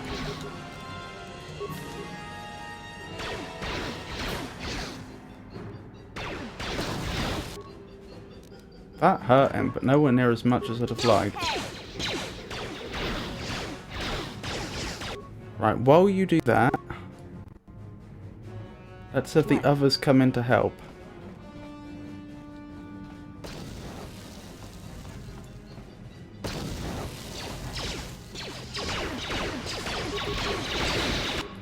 I'm not sure if this is actually...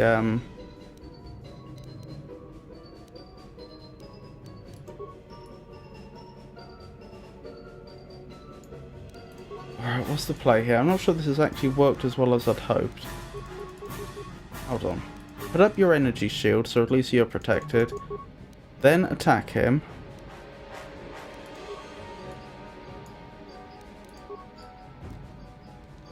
What?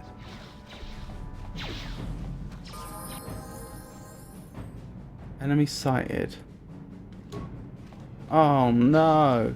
This is an absolute disaster. How have I ended up in this situation? Oh my goodness. Oh, now that's brave.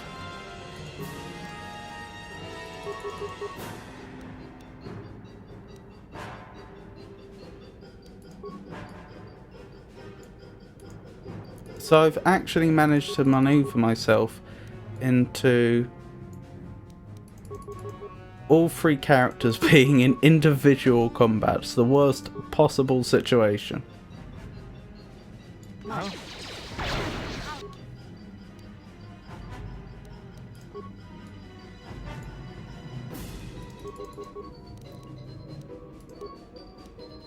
Use an ordinary medpack this time, I think. Is she down? No, she's stunned, but she'll go down soon.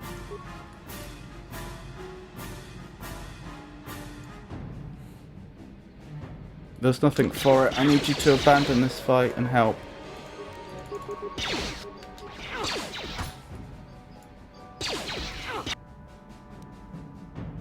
Party member down.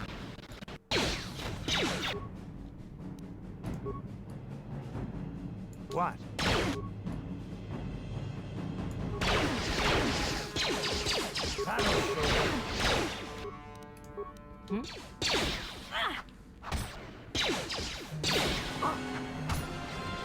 Alright, well, it's scorched earth now, isn't it?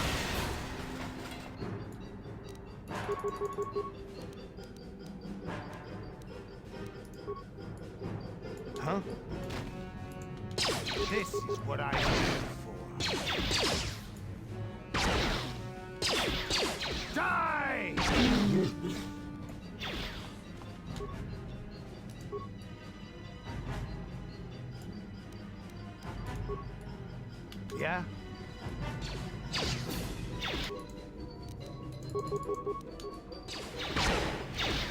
I'm here. Right, we can worry about looting and what have you later. Let's finish this off.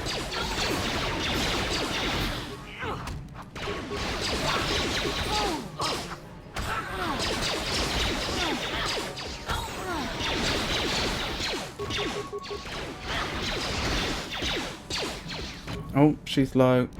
Advanced med pack. We're burning through our med packs far too quickly here.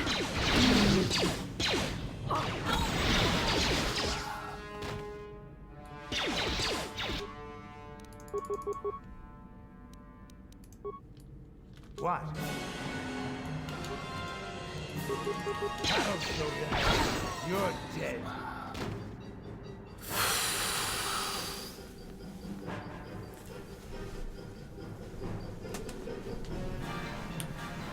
Well, that was nearly What?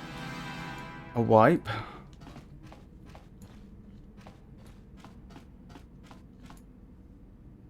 Huh? Fortunately, What? 2 of them leveled, and when they level, they'll get a full heal. Yep, looks good to me. Oh, sneak attack 4. We haven't been using sneak attack. Up till now, have we? Sneak attack 4 adds 4 to 24 points of extra damage to attacks when the target can't respond to the attacker. The extra damage is applied to attacks made from behind the target, attacks against stunned or otherwise immobilized targets, and any attacks made while in stealth mode. Combat cancels stealth mode, but the first attack receives the bonus. Sneak attack only works if the target is within 10 meters. The extra damage is not multiplied in the case of a critical hit. So to be clear, as I understand it... I'm here. we won't level him now if What? He gets a full heal when he levels.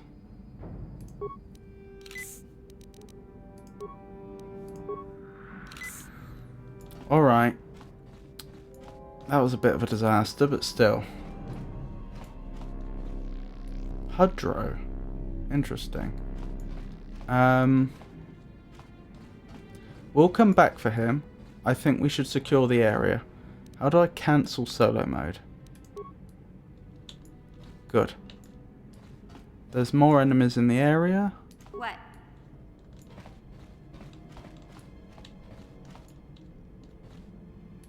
Let's see if we can get a sneak attack.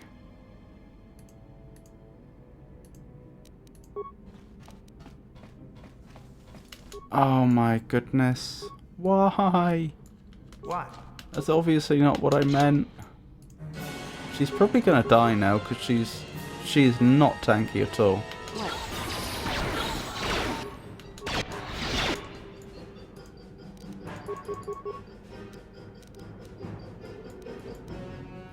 Actually, maybe just throw a grenade in there and then follow up with some melee attacks.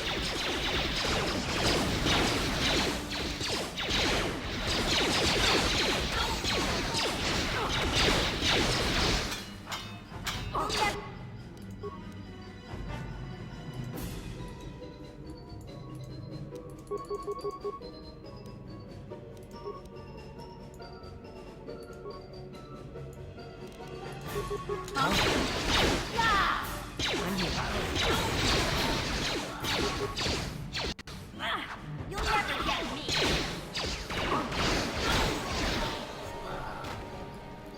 Okay. A med pack. Well, mustn't look a gift horse in the mouth. That's certainly much better than no med packs. Hey, another med pack.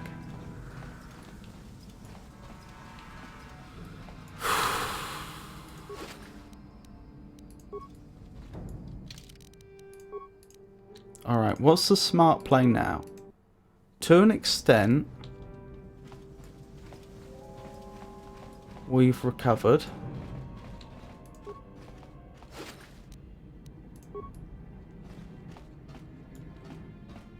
Probably go back for the terminal. We can't assume that in any way that we're still going under the radar now.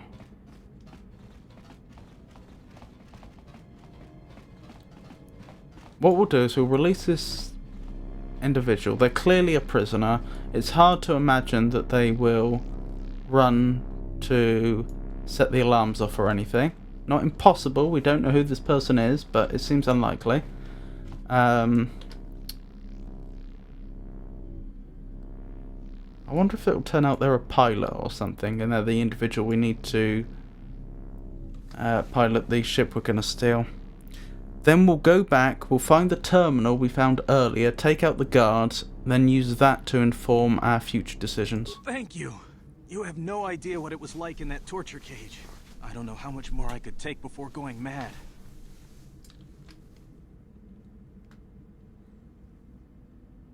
I couldn't sit by and just let you suffer. I don't have anything to give you as a reward for freeing me. Nothing tangible anyway. But I've got information that could be worth a fortune. I used to be the pilot of the Ebonhawk, Davik's flagship. I know the codes to disable the security system protecting it. I'll load them onto your datapad now. You can use those codes to steal the Ebonhawk right out of its hangar. Sell it to the highest bidder, ransom it back to Davik. Whatever you do, you'll make thousands.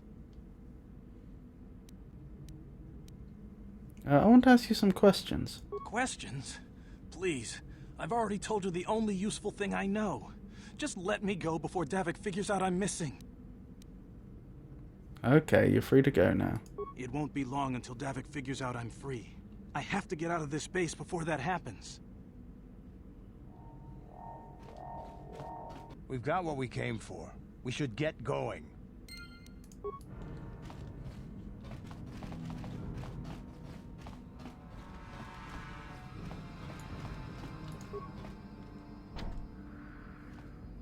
Yeah?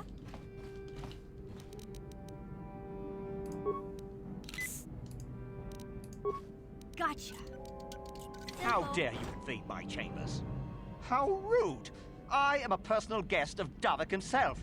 I left specific instructions that you guards were not to disturb me until morning. How can Davik expect me to invest in his ventures with this kind of incompetence on display? I should summon the other guards and report you to your commanding officer. I've made a terrible mistake. I didn't think there would be any guests staying in this area. Because all we'd seen up till now was lots and lots of bounty hunters.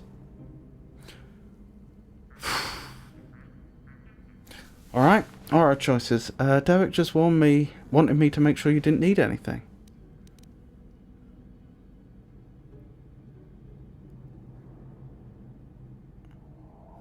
May as well try it. That is no excuse for incompetence. I gave very specific orders that were not followed. I'm going to summon the guards and report you to your superiors.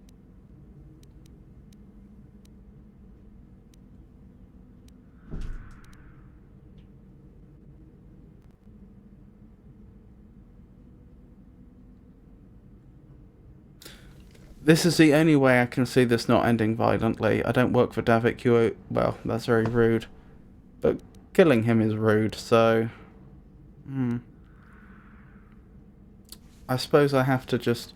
This is the only way it may not end in violence. Intimidate him. You touch that alarm and you're a dead man. What? How dare you speak to me like that?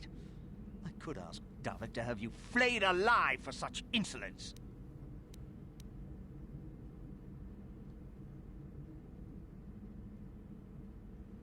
You've left me no choice. That's it. Time for you to die. Help! Assassins! Guards! Help!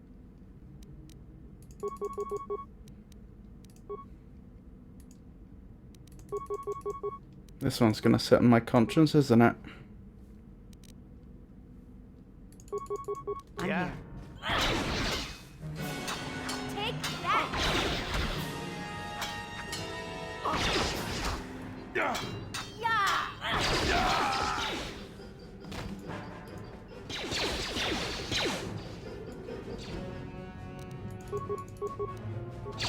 Reset the alarm off.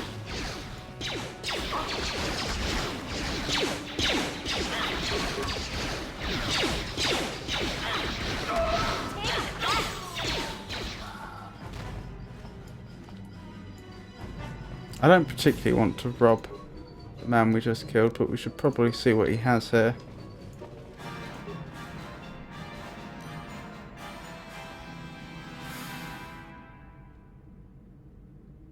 Well, this is all significant weaponry.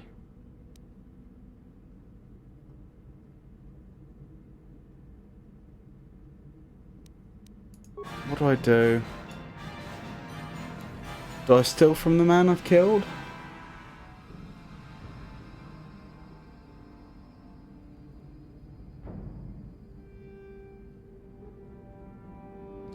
No, it's not mine.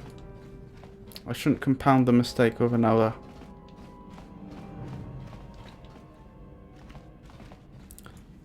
But I do thoroughly agree with Candaris now. We just need to focus on getting out of here. We're not here to loot the place. There are innocents around here.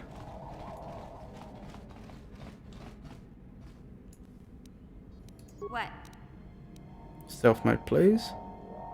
How do I do that? Is that stealth mode? Yes. No one's gonna see this mission.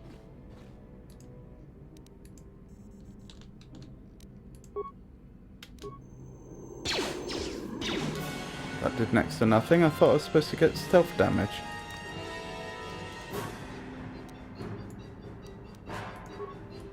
Right. Time to go in.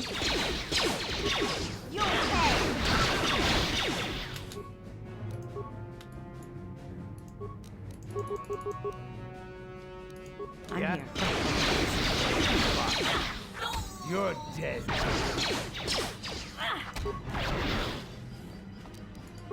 You'll never get me.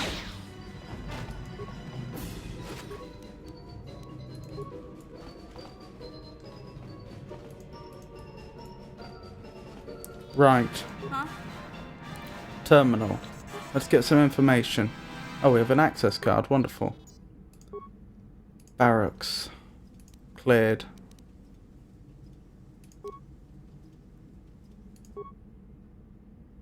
Cleared, although there is loot there.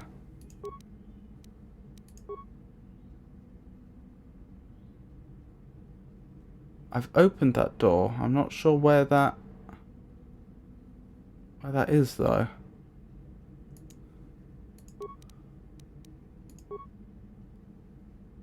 We're in the hangar. Spice lab, eh?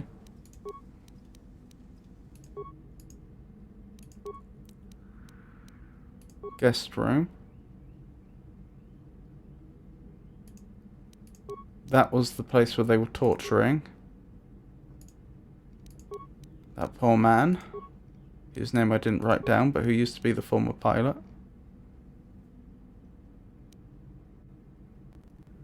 Disable hangar security. Open all security doors. Probably no need. We can just... Oh, let's do it anyway. Just makes our life easier.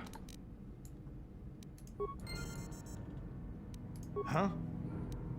I'm here. Right, we should probably go back, take out those 2 bounty hunters that we missed, because we don't want to have to be watching our 6 the whole time. Well, I mean, we will be anyway, but it could be even worse.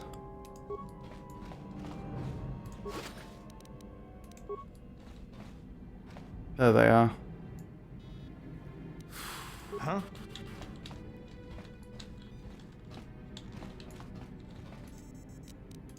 Oh, this is gonna be fun. What?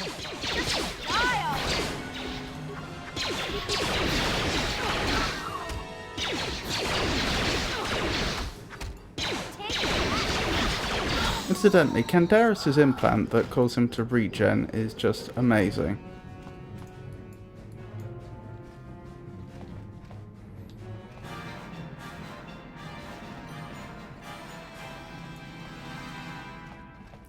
I wouldn't mind, though we have to be very, very careful about this, I wouldn't mind looking for this spice room and seeing if there's anything valuable there.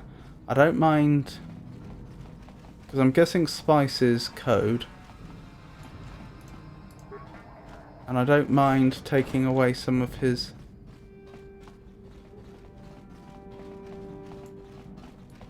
ill-gotten gains.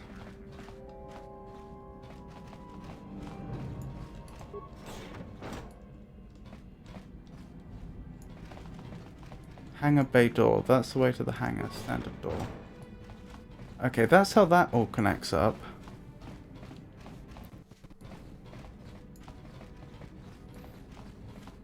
What I'm trying to get at is, when I find this spice room, there may be a stash of money.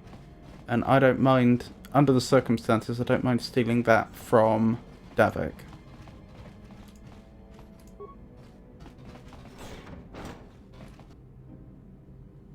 How about no?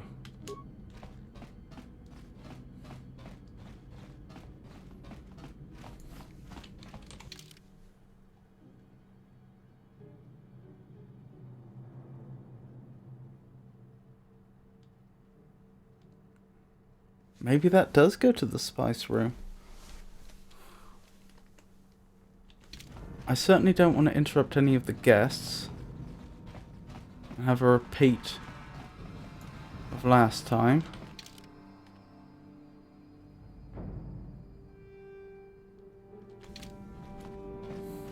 Alright, we'll have a peek that way, but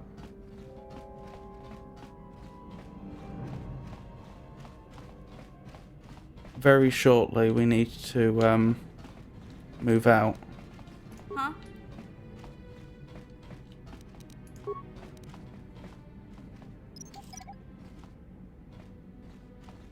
Oh, I see. Was that just guarding a chest? I'm here. Yes, this isn't a loading screen area.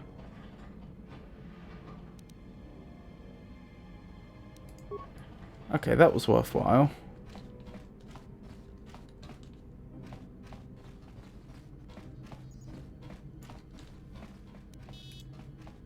What?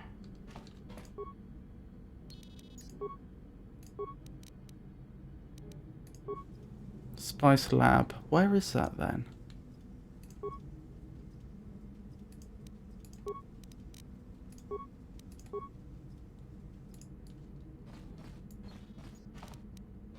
I'm here.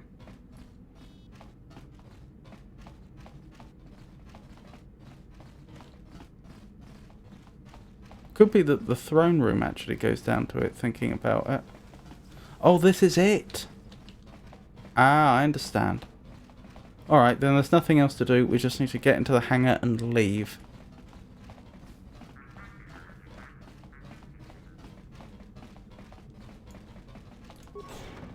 Damn those Sith, they're bombing the whole planet. I knew they'd turn on us sooner or... Wow, look what we got here. Thieves in a hangar. So, you figured you'd just steal my ship for your getaway and leave me high and dry while the Sith turn the planet into dust? Sorry, but that ain't gonna happen. I'll take care of them, Davik. I've been looking forward to this for a long time. Make it quick, Carlo. The Sith mean business. If we don't get to our ships and find somewhere safe, the bombs they're dropping will kill us all.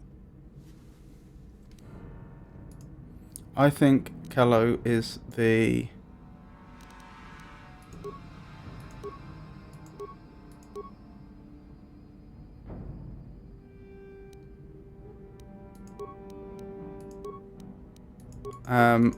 more dangerous one of the two.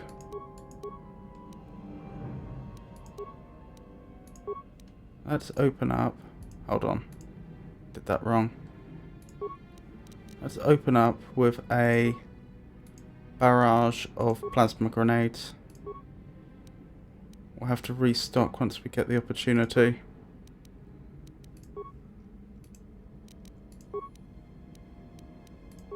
Yeah.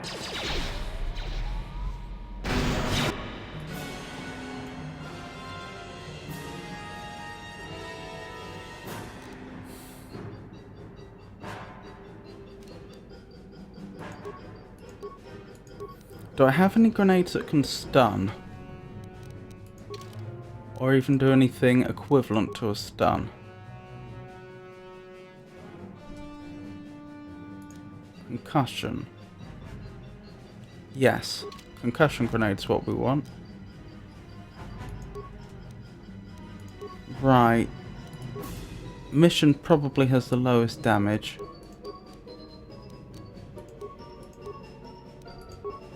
So she can open up with the concussion grenades.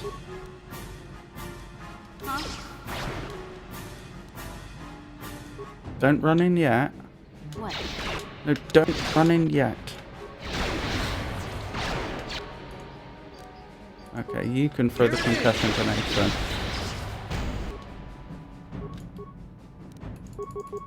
Right, how's it looking? Mission stunned.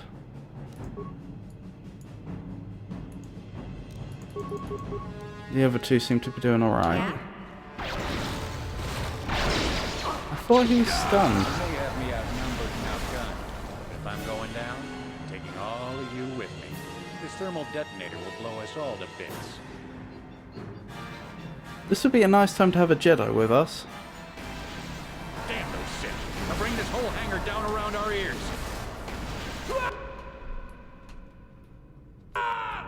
Blimey. Fortuitous in a grim way.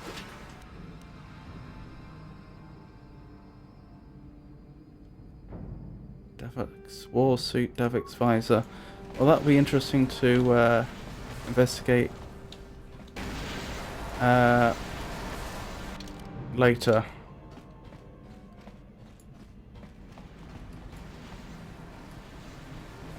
How did I get on the ship? No, seriously, how did I get on the ship?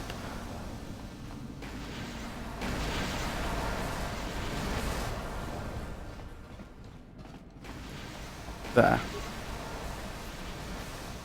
I am a little worried that oh, what was his name? The other bounty hunter, the one we just fought. We'll pick up the rest of your friends and then we'll have to get off this planet. I am a little worried that Kalo Nord may not actually be deceased.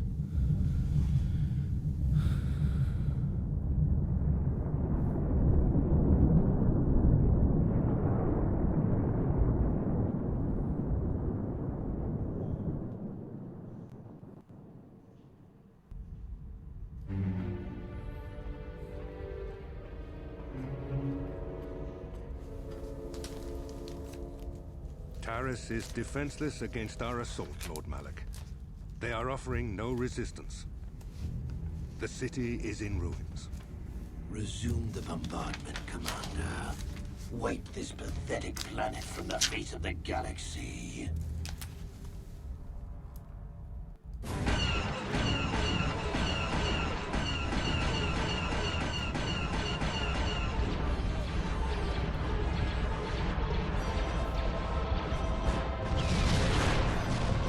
Hello, Revan. It's lovely to meet you.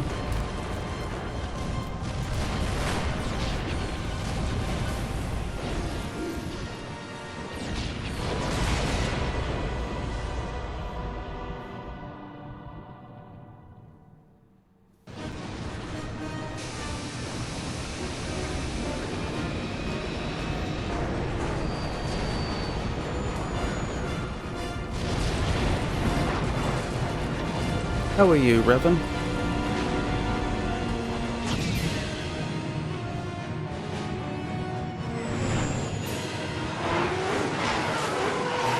Am I going to be expected to take control now? Plot a course for Dantooine.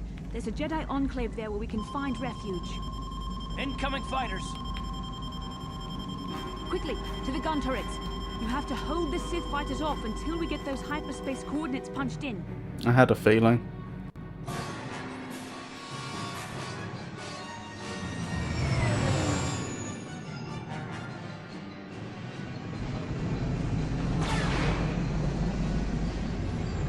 Good thing our shields are impenetrable, so they claimed. Oh no, that was the shields that were protecting the ship, wasn't it? Not the... uh-oh. Not the shields of the ship itself.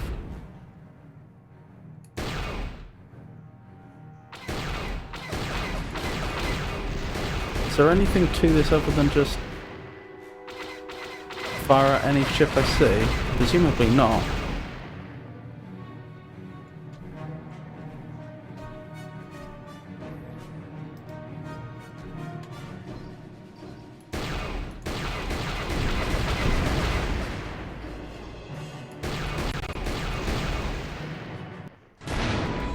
Oh, excellent. I'm doing pretty well, thank you, Revan.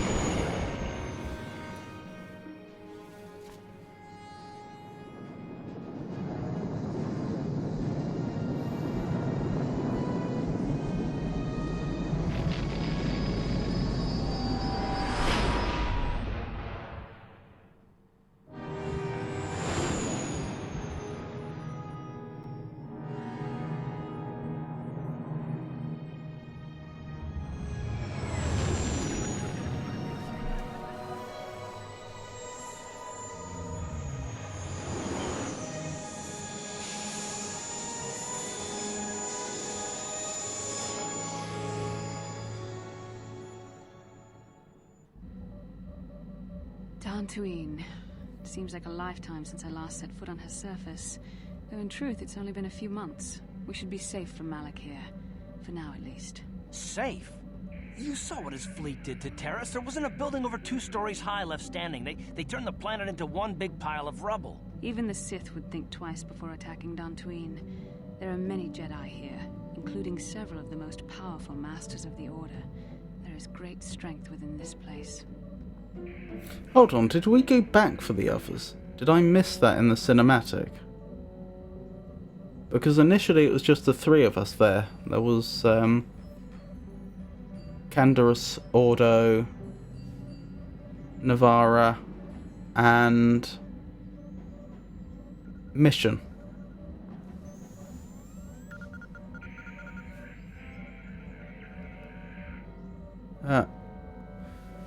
So I have to pick a side here.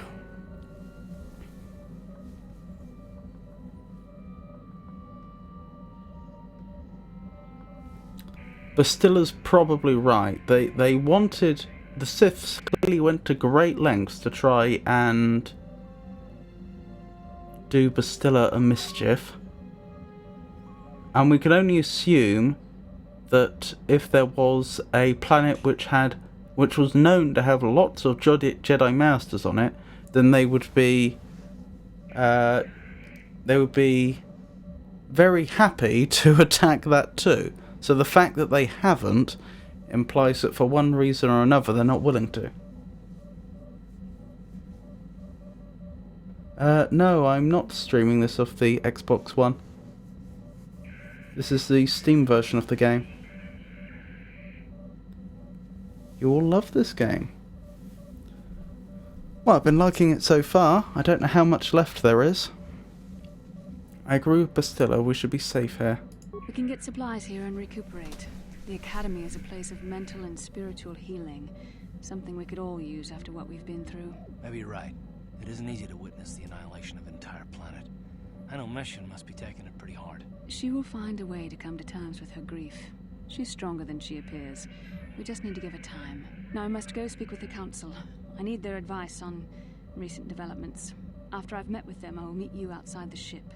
Recent developments mean us. I've spoken briefly with the Council.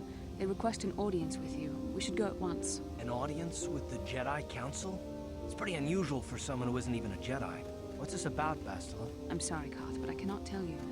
All I ask is that you trust in the Force and the wisdom of the Council. Well, I don't like being left out of the loop, but I'm not looking to get you in any trouble with the Jedi Masters. We'll do things your way for a while. Come, they're expecting us. I will lead you to the Council chambers.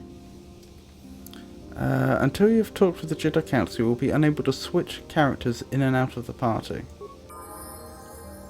Okay. I mean, from a gameplay point of view, I don't see... Sorry. From a narrative point of view, I don't see why I wouldn't attend to the Jedi Council immediately. What possible reason would I have to do otherwise? And my goodness, she can jog quickly. Poor Carth and me. You there, Padawan. Why are you not wearing the customary robes of the Jedi? Do you mock the honored traditions of our order? Why didn't you stop Carth?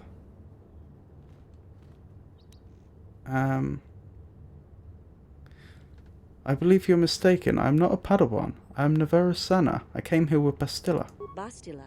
I have heard of her. They say she has already mastered the art of battle meditation.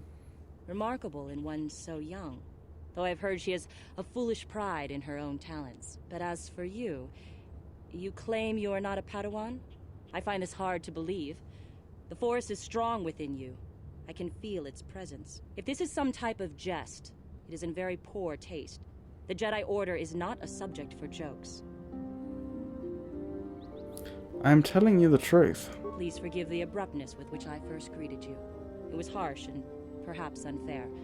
My master often warns me that I must learn to control my emotions. I see I have much left to learn. I wish you a pleasant stay here on Dantooine. May the Force be with you. Thank you. May you live long and prosper.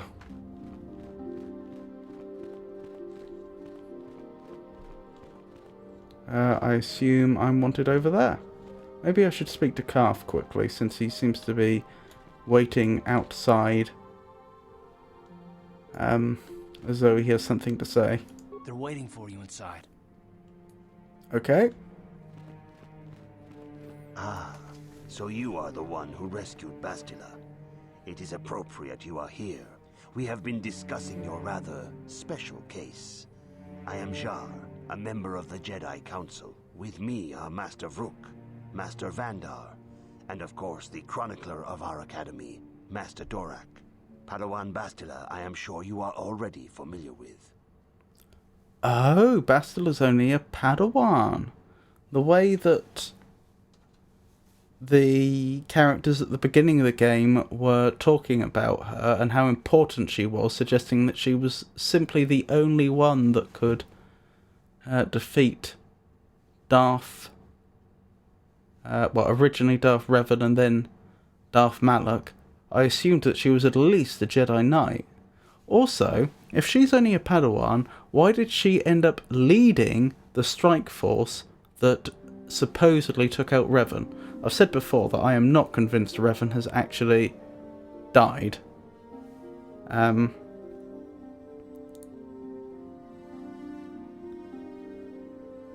But that strikes me as very strange.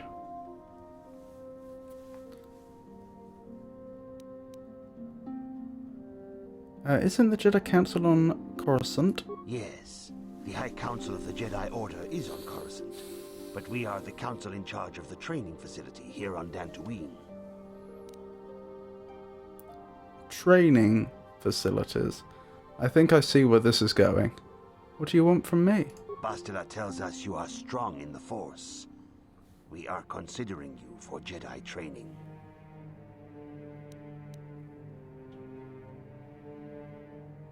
Nothing would give me greater honor than learning the ways of the Jedi. Master Jar speaks out of turn, perhaps.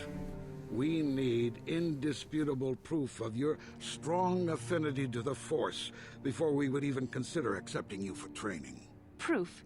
Surely the entire council can feel the strength of the Force within this woman. I was thinking that. And I've already related to you the events that took place on Terrace. Perhaps it was simple luck. We both know there is no luck. There is only the Force. We all feel the power in Bastila's companion, though it is wild and untamed. Now that this power has begun to manifest itself, can we safely ignore it? The Jedi training is long and difficult, even when working with a young and open mind. Teaching a child is hard. How much harder will it be for an adult to learn the ways of the Jedi?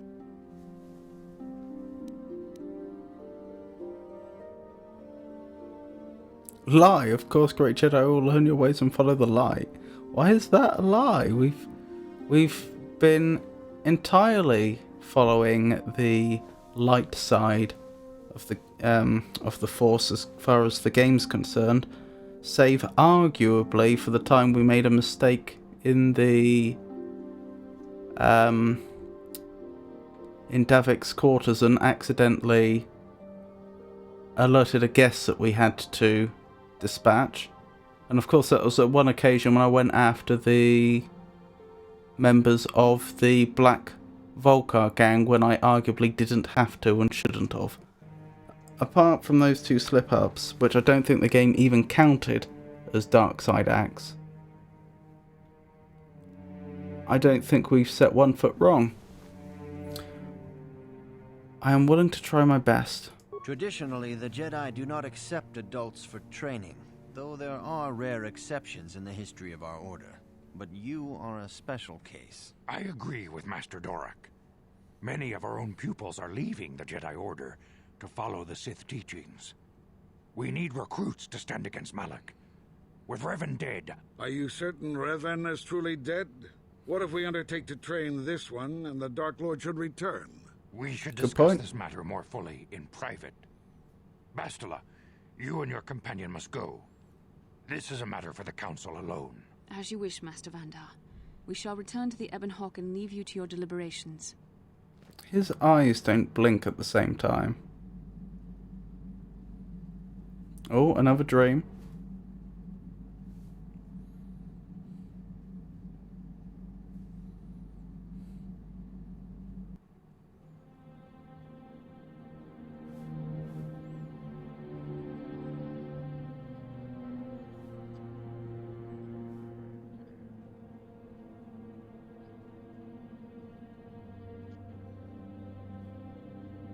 The dark side is strong in this place. I can feel its power.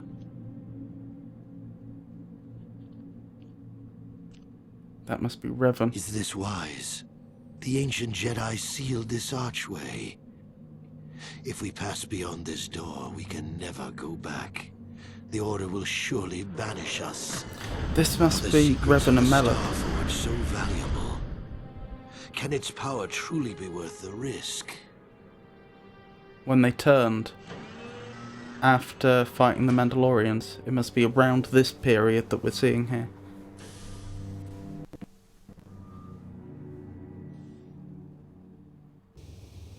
This morning's getting stranger by the minute.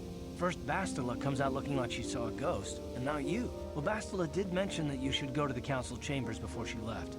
It's no doubt urgent, so you shouldn't keep them waiting.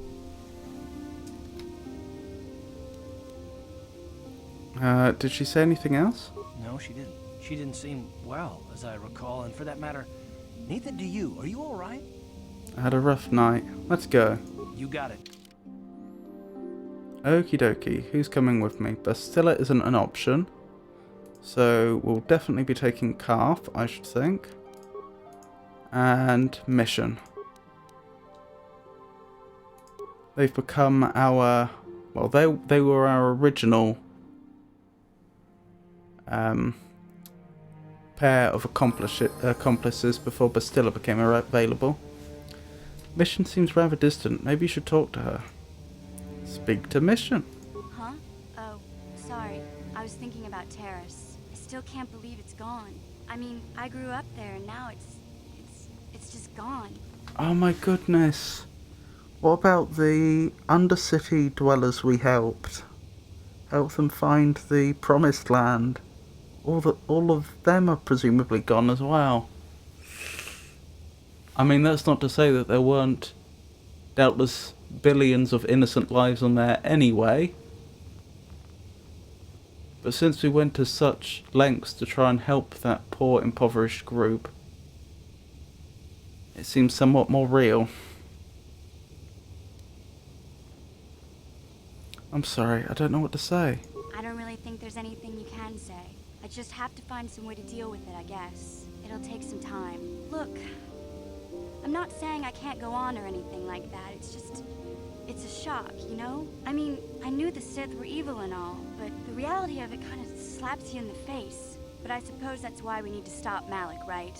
The more time I spend dwelling on Terrace, the more chance some other planet will get wiped out. I guess that's what it comes down to. So don't worry about me. I'll be okay. And if you need my help against Malak or the Sith, I'll be there for you. Goodness.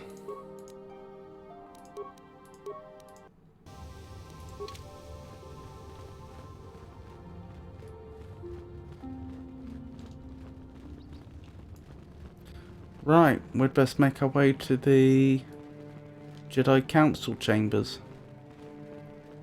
With our weapon out for some reason. Which way was it? Down here? I think so. Yes. Bastila has told us of a most unusual development. She claims you and she have shared a dream. A vision of Malak and Revan in the ancient ruins here on Dantooine. These ruins have long been known to us, but we believe them to be merely burial mounds. Perhaps they're more than we first suspected, if Revan and Malak found something there. So my options are yes, I seem to be searching for something, or I don't know what, or I don't want to talk about it, or what? How would Bastila know if we shared a dream, or lie? I don't know what Bastila is talking about. Yes, I seem to be searching for something. Bastila has described this shared dream to the Council in great detail. We feel it is more than a dream. It is a vision. The Force is Looks acting so uncanny. as it acts through Bastila. Poor man.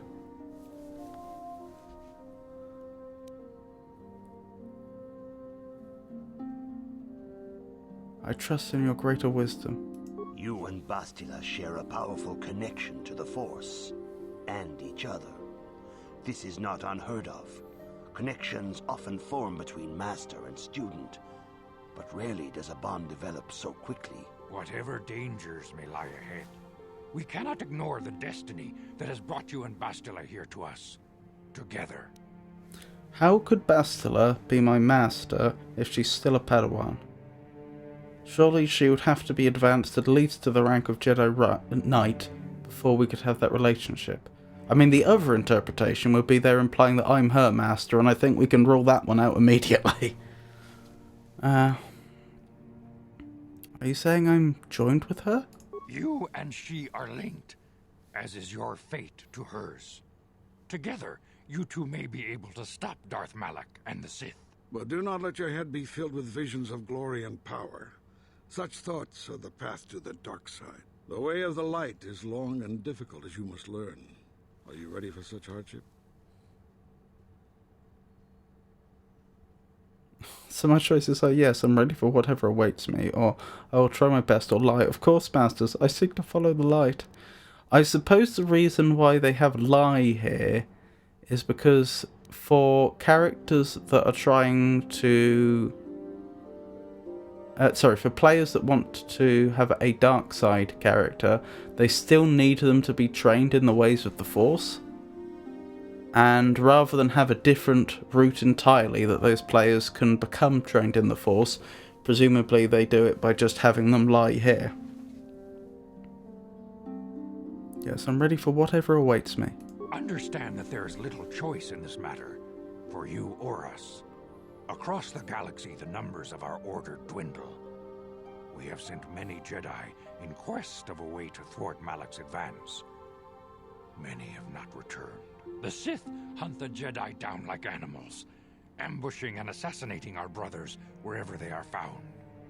We fear it is only a matter of time until they discover even this hidden refuge. Wait, they don't know Jedi about have it. fallen from the light and embrace the dark side, giving their allegiance to the Sith and Malak, their Dark Lord. Okay, I feel significantly less safe all of a sudden. This seems... I know Bastila didn't, strictly speaking, say anything that was directly contradictory of what they just said, but I feel like she gave a rather different impression. The impression she gave is that the Sith would want to take this planet, but they're too intimidated to take it right now. What they've just told me is that the Sith don't know about it, and the moment they do know, there's going to be problems. So my options are: Jedi are turning to the dark side, lie, do not fear masters, I will not fall, or how can he be stopped? How can he be stopped?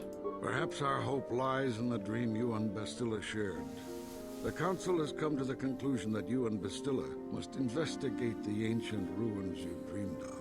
Perhaps there you will find some clue, some explanation of how Revan and Malak were corrupted.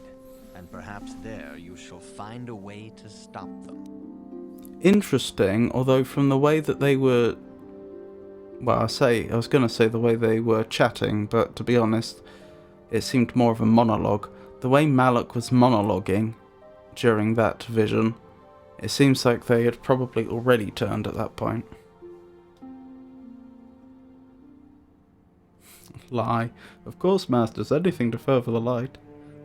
I'm ready now. I accept this mission. The Force flows through you like no student we have ever seen. But you're willful and headstrong. A dangerous combination. Charming. Before we send you to investigate the ruins, you must be trained in the ways of the Jedi, so that you can resist the darkness within yourself, within all of us. Otherwise, you are doomed to fail. As you wish, Master Xander. We must begin your training at once. You have a destiny upon you that you must be prepared to face. The entire fate of the galaxy is upon you. I can only hope you will prove up to the task. The path you have chosen to walk is difficult. Intensive training will prepare you physically for the demands of the Order. Meditation will teach you to channel the power of the Force. To truly understand the way of the Jedi, you must open your mind to knowledge. Seek wisdom in the teachings of the great masters of our Order. A Jedi is never alone. Others in the Order will always stand by you. You and Bastila share a special bond. Do not be afraid to turn to her when you need help in your training. The way of the Jedi is difficult. It requires great discipline. Yet even though you are a mere apprentice, your potential is unlimited. And your progress amazing. In all my years, I have never seen one who has mastered the initial training so quickly. You have done in weeks what many cannot do in years. Convenient. I am honored to welcome you fully into the Jedi Order. Blimey. Soon your apprenticeship will end, and you will be granted the title of Padawan, the lowest rank of those within the Jedi Order. Yet first you must prove yourself worthy. So just to clarify the dialogue choices I'd just taken, in my head, Navarra isn't necessarily committing herself wholly to the Jedi Order and its code, which, to that extent, it could be said she's lying.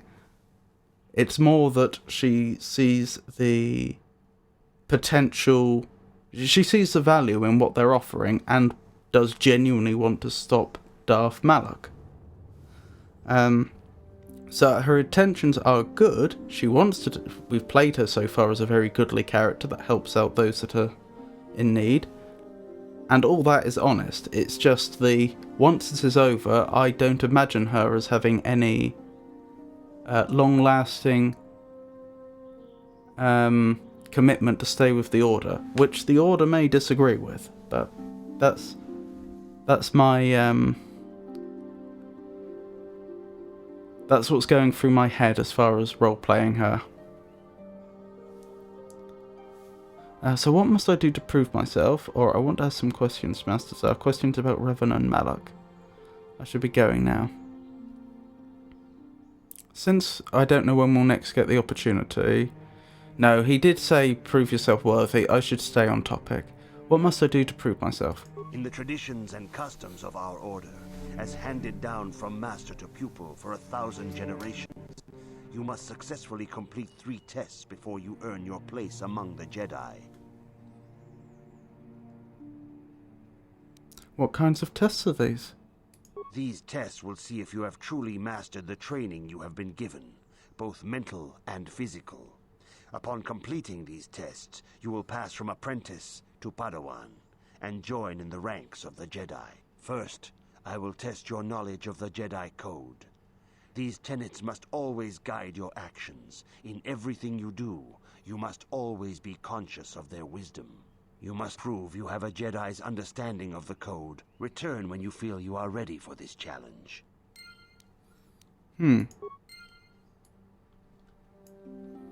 Out of curiosity...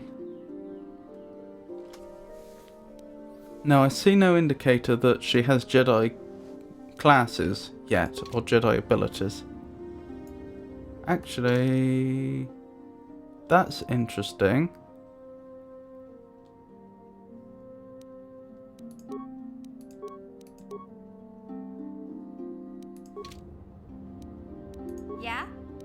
I'm here. Oh no. All of them have the bar for the Force. Somehow I thought that they didn't even render that bar for non-Jedi characters, but apparently they do. I thought it was odd that they were rendering it, but it was empty. Right.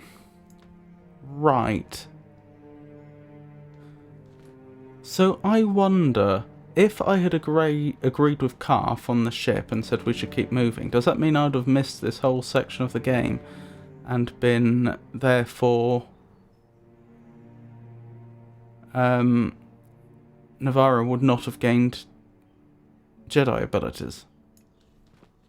Also, I should probably hold off on leveling up until after I've completed these tests, I'd suggest. Training computer, eh? Welcome, sentient. It is important for the peace and harmony of all beings that the many paths of the Jedi Order be understood. Only through knowledge can all see the truth of the Force. Jedi Guardians train for battle and physical prowess. In contrast, Jedi Consulars seek to master the awesome power of the Force. Jedi Sentinels seek to find a balance between these two extremes. Show me a statistical comparison of all three classes. Tell me about the Guardian. Jedi Guardians battle against the forces of evil and the dark side. They focus on combat training and masterful use of the lightsaber. Incidentally, it's the Jedi Guardian that I was thinking we choose for Navarra. Oh, basic class attributes 10, vitality per level, 4 force points per level, slow skill progression, fast feat progression. Jedi Guardians gain the Force Jump feat automatically. This feat allows them to instantly close the distance and attack an opponent within 10 meters. Yeah, and the reason I think Jedi Guardian is because that's the closest the Jedi classes come to having a tank, I believe, and that's how we've been building Navarra up till now. Tell me about the Jedi Consular. Jedi Consulars seek to bring balance to the universe. They focus less on the physical combat and more on mental disciplines in order to augment their mastery of the Force. Basic class attributes 6 vitality per level, 8 force points per level, slow skill progression, slow feature progression. Tell me about the Jedi Consulars gain the Force Focus feat automatically. This feature makes it harder for opponents to resist their Force powers. Tell me about the Jedi Sentinel. Jedi Sentinels ferret out deceit and injustice, bringing them to light. They strike a balance between the physical and mental disciplines of the Jedi Order. Basic class attributes 8 vitality per level, 6 force points per level, average skill progression, slow feature progression. Show me a statistical comparison of all three classes. Log off. Okay, I can only assume that's what I'm going to be tested on, although that doesn't really feel like it has much to do with the Jedi Code. I take it there's no other training computers about here. Not that I can see.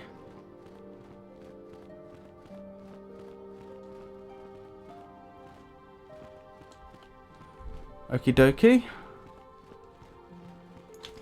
Wish me luck.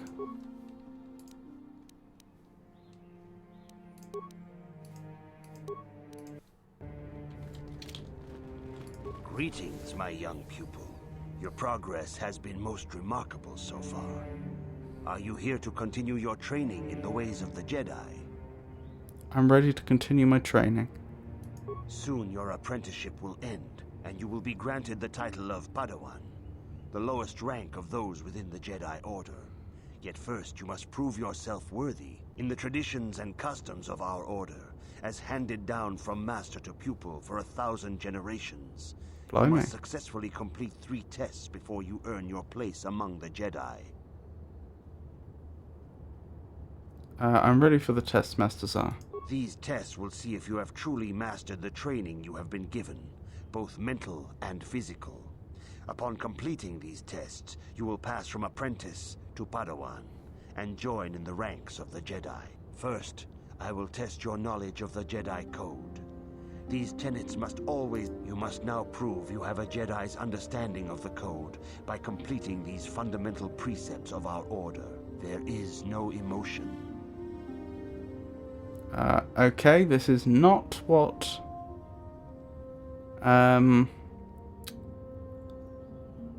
This is not what I had just learned from the training computer.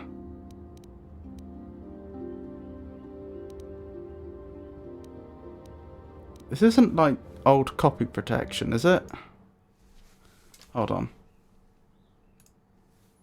If I look up tenant in here... No. Or emotion? No.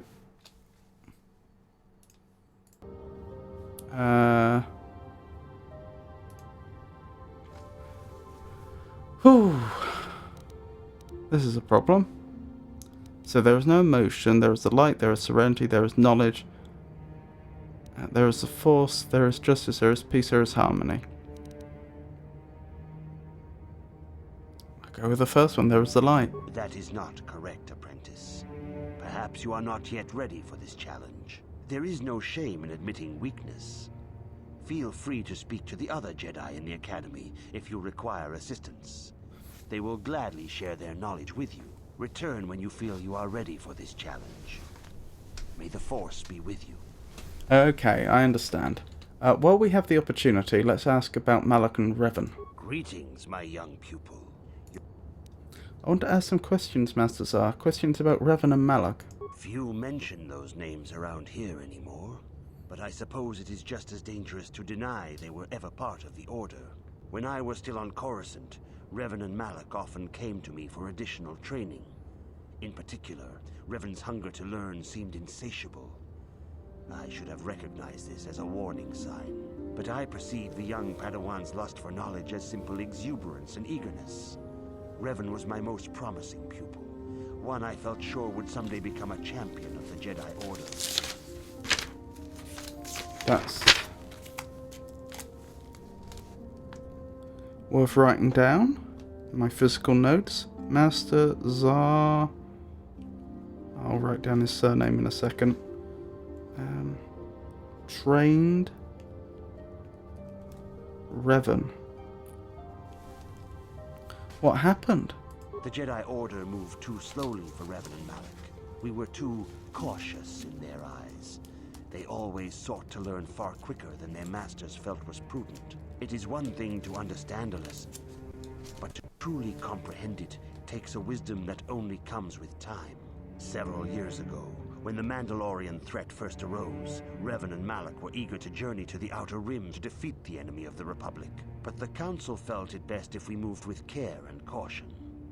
The true threat the Council feared had not yet revealed itself, but Revan would not be dissuaded. Charismatic and powerful, it was inevitable many of the Order would flock to Revan's seemingly noble cause. Malak was the first to join his closest friend. Others soon followed, many of our youngest and brightest, intent on saving the galaxy from the Mandalorian threat. Interesting. They disobeyed the Jedi Council? They were foolish to disregard the Council's wishes. I do not know what happened to Revan, Malak, and their followers on the farthest reaches of the Outer Rim, but something corrupted them. Their ideals became twisted, their spirits were tainted, and they fell to the dark side. There is a lesson in this, a lesson you would do well to take to heart. The dark side can corrupt even the most noble of Jedi. I will heed the lesson, Master Zar. You have learned much, yet there is much more for you to still understand. The way of the Jedi must be entered into with a clear and focused mind. When you feel that you are ready to continue your training, know that you can find me here. Zar Lestin.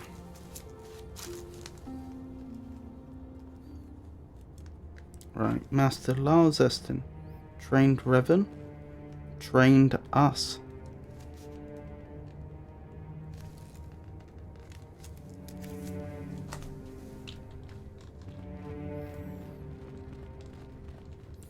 Right, so I guess we need to speak to other Jedi about here. Presumably these four, although there are obviously more Jedi further out. If you have questions, you should direct them toward the Jedi Council members. Okay.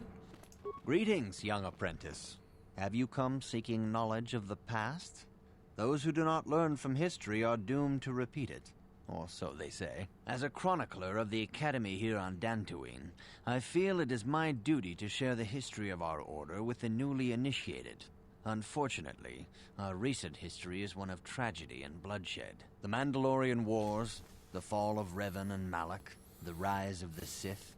There are important lessons to be learned from these events, if we do not wish to repeat the mistakes of our past. Okay. I'm eager to learn, Master Dorak. Of course, I could not tell you the entire history of our order. The Jedi have existed for thousands upon thousands of years. We are as old as the Republic itself. Instead, I will begin 40 years ago with the War of Exar Kun. Like Malak and Revan, Exar Kun was a Jedi who fell to the dark side and led an army against the Jedi and the Republic. Exar Kun was defeated, but the war left both the Republic and our own order severely weakened. For 20 years we struggled to rebuild, trying to erase the scars of the terrible conflict.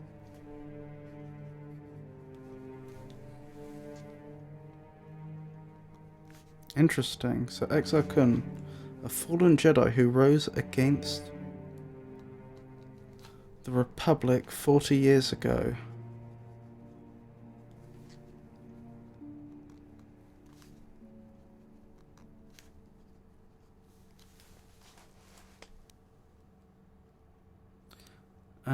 What about... What does this have to do with Revan and Malak? I mean, I assume the answer is that, broadly speaking, the same thing happened to them, but we'll see. All things in time. You shall learn that history is an intricate weaving of many events. No one thing can be understood without the proper context. 20 years ago, the Mandalorians, aware that the Republic was in a weakened state, began conquering small worlds on the Outer Rim. They were careful to choose only planets outside the Republic's jurisdiction. After much debate, the Senate chose not to intervene. As long as the Mandalorians avoided planets that were members of the Republic itself, there would be no retaliation.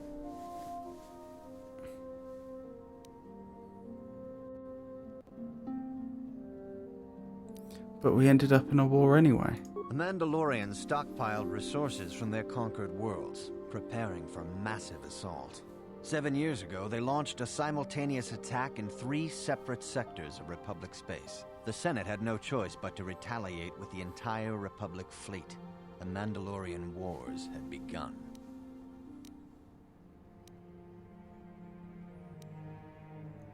What about Malak and Revan? The Republic petitioned the Jedi Council for aid, but there were many factors to consider before we allowed ourselves to be drawn into another conflict, so soon after the war with Exar Kun. While the Jedi Council preached patience, there were many among our order who were eager for us to join the battle. 2 young knights in particular demanded immediate action, Revan and Malak. They rallied many of the Jedi to their cause, and against the wishes of their masters, joined the Republic fleet battling the Mandalorians. Revan was a brilliant military leader, and the Republic fleet began to win victory after victory. 4 years ago, the Mandalorians surrendered unconditionally.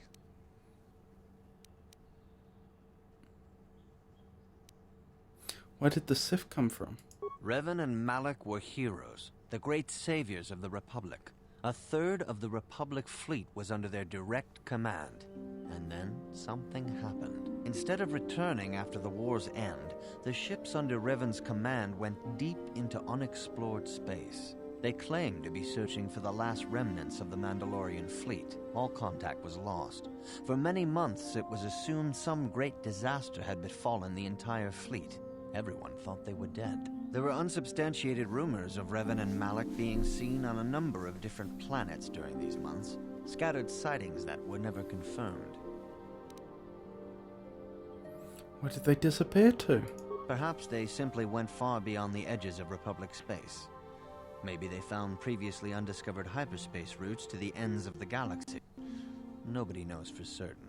3 years ago, Revan and Malak returned at the head of a massive invasion fleet. Revan had assumed the title of Sith Lord. The hero had become a conqueror. That's suboptimal. Where did Revan get the ships for the Sith fleet? Some of the ships in the Sith fleet are those that were under Revan's command during the Mandalorian Wars. But many more are of an alien design we've never seen before. Ooh. The source of this massive fleet is one of the many things about the Sith we cannot explain.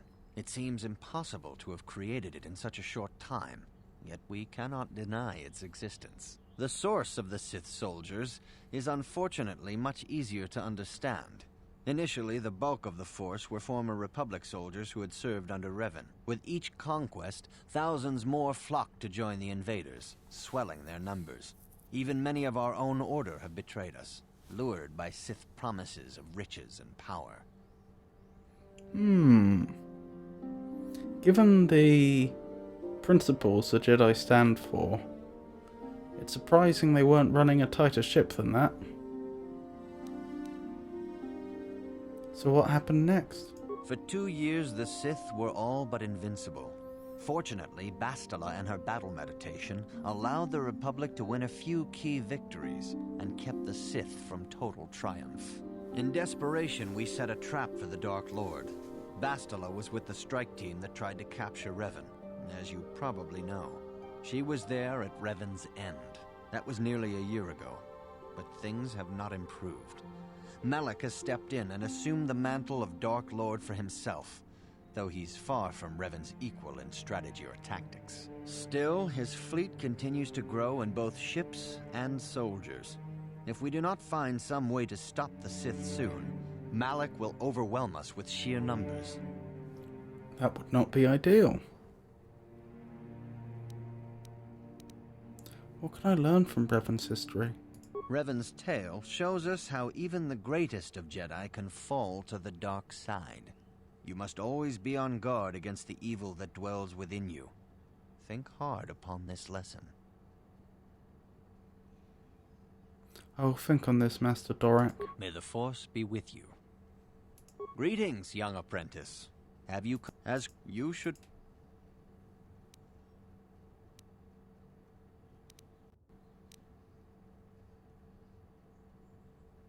You should ponder the history of Revan. It contains many lessons you may need if you hope to defeat Malak and the Sith. Okay, I was hoping I'd get the option that I didn't choose when I spoke to him initially to ask him directly about the Jedi Code, but never mind.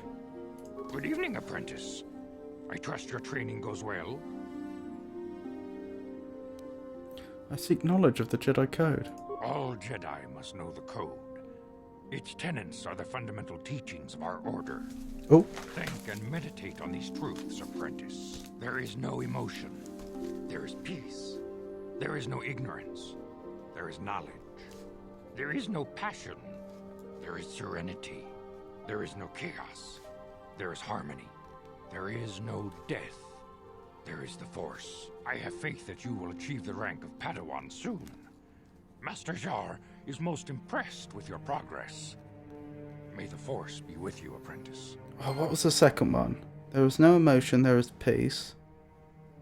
And then I got the others. I can just ask him again, can't I? Oh wait, was my journal updated with it? Ignorance and knowledge. That makes it easier.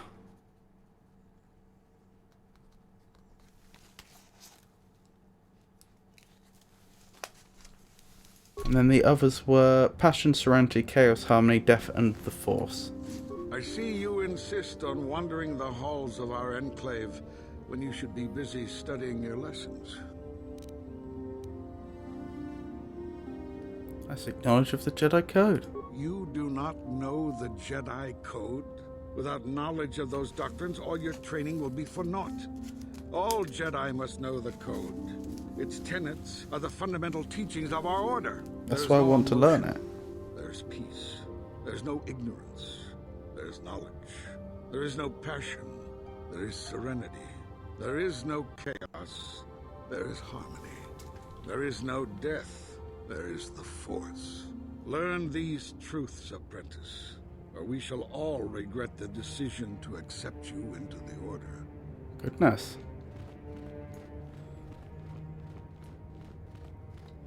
What a charming fellow.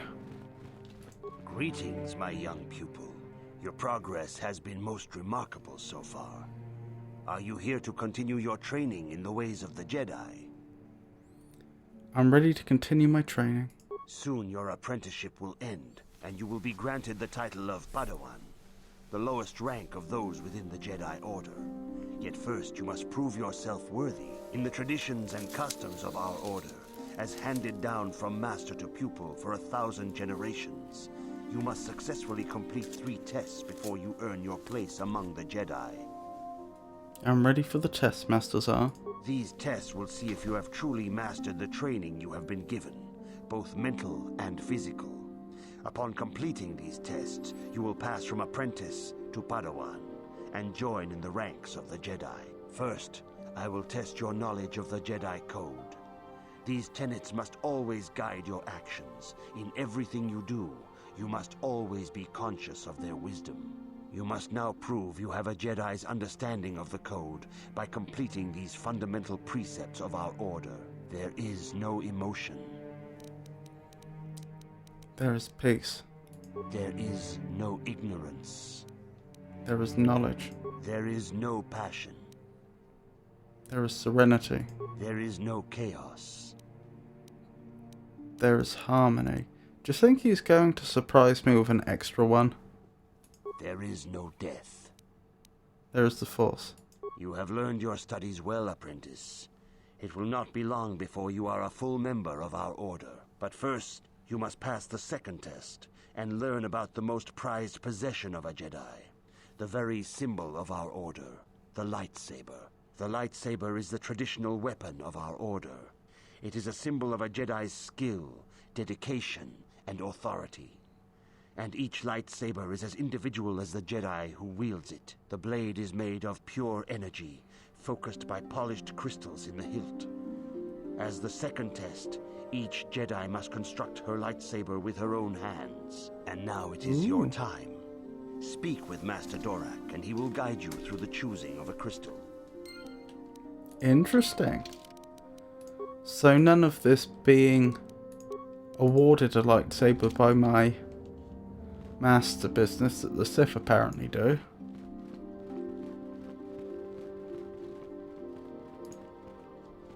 Ah, you have come, young apprentice, at Master Zar's bidding. He sees great promise in you, as do I. The time has come for you to choose the color of your lightsaber. This color also reflects your demeanor and position within the Order.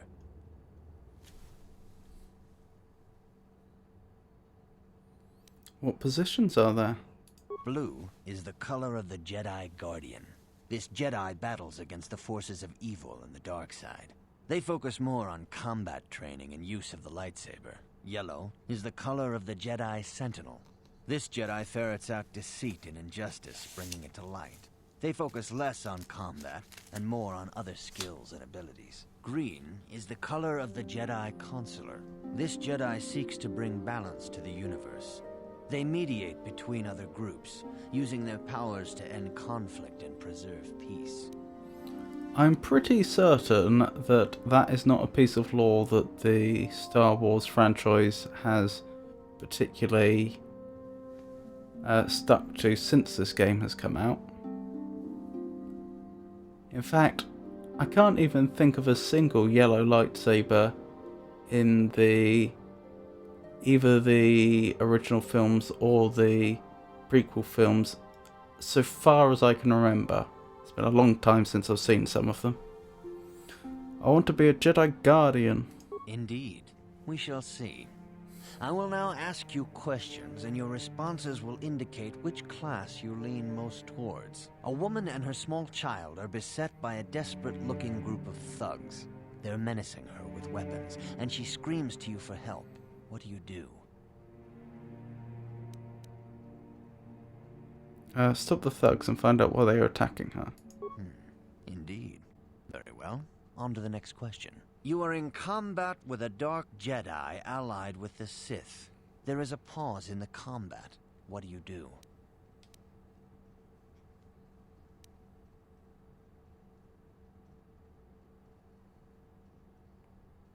Well, I'm already in combat, so it's unrealistic to think the combat is going to...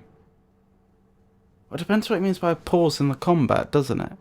If they've actually motioned to stop and talk, that's very different to they've become distracted.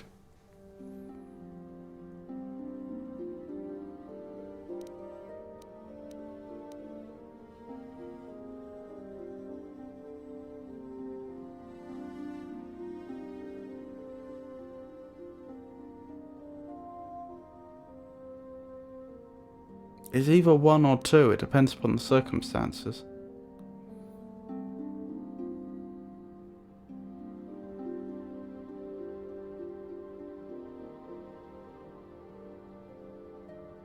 I'll go with attack. Clearly, if we're in combat already, clearly talking has already failed. Attack him again. Yes, I suspected as much. Now for the next question. There is a locked door, and your goal lies on the other side. What do you do?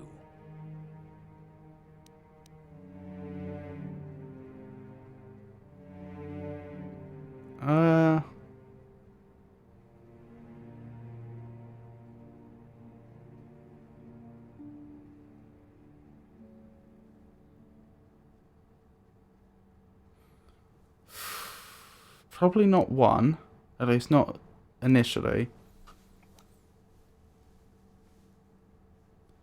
Knock, I suppose. I am beginning to see a pattern here, apprentice. I have a feeling about what you would be best at. But first, the final question. You are the head of an enclave on a contested world. The Dark Jedi have infiltrated and are causing unrest across the planet. What do you do?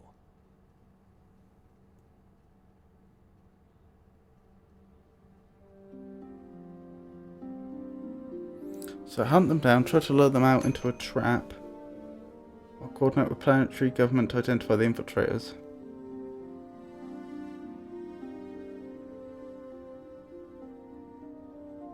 All could be perfectly valid options depending upon the circumstances. But in terms of our character, I would say so far we've been in a position very much of we need to get something done now or no one's going to do anything at all. We have to take action or nobody will. So I suppose hunt them down. Yes, I thought as much. As I suspected, you would be most suitable as a Jedi Guardian. Which color and path do you believe yourself most suited to, apprentice? Blue, the path of the Jedi Guardian. Here is a blue crystal for your lightsaber. Go speak to Master Jar again, and he will instruct you in how to construct it. Oh, blimey. Wait. Have all my attributes been reset? No. Oh, where would the game recommend I put the attribute? Strength, you think? I think Constitution. High Constitution adds modifiers to the vitality points gained at each level up. This is important for everyone but essential for soldiers and Jedi Guardians. I agree. If we're going to be a tank, we need a lot of Constitution and health. Skills. Where do you think? Yep, I agree, game. Treat injury is probably the most important. Features. Weapon proficiency lightsaber, that's nice. Jedi defense. I think that just gives me a higher defense for nothing. Just free for the rest of the game. Force jump. That's nice. That allows me to close distance quickly. Jedi sense. I've got a feeling that's a straight up bonus to awareness and possibly some other things. And force sensitive. Don't know what that does. Right, where does the game think we should put it? I think Master Toughness. The character is further fortified against damage. The character gains an additional +1 vitality point at each level up. Retroactive for levels previously gained. This is in addition to the +1 vitality point per level granted by toughness and the 2-point physical damage resistance granted by improved toughness. Oh, it's only physical damage that the improved toughness gives us. Nah, not critical strike.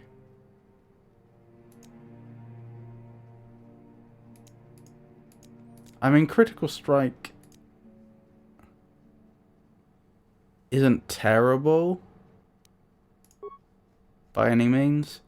But again, we're building a tank. We need master toughness, surely. There we go, 111 vitality. That's not bad, is it? Ooh, powers. Cure feels like it's a must-have.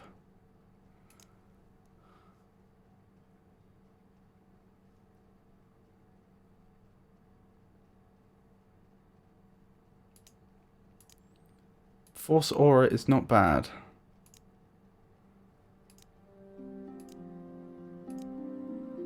Stun feels like...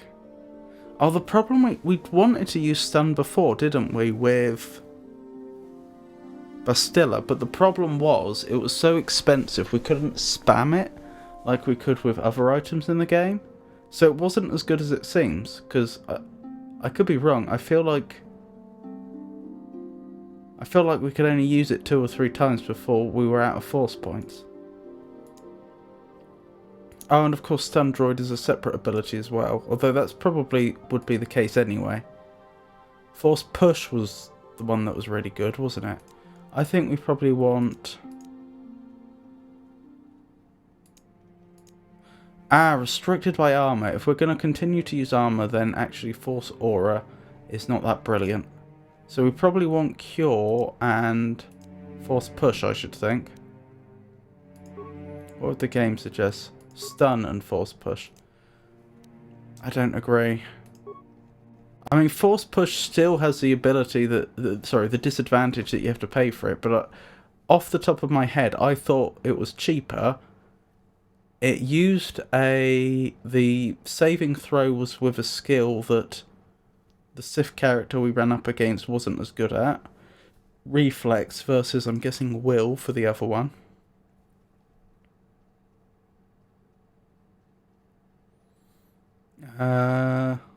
Fortitude. Oh, okay. Could go either way then, depending upon the character.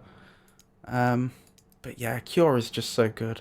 Then again, Cure really is an out of combat thing, isn't it? It's not that you can't use it in combat, it's just it's not as good. Well, here's an argument against taking Stun and Force Push. They both essentially try to do the same thing. So we wouldn't want to use both in the same combat. Then again, it's Fortitude versus Reflex save, so I suppose you could argue, yes, you would only want to use one in any given combat, but then that covers more bases. I still think Cure. I might be wrong, but I feel like the ability to just get free healing is... and for the whole party as well, is just too good.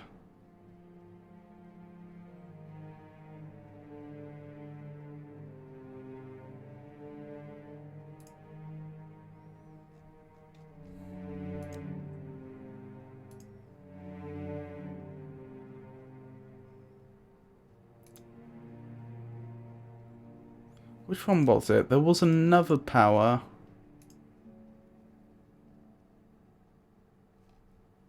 Oh, it was the aura. Sorry, Force Valor. I think. That was the one. Yeah, that one gets really good once you have 2 levels of it. At level 1, this power increases the physical attributes and saving throws of the Jedi... Oh no, and all party members by 2 points. I was wrong. That one isn't... It does get better as you level up, obviously. I thought it only affected the Jedi themselves at level 1, and then at level 2 it affected the whole party, but that's not the case. No, I'm going to stick with it. Cure and Force Push. Obviously there are other abilities here that could all be useful, and I might end up thinking, oh, I wish I had such and such, but I just don't see how I'm not going to get good utility out of Force Push and Cure. Although, having just said that, here's a good counterpoint. I can't Force Push and attack at the same time.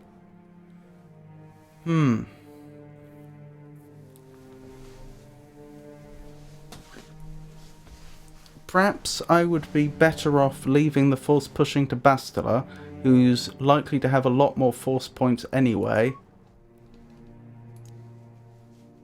And instead... Oh, but Force Valor's restricted by armor anyway. What do they mean by restricted by armor? I assume they just meant that increases to defense wouldn't be improved as much. Do they mean I can't use it if I'm wearing armor? Because that would be pretty awful. This power shields the Jedi in the Force, absorbing the first 15 points of damage from sonic, fire, cold, and electrical attacks. Damage over and above the first 15 points is suffered as normal. Oh, this is the one I think I was thinking of. Not Force Valor. The energy resistance.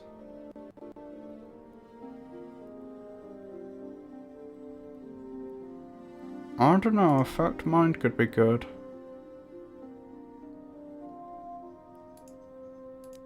It's between energy resistance and Effect Mind, I think. Can I use Effect Mind even? Yep, armor's not a problem. I've actually talked myself out of the two choices I was going to make. I think Affect Mind and... Oh, I could take Dominate Mind now. Yeah, and then we'll move into Energy Resistance when we level in the future. We'll probably be keeping Bastila with us a lot of the time. And she can do the curing, she can do the valor and what have you. But yeah. Just make absolutely certain I'm happy with that. I think I am. Yeah. Bit weird to be giving, for our first two force powers, to be giving our tank powers that can only be used out of combat. But you've also got to bear in mind that only our main character is allowed to talk to people. That's just how the game works. If we try to talk to someone with anyone but the main character, then the main character magically appears and starts talking to them instead. So not taking these two would probably cut off significant portions or significant options that we would have during the rest of the game that we wouldn't even know about. So I think this is the right choice. Yes, I'm happy with that. And I can level again because I saved. I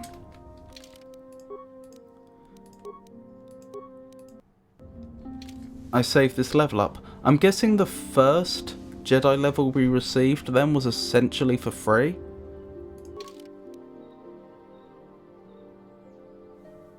That's interesting. Was my experience actually capped? Why would I have the exact amount of experience needed to level up? I didn't think your experience was capped. No, you can see that.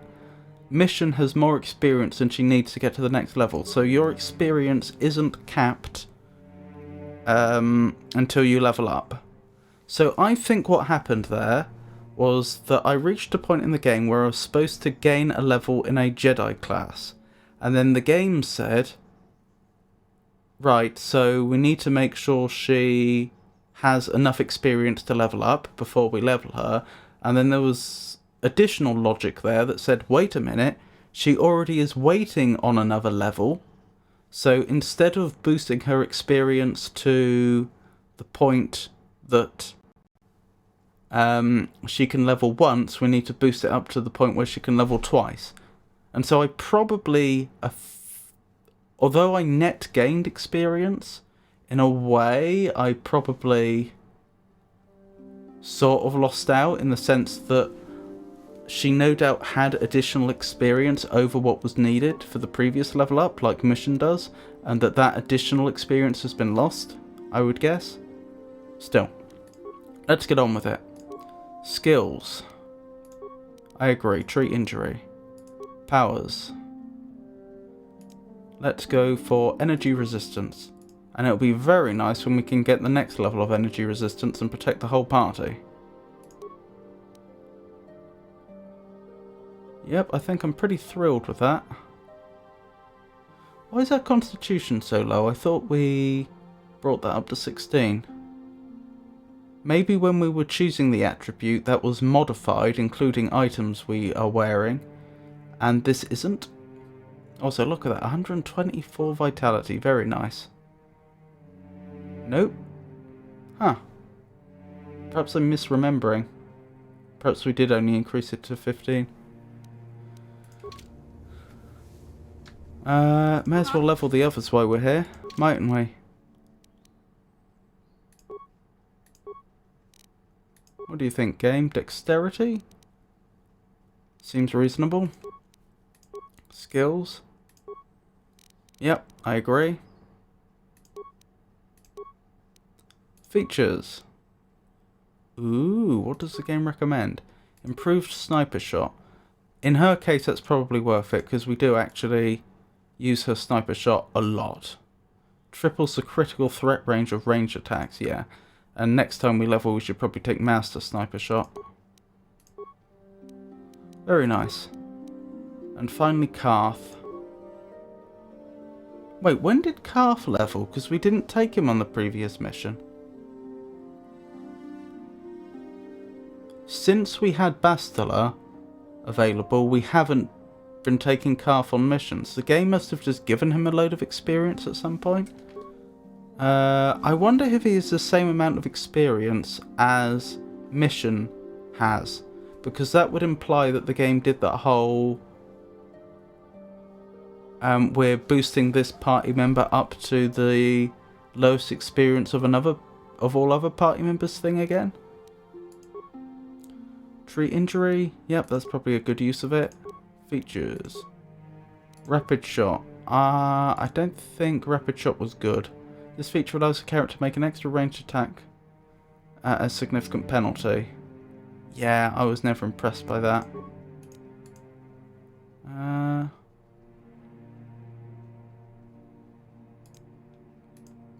It's got to be improved toughness, doesn't it? See, here it says any damage suffered, whereas on this trait it says physical damage resistance. But yeah, we'll take toughness. Also, why is his vitality 22? That's clearly not right. Strange. Oh, he's leveled up again. And no, he's not on the same experience as Mission, so I don't know where he got so much experience from. Strength. That would be terrible for him because he's not a melee combatant. Probably dexterity.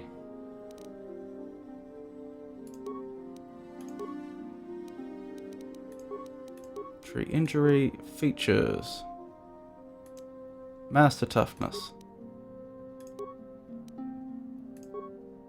Much better.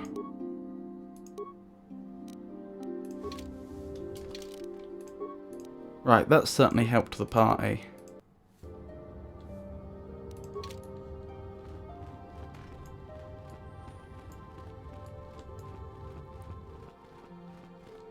Ah, good. Now that you have selected your crystal, we shall begin the construction of your lightsaber.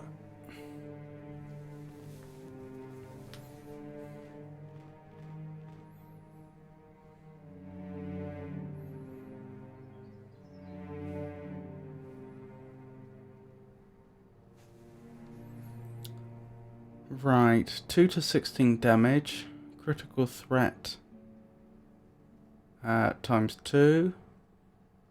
Traditionally associated with the Jedi, the lightsaber is a devastating weapon, difficult to master.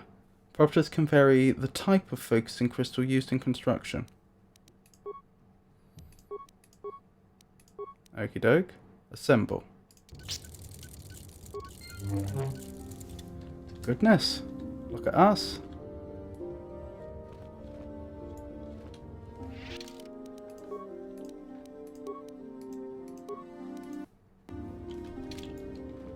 You have done extremely well in constructing your lightsaber, apprentice.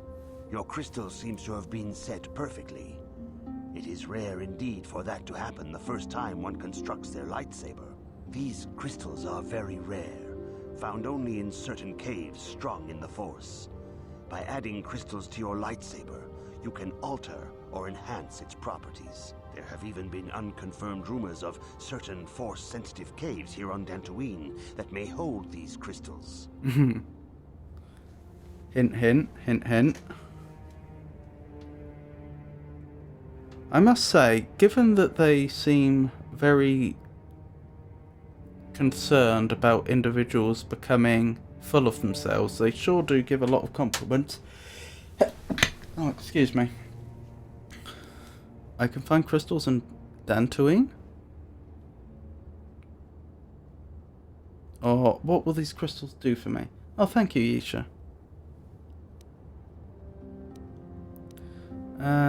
What else will these crystals do for me? For me is perhaps the wrong way to phrase it. I can find crystals on Dantooine? It is a rumor only. I do not know if there's any truth in it, but you must learn first to use your lightsaber and take care when drawing it. Your lightsaber identifies you as a member of the Jedi Order. With such recognition comes honor and respect, and the attentions of dangerous enemies. The Sith and Dark Jedi will seek to destroy you, apprentice. And you must prove yourself worthy in battle against a foe who also wields a lightsaber. Are you ready to face the final challenge, apprentice? Do I find myself in combat with Bastila by any chance? Oh, she does have really good combat support abilities like Force Push and Stun, though. This could be painful. I'm ready to face a third trial. For every Jedi, the threat of the dark side is always present. You must truly understand this before you are accepted into the Order. You must see the corruption of the dark side for yourself. Even here on Dantooine, there are places where the dark side holds sway, twisting and tainting nature itself. The ancient grove, once used for deep meditation by the Jedi, is now tainted. A wave of darkness perverts the region around it. The Kathhounds in the area have become savage and ruthless. They have become a threat to the settlers, a threat the Jedi have promised to stop.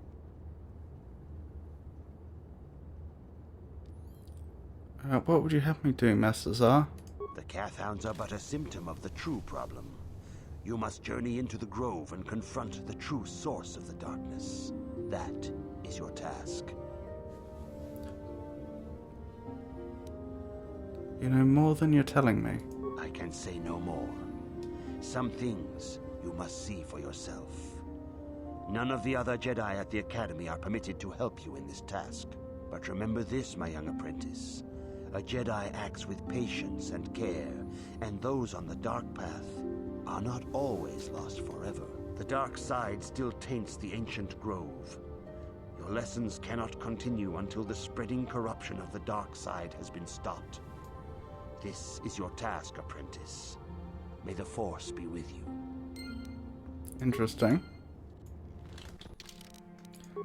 He made a point about no one from the Academy can help me, as though to suggest that people from outside the Academy can.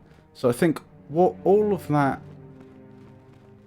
ultimately comes down to is that I'm not allowed to take Bastila with me, but I am allowed to take the other members of our group.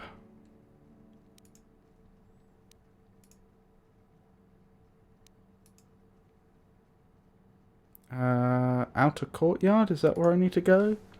Presumably. Did I see there was a shop around here? I might want to check. I feel like we used up a lot of items in our most recent encounters.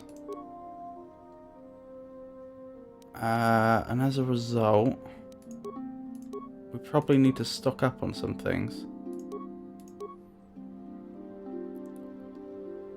We're doing okay for adrenal strength. Med packs. We need med packs.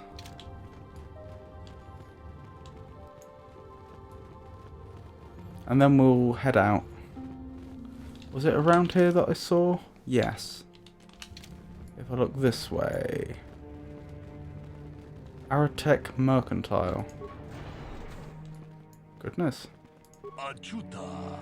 You must be one I've been hearing about. The new recruit, as it were. Nivera Sana, I think they said. Another fresh-faced apprentice ready to leap into Jedi training with both feet. Well, best of luck to you is all I can say about that.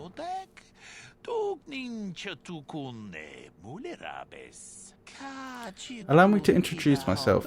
I'm Kretis Ukurl, proprietor of the general store here on Dantooine. Not much to look at now, I'll admit, but I'm in on the ground floor.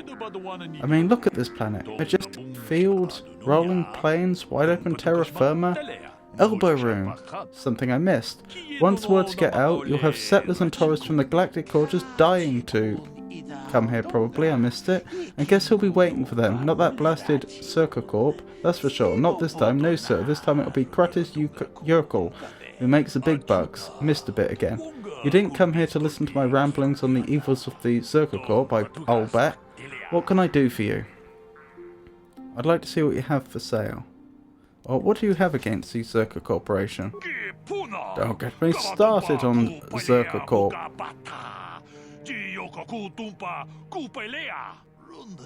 They've got a monopoly on half the galaxy already, and they do everything they can to keep anyone else from getting a foothold in their territory.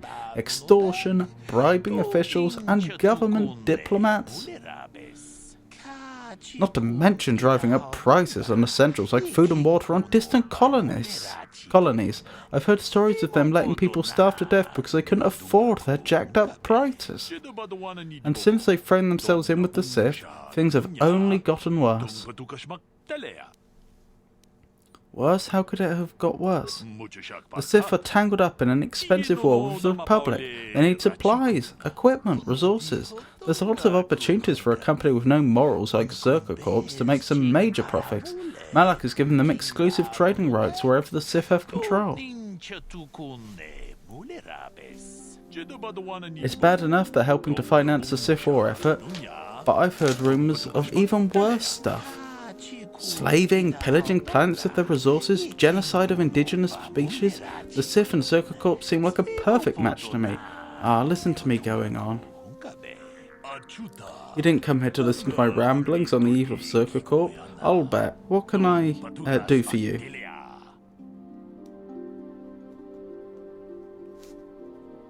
Zerka Corp. Evil, Sith, aligned organization. Question mark. I'd like to see what you have for sale. Excellent, as always, my selection is somewhat limited. Zerka Corp has a monopoly on some of the suppliers, but I'm sure you'll find all my inventories of the highest quality. And I've got a few special items, something or other. I will happily take all of those. And many of these.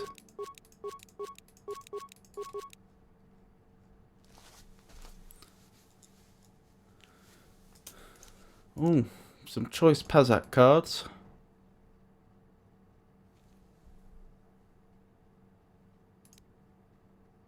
Immunity critical hit, goodness.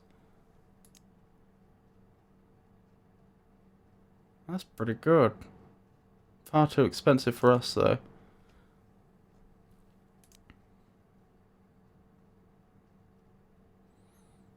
This is a standard issue gear for Republic forces and most professional soldiers, protecting against a variety of gas-based attacks. Interesting.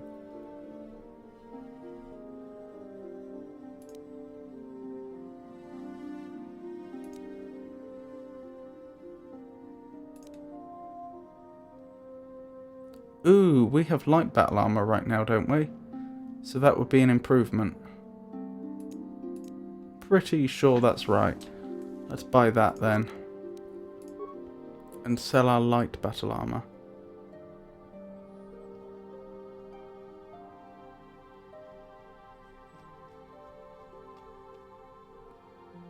Perhaps I have to...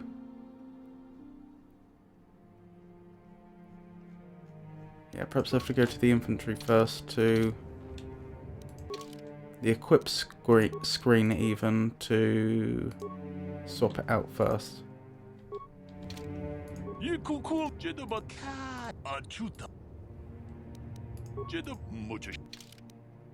Right, sell screen. I don't think we have another character that's able to... Oh, perhaps I should have been wearing Davik's warsuit after all.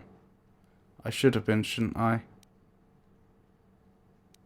Wait, what happened there? I thought I swapped it out.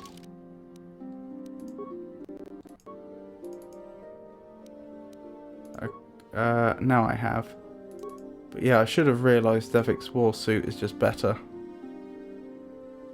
I think. Davik spent lavishly on his safety, and many a bounty hunter ended up dead in the streets for underestimating both his will to live and the protective qualities of his armour. Yep, that was careless of me. I just parted with a load of money for no reason.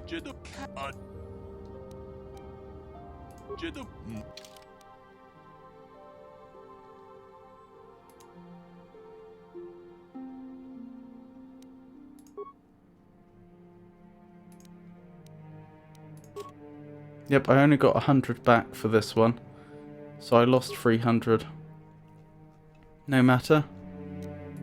Careless, but nothing to be done now.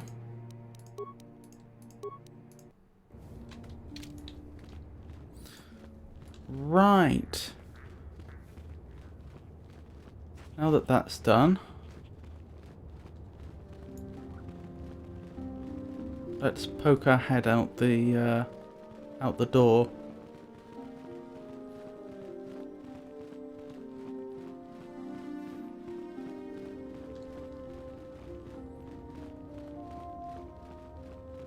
Jedi droid? I didn't think droids could be Jedis. The council has decreed you may come and go as you please.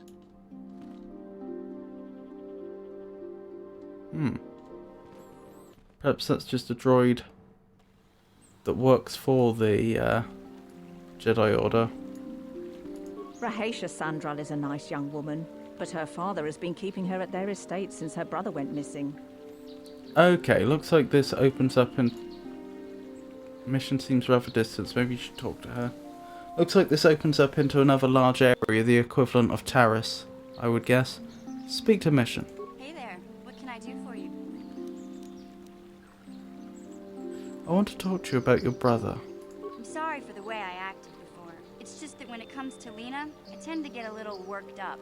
We've had this conversation before, I think. Oh, Lena! That was the girl the lady he ran off with. Why do you hate her so much? My brother and me had a good thing going. Sure, Griff had his run-ins with the law on Terrace, but we got by okay, until Lena came and ruined everything. She was a dancer at the cantina where my brother used to go play Pazik.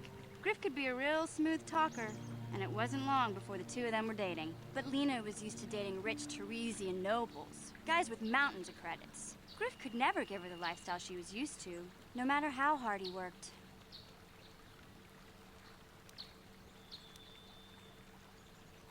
You mean no matter how much he stole? I'm not gonna pretend Griff wasn't a hustler and a con artist, but that doesn't mean you can just insult him. He did what he did to look out for me. I thought Lena would brush Griff off when she saw how poor he was, but for some reason, she stuck around. I guess she saw the potential for a big payday down the road. Maybe she actually liked Griff.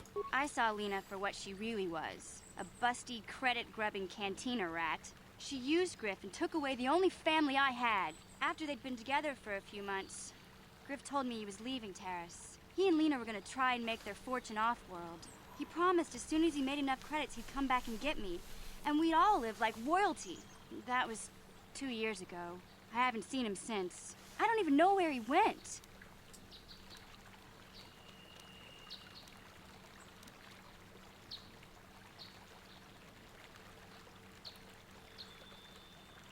How is this Lena's fault? Oh, I know what happened.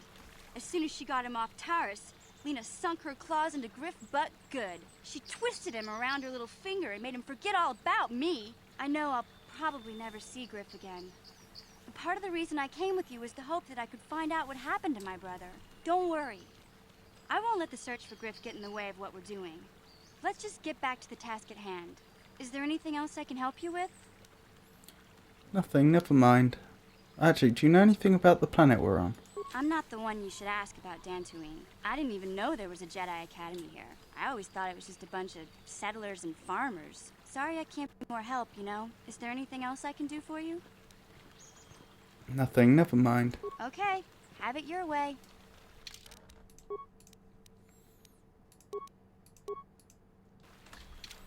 Right, let's keep going. Nemo?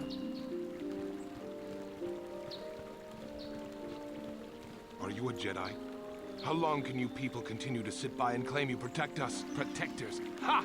You sit in your enclave safe from the Mandalorians while we suffer.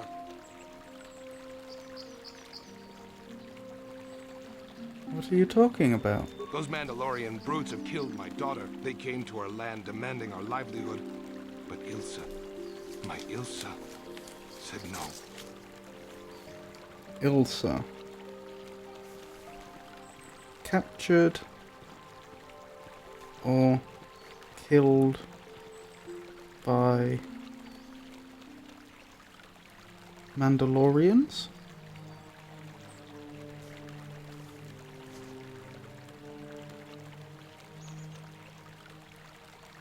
They killed her?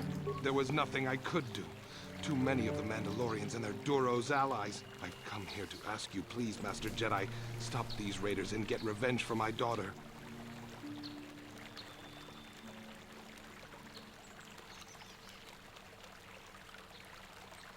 I will protect you and your fellow settlers. I will give you all I have. Just please, annihilate them from the face of this planet. That may be a little extreme, but I'll gladly go search for your daughter. Right.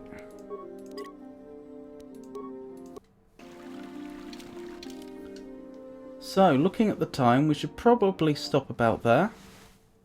Thank you for coming, everyone. I hope you enjoyed it. Next stream will be tomorrow, and I'll be continuing with our playthrough of Knights of the Old Republic.